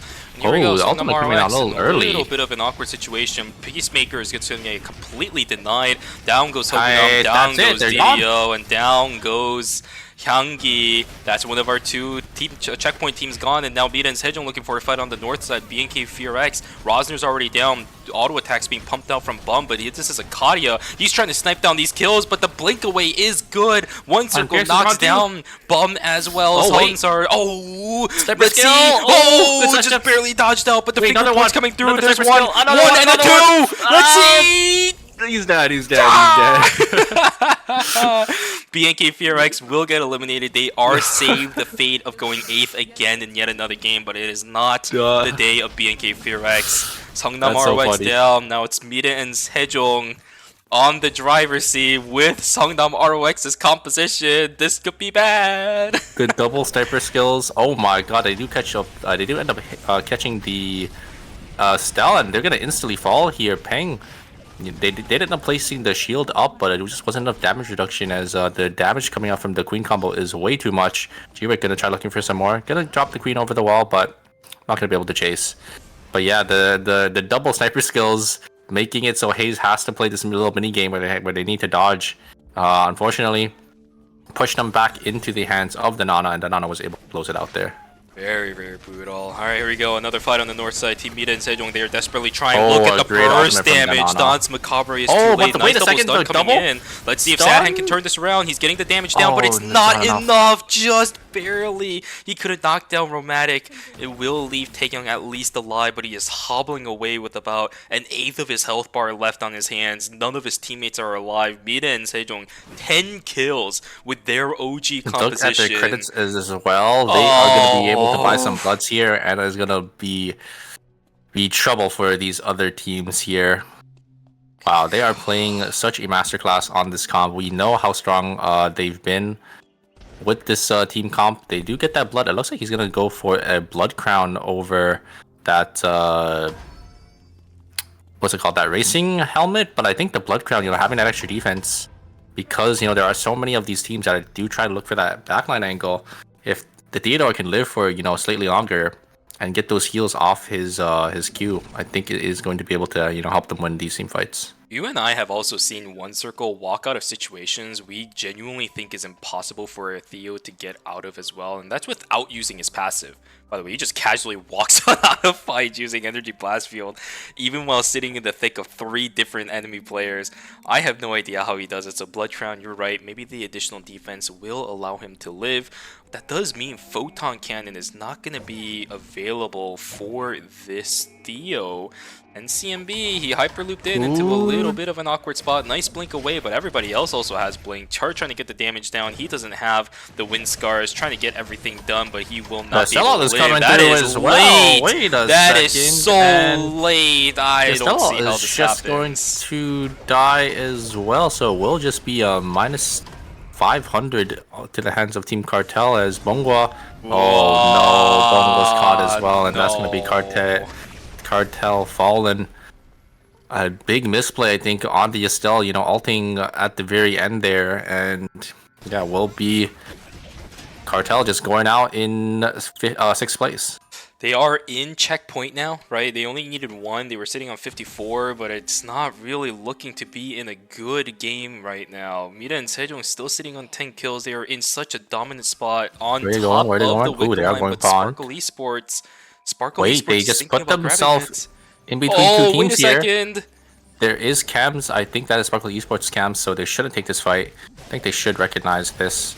They're going to take the cams here. They will just get away. It will be Sparkle Esports going to be able to take this wick line, and I think that's going to be a blood crown, probably going to go over to the hands of Fauna. Fauna sitting only on that weapon. Wait a second. Are they going to check? They do end up checking, and they hit Nice check. the Sparkling on 3, and their lockdown coming in for this ammo. Totem is procced, but Totem is kind of useless into a Bernice, as a Bernice can just drop a trap on you, and you will get rid of it after. Yeah, I'm surprised there's a lot of counters to Emma's Totem in the series. There's Smoke the screen coming Rose drill, through, yeah. yep. Then Bernice is just able to drop that trap on you, and then if the players are good as well, they're able to time the CC right as you come out of the totem, and most of these players are able to do that. I think we've seen it quite a bit where a Yan is just able to get that roundhouse kick as soon as the ammo comes out of that totem. We've also seen Shinonome using the red carpet perfectly on time as well to pull Emma's away from a hat trick, for example. KCW trying to keep himself alive. Pubba, same thing. Peksu doing the exact same thing as well. They see Mita and Sejong's composition and say, nah, I don't want to fight that right now. They're getting corralled into a corner. There is nowhere to run after this. And we just saw KCW and Pubba. He's getting his stacks here. A whole lot of timer, indeed. Mita and Sejong don't even want to entertain that. They don't have any information. They don't have any control over the deep alley area. But look at their back. Team Auto Arms are pushing in, so they gotta be a little careful here. I think they do have a ward behind them, so I think they should know that there is a team that is coming. They need to either take this fight right now, or they need to just get on out of here. I think the only camera they have is the one we see on the right side of our screen. Now they're putting down a little bit more, but if they get caught out like this, it's a little bit bad. Trying to use the Soul Stealer, maybe they did have some information. Trying to get the fight in. They're putting themselves in I like this. a little bit of a position. In that back there, yeah. Oh, it yeah. looks like Team Auto Arms is gonna try sending it though, but this Lina is too far forward. It's gonna instantly fall. The damage is coming out. They do actually kill Romatic, or they actually kill once they're getting Romatic pulse as well. And the ratio here. Are they going to be able to kill? Wait, the Nana is going to try to get the res, but it's instantly cancelled here. Oh no, once MSJ is getting completely teamed on by these other teams, and DHC is back up, and Nana is forced to run away. I think he's going to fall here. Lumi is just running back into red as well. Maybe, wait a second, maybe the Nana can TP to Temple? He's gonna try. He's definitely gonna try. All these teams are trying to at least deny the Lumi. Hyperloop in the Temple has to come through now. Is gonna go to Temple as well. He's got the credits. Good TP here. He does get a good TP, but I think Autumn's gonna make it in time first. Yeah, Autumn's gonna make it there first. This is bad. This is bad. Look at the health bar on Auto Arms though. Denana, he can't get Denano, crowd get control. out of there. No, he's not gonna go for it. Oh, there's the res coming in. Yeah, because if he does end up going for the res on either Theo or Bernice, he's just gonna instantly die. Exactly. He's just gonna have to walk away here. Maybe catch Lumi on the way into Pond, but it's not looking good for Team Mira Sejong. I mean, Auto Arms, they know what's going on now, right? They gotta camp it. Yeah, they're just gonna be able to reset it like maybe 5 or 6 times, but it is gonna go into red. So. They do get the buy. It's coming. It's coming. To Denana. But Team Sparkle Esports, maybe they're there to intercept. I think they do. Recognize. How far does Lumi go? How far does Lumi go? Let's see. They are there, so they should be able to intercept him. It's cooked. It's absolutely cooked. There is still a world where it can happen, assuming maybe you could TP into like Stream or Cemetery. Pod here. But you can't catch Lumi while he's speeding. And there's the Hyperloop that was pinged down. Mira and Sejong's gonna get taken down. We're gonna have ourselves a game number 7. Ay. Yeah, I would have TP'd the Cemetery myself, but I don't think they would have had enough time to walk in anyways. So yeah, it was a little doomed. That is really unfortunate for Team Mira Sejong. I don't think you can even interact with Lumi while it's in red. No, you can. You can. I tried doing that before and just sped away. No, teams have definitely like intercepted Lumi in red and like and it is like a strategy where you could teleport to a red zone, intercept Lumi, get the res, and you all TP out. But in this situation, I don't think there's anywhere any place for them to TP aside from I think Cemetery would have been the only one, but I don't think it would have had enough time to walk in anyways. So it was a little doomed for them. As Bebo does end up getting caught by Sparkle Esports, they're gonna fall here. I think we're gonna have a lot of teams maybe entering into checkpoint here, as Asher maybe gonna look for some more as well. Asher has control over the final zone, of the temporary zone. There's the kill going over into the hands of Team Sparkle Esports, sitting on 8, looking for 11. Oh, he finds an angle onto Songarong. Songarong, he has the Ghost Fire proc on him. I think he will. I think he will. There he goes. Down goes the Celine. So much damage coming from the Ghost Fire. And Fauna loses Nina. This is bad. No Soul Link was activated. There's the activation going in for Scarlet, but he's going to get taken down too. Fauna on the last straights. He doesn't have anywhere to go. Does not have Nina. There's no way. Fauna is just gonna be an Asher win for this battle zone. It looks like Nina is back up and Soul Link is popped, but it's not gonna be enough as Team Asher, they're gonna be able to win that temporary zone for themselves. Gonna score another 3 kills. So they're sitting on 10 field kills. I think that might put them into checkpoint as well. And Team Auto Arms, if they are able to win this game, might put them into checkpoint too. And Super, when was the last time you and I saw a Temple final zone in an ERM? By the way, yeah, it has been a while, and there are extra white lilies this season. Yep. Actually, it's no, it's not the mid-season patch just yet.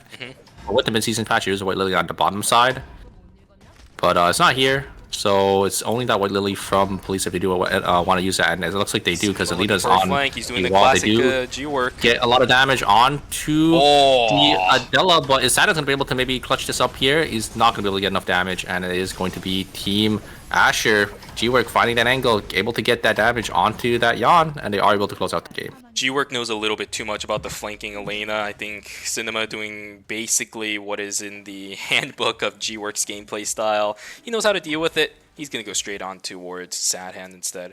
Well played. Over onto Team Astro. They're going to take away first place for game number 6. Deny our 2 checkpoint teams from finishing our series in the game number 6. We will go on to a game number 7, which means we have ourselves a break upcoming in just a moment.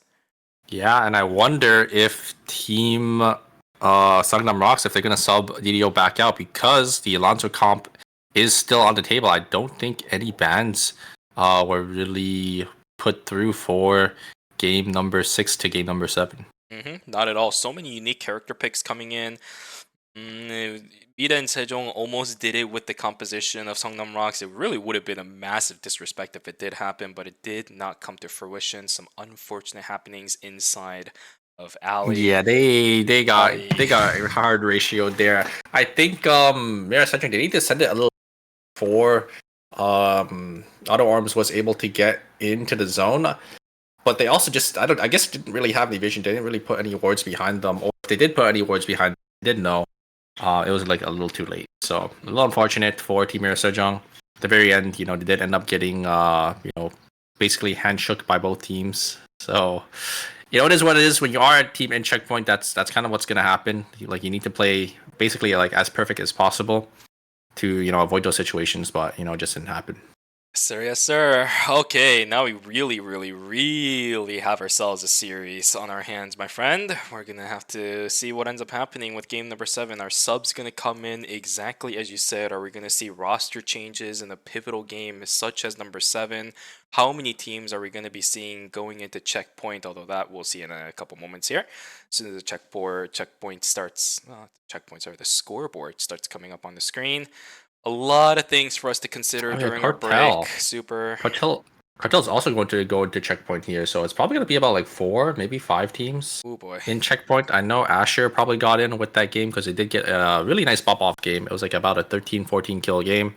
Here we go. Here is the standings, and it is going to be, another 40, another 54. Oh no. The curse. Another 54 today. And it is Auto Arms, but yeah, Sangnam Rocks and Mira Sejong are tied in first place now with 74 points.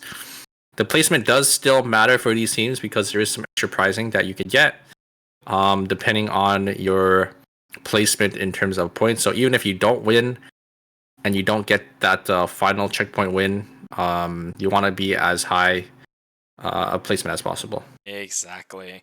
Auto Arms, if they didn't -2 earlier on in the series, they will be over into checkpoint. But is a good point. That is a good point. I guess Songnam Rocks going into checkpoint exactly with 55 points, like angered the 54-point gods or something at this point, because we had 2 teams now that had to deal with that. Cartel sitting inside of that area. Same thing for now, Team Auto Arms. Maybe if we have a game number 8, we'll have another team that has to deal with the 54-point curse, and at that point, we know something went wrong. The script has been written at that stage, but other than that, guys, that was the end of game number 6. I genuinely thought it was going to be the end at game number 5, but Bida and Sejong counters Team Songnam Rocks, and then this time around... Hey, I said 7 games, so, it might come to fruition here. There are 4 teams at checkpoint, so technically it's a 50-50, if the next game does end on game number 7 or not, but I think with that, we are going to just send you guys over to the break here. Yes, sir. Now, this time, really, go take a stretch, go grab some water, and go grab a snack. This is highly going to be a last rotation for us this weekend. We'll see you guys back here for Game 7, and maybe a Game number 8 as soon as the break is over. Take care.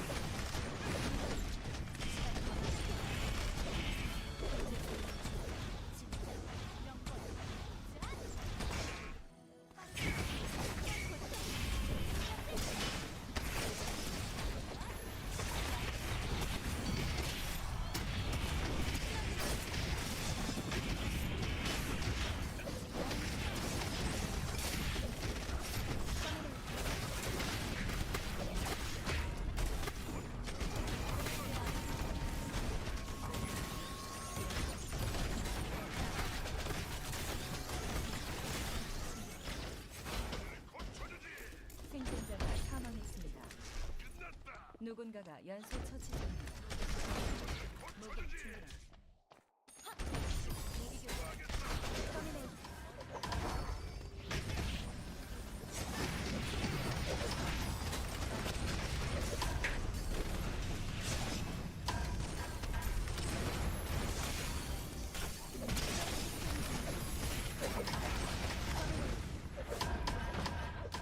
생존자가 사망했습니다.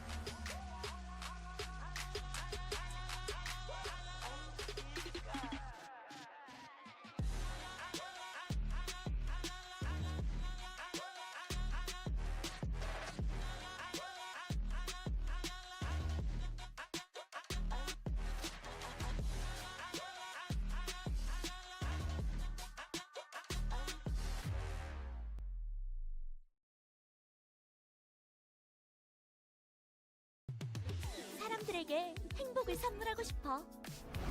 태어나서 연애해본 적 없으면 마법사가 된다고 하잖아. 마술사는 될 수 있더라고. 마술사 등장! 새 무대를 준비해볼까? 지금 필요한 건 웃음과 마술이야. 동정과 카드, 어느 쪽이 좋아? 비비디 바비디 부! 말하는 대로 이루어져라! 나에게 필요한 건 실력보다 미소. 어우, 좀 이쁘라니까. 표정이 왜 그래? 여기야. 우리 비둘기가 자기가 당신보다 머리 좋을 것 같대. 어떤 카드가 좋아? 널 위해 준비했어. 토끼와 함께. 우리 비둘기가 살려달래. 폭력 반대. 웃어줘.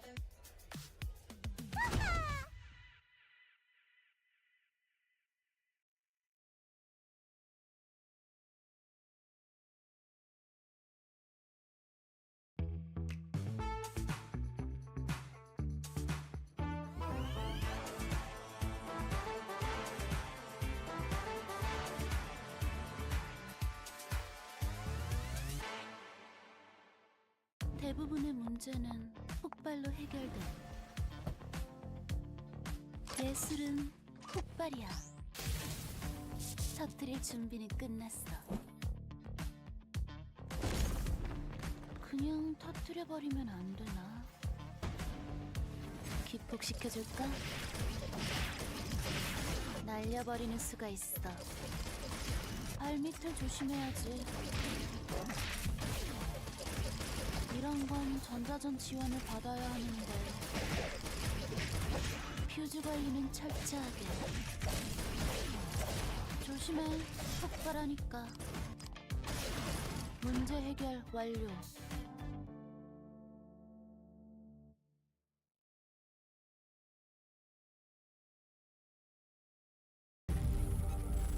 You're ready to get in the game now. The last thing you want is to wait. WD Black, performance storage, purpose-built for gaming. SSD speed that obliterates load times. Performance to transform your game. Expanded capacity to store more. Customizable RGB. WD Black. Because the game never waits. WD Black. Drive your game. 11의 결혼식 브이로그. 지금 바로 시작할게. 드레스 어때? 오늘을 위해 특별히 준비했어. 신부 입장. 아직 브이로그 안 끝났다고. 빰빰빰. 받아줄까지. 와, 케이크가 더 커졌어. 예쁜 추억 많이 만들자. 저기 있어. 청첩장은 안 줬는데. 영원한 사랑을 맹세합니다. 11의 결혼식 브이로그 봐주셔서 감사합니다.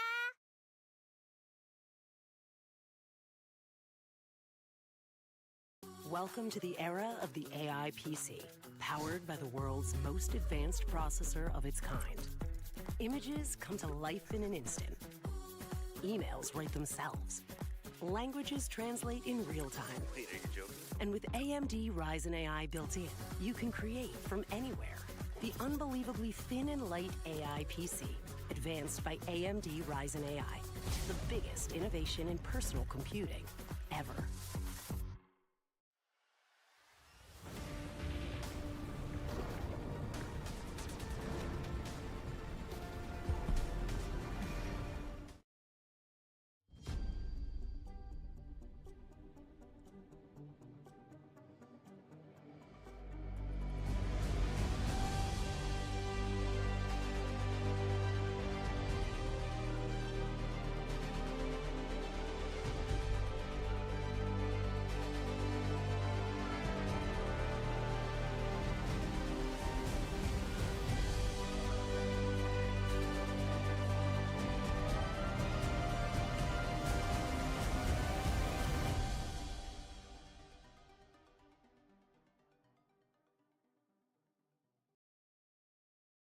Hello, everybody. Welcome back from the break. Again, I hope you guys had a fantastic break this time around. Hopefully, I don't have to go any further because I can't think of any words any further than fantastic.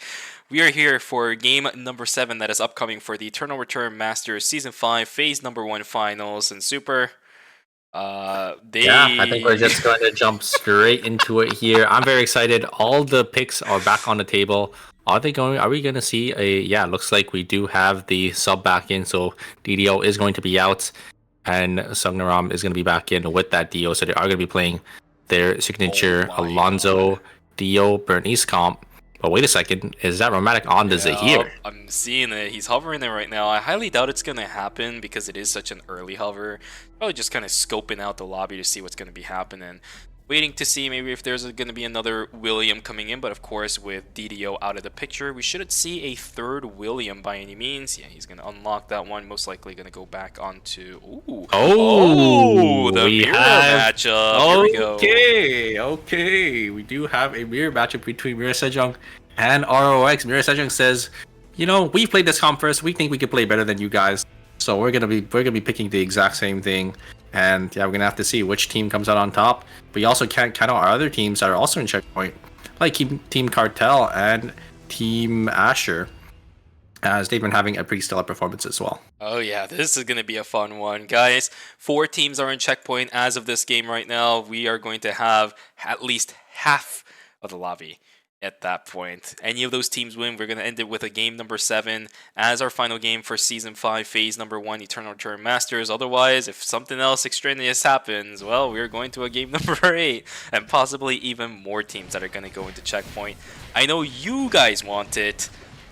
I kind of want it, but at the same time, I don't. This was a pretty good series already to begin with. I would have been completely content with, I think, game number 5 being the end, game number 6 being the end. But here we are with a game number 7 that is now. Hey, I guess 7 games, so we'll have to see if it does come to fruition here. We do also have E8 subbing in as the coming back for BK Furix. We did see this comp. Did work out somewhat well for them, I think, in the qualifiers. They were able to get some kills. I think they were able to win 1 game. We have to see if they will be able to close out this series, or if they are going to be able to, you know, stop, you know, these other teams that are in checkpoint here. As I don't know if you saw, Shuvi, but we will have an Alonso ban back on the table going back into game number 8. Indeed. If we do ever get to a game number 8, that will come into fruition. But for now, these players and these teams that are already in checkpoint are going to do everything in their power to deny that actually becoming a reality. Much more possible now that we have 4 teams in checkpoint.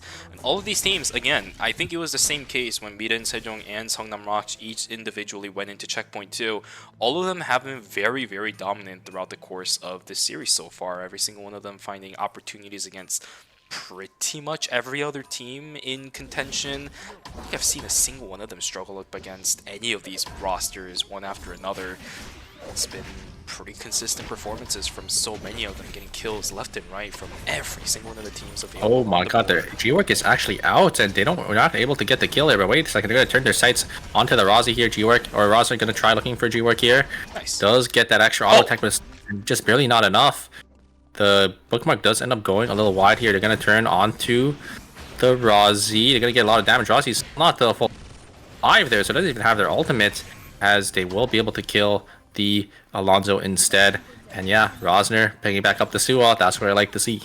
BNK FureX starting out strong. Game number 7. They're finally starting out with an early kill, and here we go. Finally, Sparkle Esports getting jumped on by Team DHCNJ. Are they actually going to be able to get something? Not at the moment, as Fawn's going to be getting out of there. Yeah, just leaving their teammates there, as they're just going to focus their sights onto Scarlet instead, and DHCNJ, they're going to be able to pick up another kill for themselves in the early game. Finally up against Team Sparkle Esports too, right? They've been struggling for pretty much the entire series up against that team, but this time around they do get something. Youngie, really nice damage up against Romantic, but as you know, he was by himself, not really going to be able to get too much done. I like that. I don't know if you saw there, but Cinema ended up calling in a camera to get that camera hop, because I don't think they had any of their inventory, and it will secure them a free kill for the side of Auto Arms, as Auto Arms, they were 1 point away from checkpoint, so now they should be in checkpoint now. Okay, well, here we go. We're gonna if this goes to a game number 8, right? If really if it goes game number 8, but if there's any team I think that can stop these other teams from getting that checkpoint win, it is, I think, going to be Team Auto Arms. They've been showing up, winning a lot of these nice 3v3s, and yeah, I think they would be the ones to, you know, shut down these checkpoint teams. I don't know if you saw that, by the way, just now, but Songharang buffered the 4-stack not electrostatic surge, what is it? Her ultimate, I'm forgetting the name real quick, but she buffered her 4-stack, so she got hit by the Striking Tiger, but because it was buffered, it still went off, and as soon as the Striking Tiger hit, the 4-stack went off and it killed the dial-in, so really big kill for Songharang, but it gets traded back right afterwards anyway, so it's a 1-for-1 overall between Sparkle Esports and DHCNJ. Oh my god, that is so satisfying to watch. As wait a second, ROX might wipe here, as it's going to be Alonso at the very end, so it's going to be an early wipe for Sangdom Rocks, and that is one of our checkpoint teams. An amazing find from G-Wick, able to get that double queen into that checkpoint, and just able to just wipe out the backliners, and that is a disaster for Team Sangdom Rocks. Such an early wipe, and they won't have a chance. They're going to have to pray that Team Asher, Team Cartel, and Team Air Sejong aren't going to be able to win this game. They can't even affect the rest of the game's outcome either. They only fed additional kills over on the Team Asher. If anything, they helped the series end even faster than they really wanted to. Our first team into checkpoint just getting completely annihilated by Team Asher. A beautiful catch, exactly as you said. 2-stack onto the Night Fork, double knock up into a double checkmate. It is the worst possible scenario that you could be asking for as a double backline this early into a game too. That is the way the cookie crumbles for Team Songnam Rocks. That is the hand that they were dealt. Unfortunate for them. Yeah, that is beautiful. Such an early wipe, and here's NCMP trying to find an angle onto Dramatic, and he will be able to instantly kill him by himself here. One circle gonna be forced to get away, but a great find from NCMP. And wait a second, are we gonna have another checkpoint team gonna go up there? Oh my god, but One Circle with their fancy feet, able to dodge out. So well played from One Circle, dodging out on that done from that Adina, and then just able to juke the members of Team Cartel. And yeah, Mirror Sergeant gonna be able to live. Another fight here on the top side here. Team Auto Arms gonna be able to get a nice clean fight into Team BNK FureX. Gonna be able to trade 2-for-1. Actually, they didn't really drop any kills there, as it will be a nice clean 2-0 for Team Auto Arms. Beautifully done, beautifully done. Only one team fully down though still. A lot of other teams trying to recuperate from these losses in the earlier stages of the game. Of course, death timer is not as long as you might want, but it's still there. It's still there. BNK FureX is going to be coming up in just a moment. They still need more points. They still need more kills to get in a checkpoint. It's not happening as of yet. G-Work getting taken down. Char is going to have to just leave. Astro down the player. It's going to be into the hands of Team Sparkle Esports. They're also making their way up towards the checkpoint spots. Yeah, they get a nice kill. They're going to get their buy-ins here. They're all sitting at about 300 plus credits, so going to get these small buys. I think Sung Hong's probably going to get his 4 score here. Oh, this looks like Taeyong is completely isolated. DHCNJ, they always thrive off these picks. They always thrive off these players that are a little slightly mispositioned. But Taeyong just going to walk back into the hands of Auto Arms. Maybe they're going to look to turn here, but I don't think they do want to take this fight. It looks like they're just all going to back away. Sir, yes, sir. It's all good and dandy. Oh, okay. But Just a little bit of a blast plan straight into the face of Pixie. It's alright though. Not that much damage dealt actually to test up just, but here we go. This could be a really big my play. Nope, getting taunted all over the place, getting disrupted everywhere. There's exclusive being forced out with a lot of skills. Great roundhouse kick, but wait a second. Down goes Cinema. Taken getting caught out by the bottom shelf. He's gonna get slowed down, but Pixu missing the striking tiger. I mean, it doesn't matter. It is a battle zone. This should be a win for Team DHCNJ. There we go. Mithril picked up for that team. Nicely done for those guys. Trying to move up towards the alpha, but there is a team already there, so I don't think they're gonna be able to pick up a second objective in this game for night number 2. And nicely played by DHCNJ, recognizing that the Mai was a little too far forward, focused their attention onto the Mai, and then the Mai, you know, just dying without auto arms being able to follow up here. But wait a second, we have an engage onto Fauna. Fauna already forced to pop the soul and gonna jump on forward, gonna follow as well. A great find from NCMP, gonna be able to find it as well, and it will be Team Sparkly Esports gonna probably lose down to Cartel. Sungrow does end up getting trading 1-for-1, but yeah, the 4-bomb is just not enough damage yet on the Celine, and it will be Team Cartel gonna be able to win that one out. KCW getting tagged by the signature fireball, will get slowed down massively. Bum blinking in, trying to get a stun with the windup, not going to get it. Still Pubba trying to just jump back in, maybe get a little bit more damage done, not going to find it. We'll see a 2-for-0 in favor of Team BNK Fair X. Pretty nice kills coming through for these guys. Double transitions. Wait, actually, is that 2 or is that 1? Yes, it was 2. They were both Tree of Lives though, so maybe not the best in the world. Maybe a Meteorite to Tree of Life would have been a nice. I think it's totally fine because yeah, to get some transitions, and they could probably use another tree to get, you know, maybe a 4 score here if they do, because I think the ERM is pretty close to getting that Meteorite call. So that is a great find for Team PNK Felix, and they get that remote kiosk as well. Heck yeah. Good stuff, good stuff. Alright, what is the game state now? The only team without a kill is going to be Songnam Rocks. They can't get any more in this game. Every other team in the lobby has at least something going for them, which is good to see for us. 30 seconds to go until day 3 will hit. Oh, we still have a lot more left in this game, man. We've already seen quite a bit in this game already. It's a really nice consistency pattern, right? Again, where we come off of a break and everybody's just looking for fights immediately as the game begins. That's at least staying consistent, but everything else, ooh, the stakes are so much higher than before. G-Work sitting on 0% CDR, but has a lot of Ampere with that Persona. Gonna use the Rook over the wall here. Does have the Queen prep if he is going to be able to find an angle onto his backline. Does end up hitting the Queen onto Fauna, but very great reaction. Able to buffer that stun with their dash, and yeah, they're just going to get on out of their tree. We'll go over to G-Work here. Yeah, looks like G-Work is just playing a build without any CDR. He's going to build that Blood Cloak as well. Just gonna try getting these one-shot angles onto these backliners. Cataclysm coming from Eye of Argos is doing a lot of damage. You saw with Fauna even buffering the dash away, he still got chunked out for I think about a quarter of his HP just from a Queen alone. That is the danger of this build of an Adela this late into the game. Well, I say late, but it's only day number 3. He's been built up pretty well. He's been fed pretty well by Team Asher. Just really goes to show that there is a lot of pressure on these teams to really make 0-0 mistakes. Here we go, another fight on the north side. Alley, it's going to be between Team Bida and Sejong and Cartel. 2 of our checkpoint teams trying to get something done. There's double Spark Knee land onto the 2 members. It doesn't go, the auto attack doesn't go through the shield, so it doesn't split, but NCMB trying to buy as much time he's just dashing. He's still yeah, alive. There's not really much Team Mirror Sergeant can do, as NCMP is just on the backside, just using their, the Felix is using their dodge, and Felix into a Bernice. They're just able to dodge on all the auto attacks. No damage is going to be done onto the Felix. As there's going to be Mirror Sejong. They're going to be forced to actually give this, and they're going to be down minus 250. That's tragic, but look at the zones that are opening. At least they're going to have a bit of breathing space, even if they do end up staying in alley. We do see the Meteorite also spawning a gas station on top of it, but this ping should notify Team Cartel. Some kind of shenanigans is happening on the north side. Same thing for Team DHCNJ. A little bit split apart is going to be this really team split, throw. yeah. And so they can't actually take advantage of this resurrection, but they do know that there is Mita and Sejong sitting inside a fire station. The CCTV control is still in their favor, so I don't think they're in a bad enough spot. But looking to contest for the purple box at least is going to be both of these teams still. Fire station is reopening, and Cartel is going to be positioned there to grab that meteor, so they might have to watch their backs here, as they probably are just going to walk down to contest for this box as well. We do have another team TPing in, Sparkle Esports TPing into I think that is Fire Station 2, so gotta be a little careful here. Looks like Danana is just gonna stick the box. And Team Mirror Sejong, they're just gonna walk up. Or wait a second, they're actually gonna look for an angle here.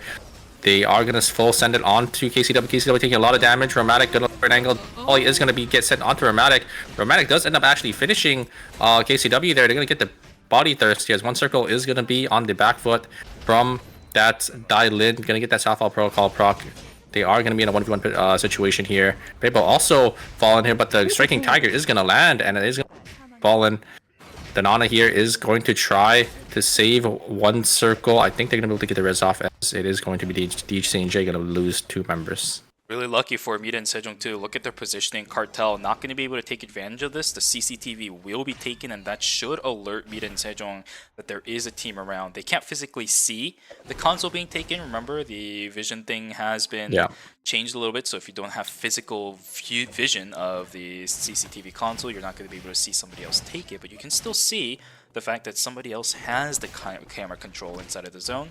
As soon as it turns red, they're just going to back it on out of there. Everybody is still safe. We're still at 21 alive. Only team down, Seongnam Rock still going into day 4. Yeah, as long as you had the console before, you should be able to know, because your console vision would disappear. So I don't think Mirror Sejong had the console vision though, so I don't think they would have known, but I think they did, end up kind of stiffing, another team out, above them, because, Cartel was making pings up, I think, in gas station, and it's pretty obvious that they would just walk down. Exactly. Sitting inside of stream at this point, looking for the meteorite that is going to spawn in just a few seconds. Danana sitting on 26 seconds. He's just going to stand right on top of it. Oh, Team Cartel. No, wait, Team Cartel is so split. Look at their positioning here, as Team BNK Fearx are in the zone, so they might be able to catch one of these two. Are going to TP on in, and the pings are made, so Team BNK Fearx, they should know. The vision plant was just hit as well, so yeah, it looks like both teams are just gonna back away. Objectives wise, I think Cemetery is closed, which should guarantee the fact that it is going to be a spawn for Wickline and Forest. They have a long way to go. Look at how many teams are on the north side of the map. Look at this mini-map at the moment. I don't even know if there's any team on the south side of the map right now. A couple of them are TPing over. I think that's Team Asher trying to hyperloop in towards Forest. Outside of that, every other team mostly towards the north side of the map. Yep, there is the Wickline spawn, guaranteeing it's going to be inside of Forest. Asher's the one with the jump on it. Everybody else kinda on back ends. They have a long way to walk to any open zones, man. Will be DHNJ maybe going to come in to contest though, but look at their items, they're not looking that strong. So only the Dial-In were on 4. I think the Yan was only on 2. I don't know how strong Dema is, but at DHNJ, one of these teams, they always, sort of struggle to the mid to late game. I wonder if they will be able to maybe find an angle onto this backline. If they are able to get, a kill onto Razi or onto the Della, this could be pretty big for them. Yes, sir. Yes, sir. DHNJ just backing away. Team Asher still with full control over Forest. No one else really looking to TP in the zone right now either. I don't see anything in the chat that signifies people are hyperlooping into the zone. It's going to be a clean wick take for Team Asher. That's going to give them a massive advantage going into the late game. If anything, control over the few zones that will be open after the next set closes. That's going to be huge going into the final zones, because we know how Team Seongnam Rocks plays, and if Team Asher is able to do it too, they're going to be so safe until final zone. Yeah, will just be a blood going over to the hands of the Razi. Get their credit counts. Asher sitting on about 900 credits each, so they're going to be able to spike pretty well here into the late game. I wonder what else they're going to buy. Maybe they're going to give another blood over to maybe G-Work for him to get the blood weapon, so he could try looking for these one shots. Rosner gonna blink on forward to try to look for an angle on the back line, but not going to be able to find anything. I think a little too hasty there to pull the trigger. The blink is going to be on cooldown now for about 90 seconds for the Suwa. I think I'll be able to find an angle here. Looks like they don't really want much. I think Mirror Sejong, they do know there's another team in the zone, so they don't really want to really take this fight here, as Team Cartel is just sitting on the bottom side in that blind spot. I think I did see blinks coming through from at least one of the two backliners on Mida and Sejong, so that is still something invested from that team to get away from that. So I would say the cooldown is relatively worth it. Sua can still jump in if she really wants to. TP here. Mida and Sejong jumping all TPing at the same time into Doc. Okay. Ooh, I like this play because Doc was closing, so it is a relatively safe TP, and they all do at the same time. the reason why you all want to TP at the same time there is just in case, you know, a team is able to maybe stop your TP. If you don't go at the same time, you know, you are going to be delaying it for quite a while. But here's Auto Arms going to send it onto Cartel, but Fear-X is right behind them. They need to disengage here, but Bomb is on the top side. They're going to be able to maybe find an angle here, and Auto Arms is going to be able to all the rewards as well. This is just... Oh wait, Cartel is actually going to be able to live here. Pain, it does get caught by Rosner, and I think that's going to be another one of our checkpoint teams that's probably going to fall here. It is day 5. Look at the credits on Team Cartel. Auto Arms is going to focus down Team Cartel, and they are going to fall here. And another third party is here from Sparkle Esports, as it's going to be Fear-X going to drop as well. Oh no, 6th place for Team BNK Fear-X. But now Auto Arms are in a little bit of an awkward situation. They're trying to jump in on towards something, but they use a lot of tools already to initiate onto the other team. Shawvale is pretty good. Cinema's still alive. But for Auto Arms, the Tetragon goes down too. That's reset, another big they don't have timer. gone. Yeah, they do not have timer. Cinema needs to stay in here. He needs to try getting some kind of health going for himself. Wait, no, it's not going to happen. The 4-stack lands at the Sad Hand. He's still alive. Totem for the Emma. He's still alive on the backside, sitting inside of the bush. But there's so many skill shots going into that bush too. Emma is down. Taeyong still alive too. Sad Hand maybe going to get the res off. No, Songarang is going to cancel it. Trying to get the jump on over 4-stack into something. No. He gets Wait. it. Cinema gets the kill over onto Fauna though. Cinema, he needs to get something going. He has full information of what's going on right now, but he can't res because the chicken was on him too. Yeah, I think he just had to leave there. I think he's probably just gonna maybe get a Lumi res here, but I think these teams, they know they're gonna try to deny this res, and that will be Team Auto Arms kind of in shambles here. One of our teams to try to deny the checkpoint, but we do still have Team Sparkle Esports and Team THC&J. It looks like they're gonna get sniffed out by Team Air Sejong. They're gonna be forced into red. They're probably gonna TP, and here is the res. Here's the Lumi res in red. This is perfect for Team Auto Arms. I think Air Sejong does know, as they do see the pings on the map, so they're gonna pat the back. They're gonna try looking to maybe deny Auto Arms from coming into the zone. You should see Red Sword starting to flare in just a moment. We're seeing a couple already between Asher and Team THC&J on the north side, though. Of course, exactly as you said, Miden Sejong versus Team Auto Arms. There is so many things what's coming back in that as could well. go wrong. Oh no! I think Miden Sejong is gonna get ratioed, as on the other side here, Asher have the zone completely for free, and oh my god, the damage coming out! A great light combo coming out from G-Wick, able to knock up the Dylan. Dylan is sitting at 1 HP. G-Wick tried to look for an angle there, did end up jumping over the wall as the Dylan, he's cornered down here. Surprised he's actually going to walk in from the top side, but just going to walk down. Going to burn a lot of red timer. Where can a Dylan go from this point, though? Nowhere. At least it's not going to close just yet, right? So he has a little bit of time to work with. I like this idea where he's just going to hyperloop using the factory one. Wait, they're all moving over to hospital. What? Oh my god, 4 teams in hospital. No, 3 teams in hospital in a situation like this. Mira and Sejong, they're on the north side now. They're the ones that don't have to watch their back. Auto Arms, the one that are kind of squished in the middle. We do actually have 4 teams sitting inside the zone. What is going on here? No one's going to be able to hyperloop out either. This is going to be so bad for Mira Sejong. Auto Arms just going to send it straight onto Mira Sejong. Here comes the third party from Sparkle Esports. The timers are ticking, though. Look at the time. They're going to be forced to stay into this corner. And that's perfect for a team like Sparkle Esports, because they have so much AoE damage. And they're going to have to play into it. There is another team, though. DHC&J probably going to contest Team Sparkle Esports. So maybe Mira Sejong can contest here. As DHC&J, they're posturing up for this third party. Split set. Here's the fights. They are locked in here, so they can't have any. They don't have anywhere to kite back, and I think Mira Sejong is gonna fall here. They do end up trading 1-for-1 for Sad Hands. One Circle actually able to live for so long. I think they're gonna be able to win this and get the wrist off. But yeah, it looks like on the other side, the 2 teams are fighting on the bottom side. So wait a second, the HCNJ is coming down to Emma 1v1, and Mira Sejong, they're getting the res, and they're gonna come. Oh, this could end. This could end right now. They need to somehow deny this, but Emma versus Emma doesn't end that fast. They're Emma just poking each other, and Mira Sejong is coming in. They're gonna reap all the rewards, and they're gonna win this battle zone. And Game 7 is gonna come down to Asher versus Mira Sejong. Oh my goodness, and Emma versus Emma final 1v1 is what ends the series as a whole. Mira and Sejong versus Asher looking for 7, Mira and Sejong looking for 12, and that should be the end of the series. No, not should, that will be the end of the series. Final couple calls coming in for Team Mira and Sejong. I'm not exactly sure what they're going for. It's a tactical skill onto the I like this Alonzo. I from think that should be the G-Work, maybe? Soul Stealer they're looking for. There's the shield gone. 30 seconds to go before the zones are going to close. Jumo pushing his way in. They know they have an advantage Sure without cast the the Alonzo queen. shield.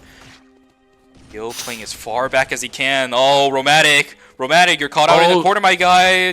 Nana, he's trying to go in. He's trying to buy a little bit of space. Here we go. Energy Blast Field is up. Jumo soaking up a lot of damage. There's a blink out from one circle. So many things invested by Team Mita and No Sejong. ultimate as Now they well. have a long way to go to walk. Yes, they have such a long way to trek. Can they do this? Yeah, it looks like it's going to be Asher just completely zoning them out, denying them any entrance into the zone. It looks like the Nana going to try walking on forward here. They don't really have any ultimates to work with. Sejong not having that theater ult is big, as they don't have that hard engage here. Timers are ticking. Both teams taking a lot of timer down. Asher up about 5 to 6 seconds, so if they are able to win in this fight here, they should be up here. A lot of investment onto both the tanks. Alonso are taking a lot of damage. Blast Field Here comes G-Work trying to use a checkmate, but it's not going to be Oh enough. my. Dramatic just blinks on out of there, and that's going to be it. That's going to be Mira Sejong winning Phase 5.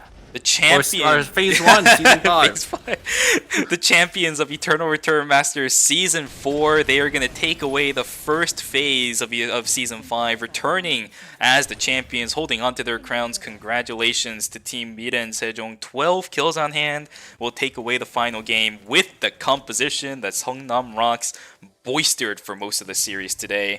Congratulations, and really, really brutal end for every single one of our other teams, but they played so well here today.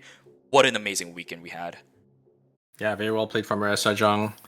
They came back swinging, you know. They went fourth in the National League, and they came out. They got first place in the ERM, so, you know, they're definitely you know, giving some hope back, you know, to their fans, as yeah, it looks like they are going to claim their spot as the best team in Korea for phase number 1. Heck yeah, GG's to Mira and Sejong, GG's to all the other teams that played here today. I guess now for us, since we know who won, we're going to have to take a look at the scoreboard to see what the placements look like from second all the way down into 8th. Mira and Sejong, they were tied with, I believe, Seongnam Rocks in first place after game number 6. With that performance, of course, they're going to skyrocket their way to first place. No doubt about it. It all just comes down to who ended up getting second all the way to 8th. Because that also, Super, we didn't really discuss about this today, or I guess this weekend as a whole, because they've just been breezing through the format stuff. All the placements are also going to decide how many circuit points you get for the season finals. Yeah, I don't know if you know or if you read on the update for the circuit for this season, but even if you top 12, so if you made it to the wildcards, you actually do get a couple bit or a tiny bit of circuit points. Yep. So that's kind of nice, you know, for the teams that did, you know, and group stage, they still will be walking away with a tiny amount of circuit points. But obviously, compared to the amount of circuit points you get for making it into the finals, it's not much in comparison. Yeah, it's still going to add up. We've seen some really close entries into season finals just by, maybe 5-10 points, I think, in season 4. So every single one of those points are really going to add up. It will matter a lot, ladies and gentlemen. So hopefully all of these players are able to get something going, at least for the season. The teams that really scored up towards the top of the leaderboards will hopefully see them in the next phase and the phase after that to continue what they were able to do today. Look for that victory instead of rounding out whatever place they end up in instead. Yeah, you know, I'm a little sad the last game, you know, we didn't get the Mira Sejong versus Seongnam Rocks showdown with, you know, the mirror comp, because Seongnam Rocks went out really fast, but, you know, it was Team Asher that did end up, you know, putting the nail in the coffin for Team Seongnam Rocks. So, you know, it's only fair that they were the ones to try to play for the win into Mira Sejong. Fortunately, yeah, it just wasn't enough. I think they focused way too much of their attention on Alonzo with the Alonzo engage. So both of the Alonzos were taking a lot of the damage. And then G were trying to go in there, but, you know, the checkmate coming out just didn't connect because Romantic was just able to blink on out of there. For sure. And if anything, this is pretty much the duality of man when it comes to the Alonso, Theo, Bernice compositions. On one hand, you go fast 8th with 0 kills, and on the other hand, you go first place with like 20 kills. That is just the way that this kind of composition works. It snowballs extremely well, but at the same time, it does have its weaknesses at the beginning of the game when you are lacking transitions. But ladies and gentlemen, here we go. The final scoreboard of this weekend of the ERM Season 5 Phase 1. Vida and Sejong, as we said, first place for both the champions and the placement points. They're going to get 2 million Korean won off of this weekend, so congratulations to them. In second place will be Team Astro, 76 points. In third place, Hongnam Rocks with 74 to round out our top 3. Yeah, unfortunately, Sangnam Rocks, they won like 3 out of our first 4 games, but just weren't able to capitalize and to finish the series. They do end up placing third as Team Asher. They had a nice final game there. Sangnam Rocks went out in 8th, and yeah, just takes their spot. So Sangnam Rocks coming in third place, and Mira Sejong, they just take back their throne. Indeed. The rightful kings of Eternal Return in the Korean side of things. They're going to maintain, actually not even take back their throne, because they already have the throne after Season 4. That is true. That is true. They're going to hold on to it, at least for now. There is still 2 more phases to go before the season finals is upon us, which means all the other teams in Korea still have opportunities to knock them down a peg and say, hey, we want to have a taste of the throne for ourselves. But for now, Mida and Sejong can go to sleep easy tonight, knowing they did hold on to it. They played an incredible series here today with some funny, disrespectful moments up against one of their main adversaries. And it does seem to be a case where they did take revenge for what ended up happening in the National League Super, as they will win out over Team Songnam Rocks. Yeah, they did end up going for it, and they just take Sangnam Rocks comp, or they take their comp back, I would say, and they just win over Sangnam Rocks there at the very end. So very nicely played from Mira Sejong, showing us why they're the best team in Korea. Absolutely. Fun series we had here over the course of the weekend, Super. I believe the Korean side of things are going to do their Korean interviews, which means you know what time it is. I know what time it is. All of you guys know what time it is. If you guys have drops that are still going, well, you had about 4.5 hours to be here, so suck. I love you guys, of course, but we're going to head off for the weekend. We'll see you guys in here a couple of weeks from now, of course, for the next set of Eternal Return Master. Yeah, it will be 2 weeks for Phase 2, but we will have NA esports for ERCS coming up next week. I will be playing in that, so if you guys are interested in some more Eternal Return esports, make sure you guys come back next week. I think it will be at 7 p.m. EST. Central. Yep, exactly. Yeah, 7 p.m. EST, 6 p.m. Central. And for ERM, it's going to be about the same time. I don't know if next week or the next ERM is the one with daylight savings. Is it? No. That's Phase 3. That's Phase 3. Phase 3, okay, yeah. If you guys are in the States, keep an eye out on that. We'll try to let you know at Phase 2 as well. Probably in the finals, we'll let you guys know that daylight saving time is going to affect it a little bit. But for Phase 2, we're just going to go on with our regular schedule. 5 a.m. Central Time, 6 a.m. Eastern Time, and 3 a.m. Pacific Time. It's going to be the same old. Yeah, we'll see you guys back here in 2 weeks. Thank you guys so much for watching. It's been a pleasure casting once again. And yeah, I'm excited. I actually don't think I'll be here for the Phase 2, so... Wow, I see how it is. I'm getting abandoned again, man. Yeah, it is Phase 2 again, but... yeah, it is what it is. I'm going to be a little busy, but I will be back for Phase 3 and for the final. Sounds good. Well, again, for all of you guys in the chat, thank you so much for staying with us. Thank you so much for giving us your time this weekend. I hope you guys all had fun watching Eternal Return Masters, the return of this circuit for Season 5. I definitely had a lot of fun myself. And for those of you guys who are looking for those extra couple % of drops, JP is still going to be streaming, so make sure you guys go check out the JP stream, Kyokushin, as well as the other JP caster are absolutely fantastic analytics. If you guys want to go watch their VOD, they are amazing with their reactions as well. It's not just us that cast Eternal Return, it's also a lot of other languages, and they're also fantastic. Yeah, go and support our other casters. But I think with that, we are going to be signing off here. Thank you guys so much for watching, and we will see you guys back in 2 weeks. 1 week if you guys are going to be here for ERCS. And yeah, I think that's going to be it. Have a good night, everybody, and we'll see you guys later. Have a great rest of your Sunday. Bye-bye. Bye.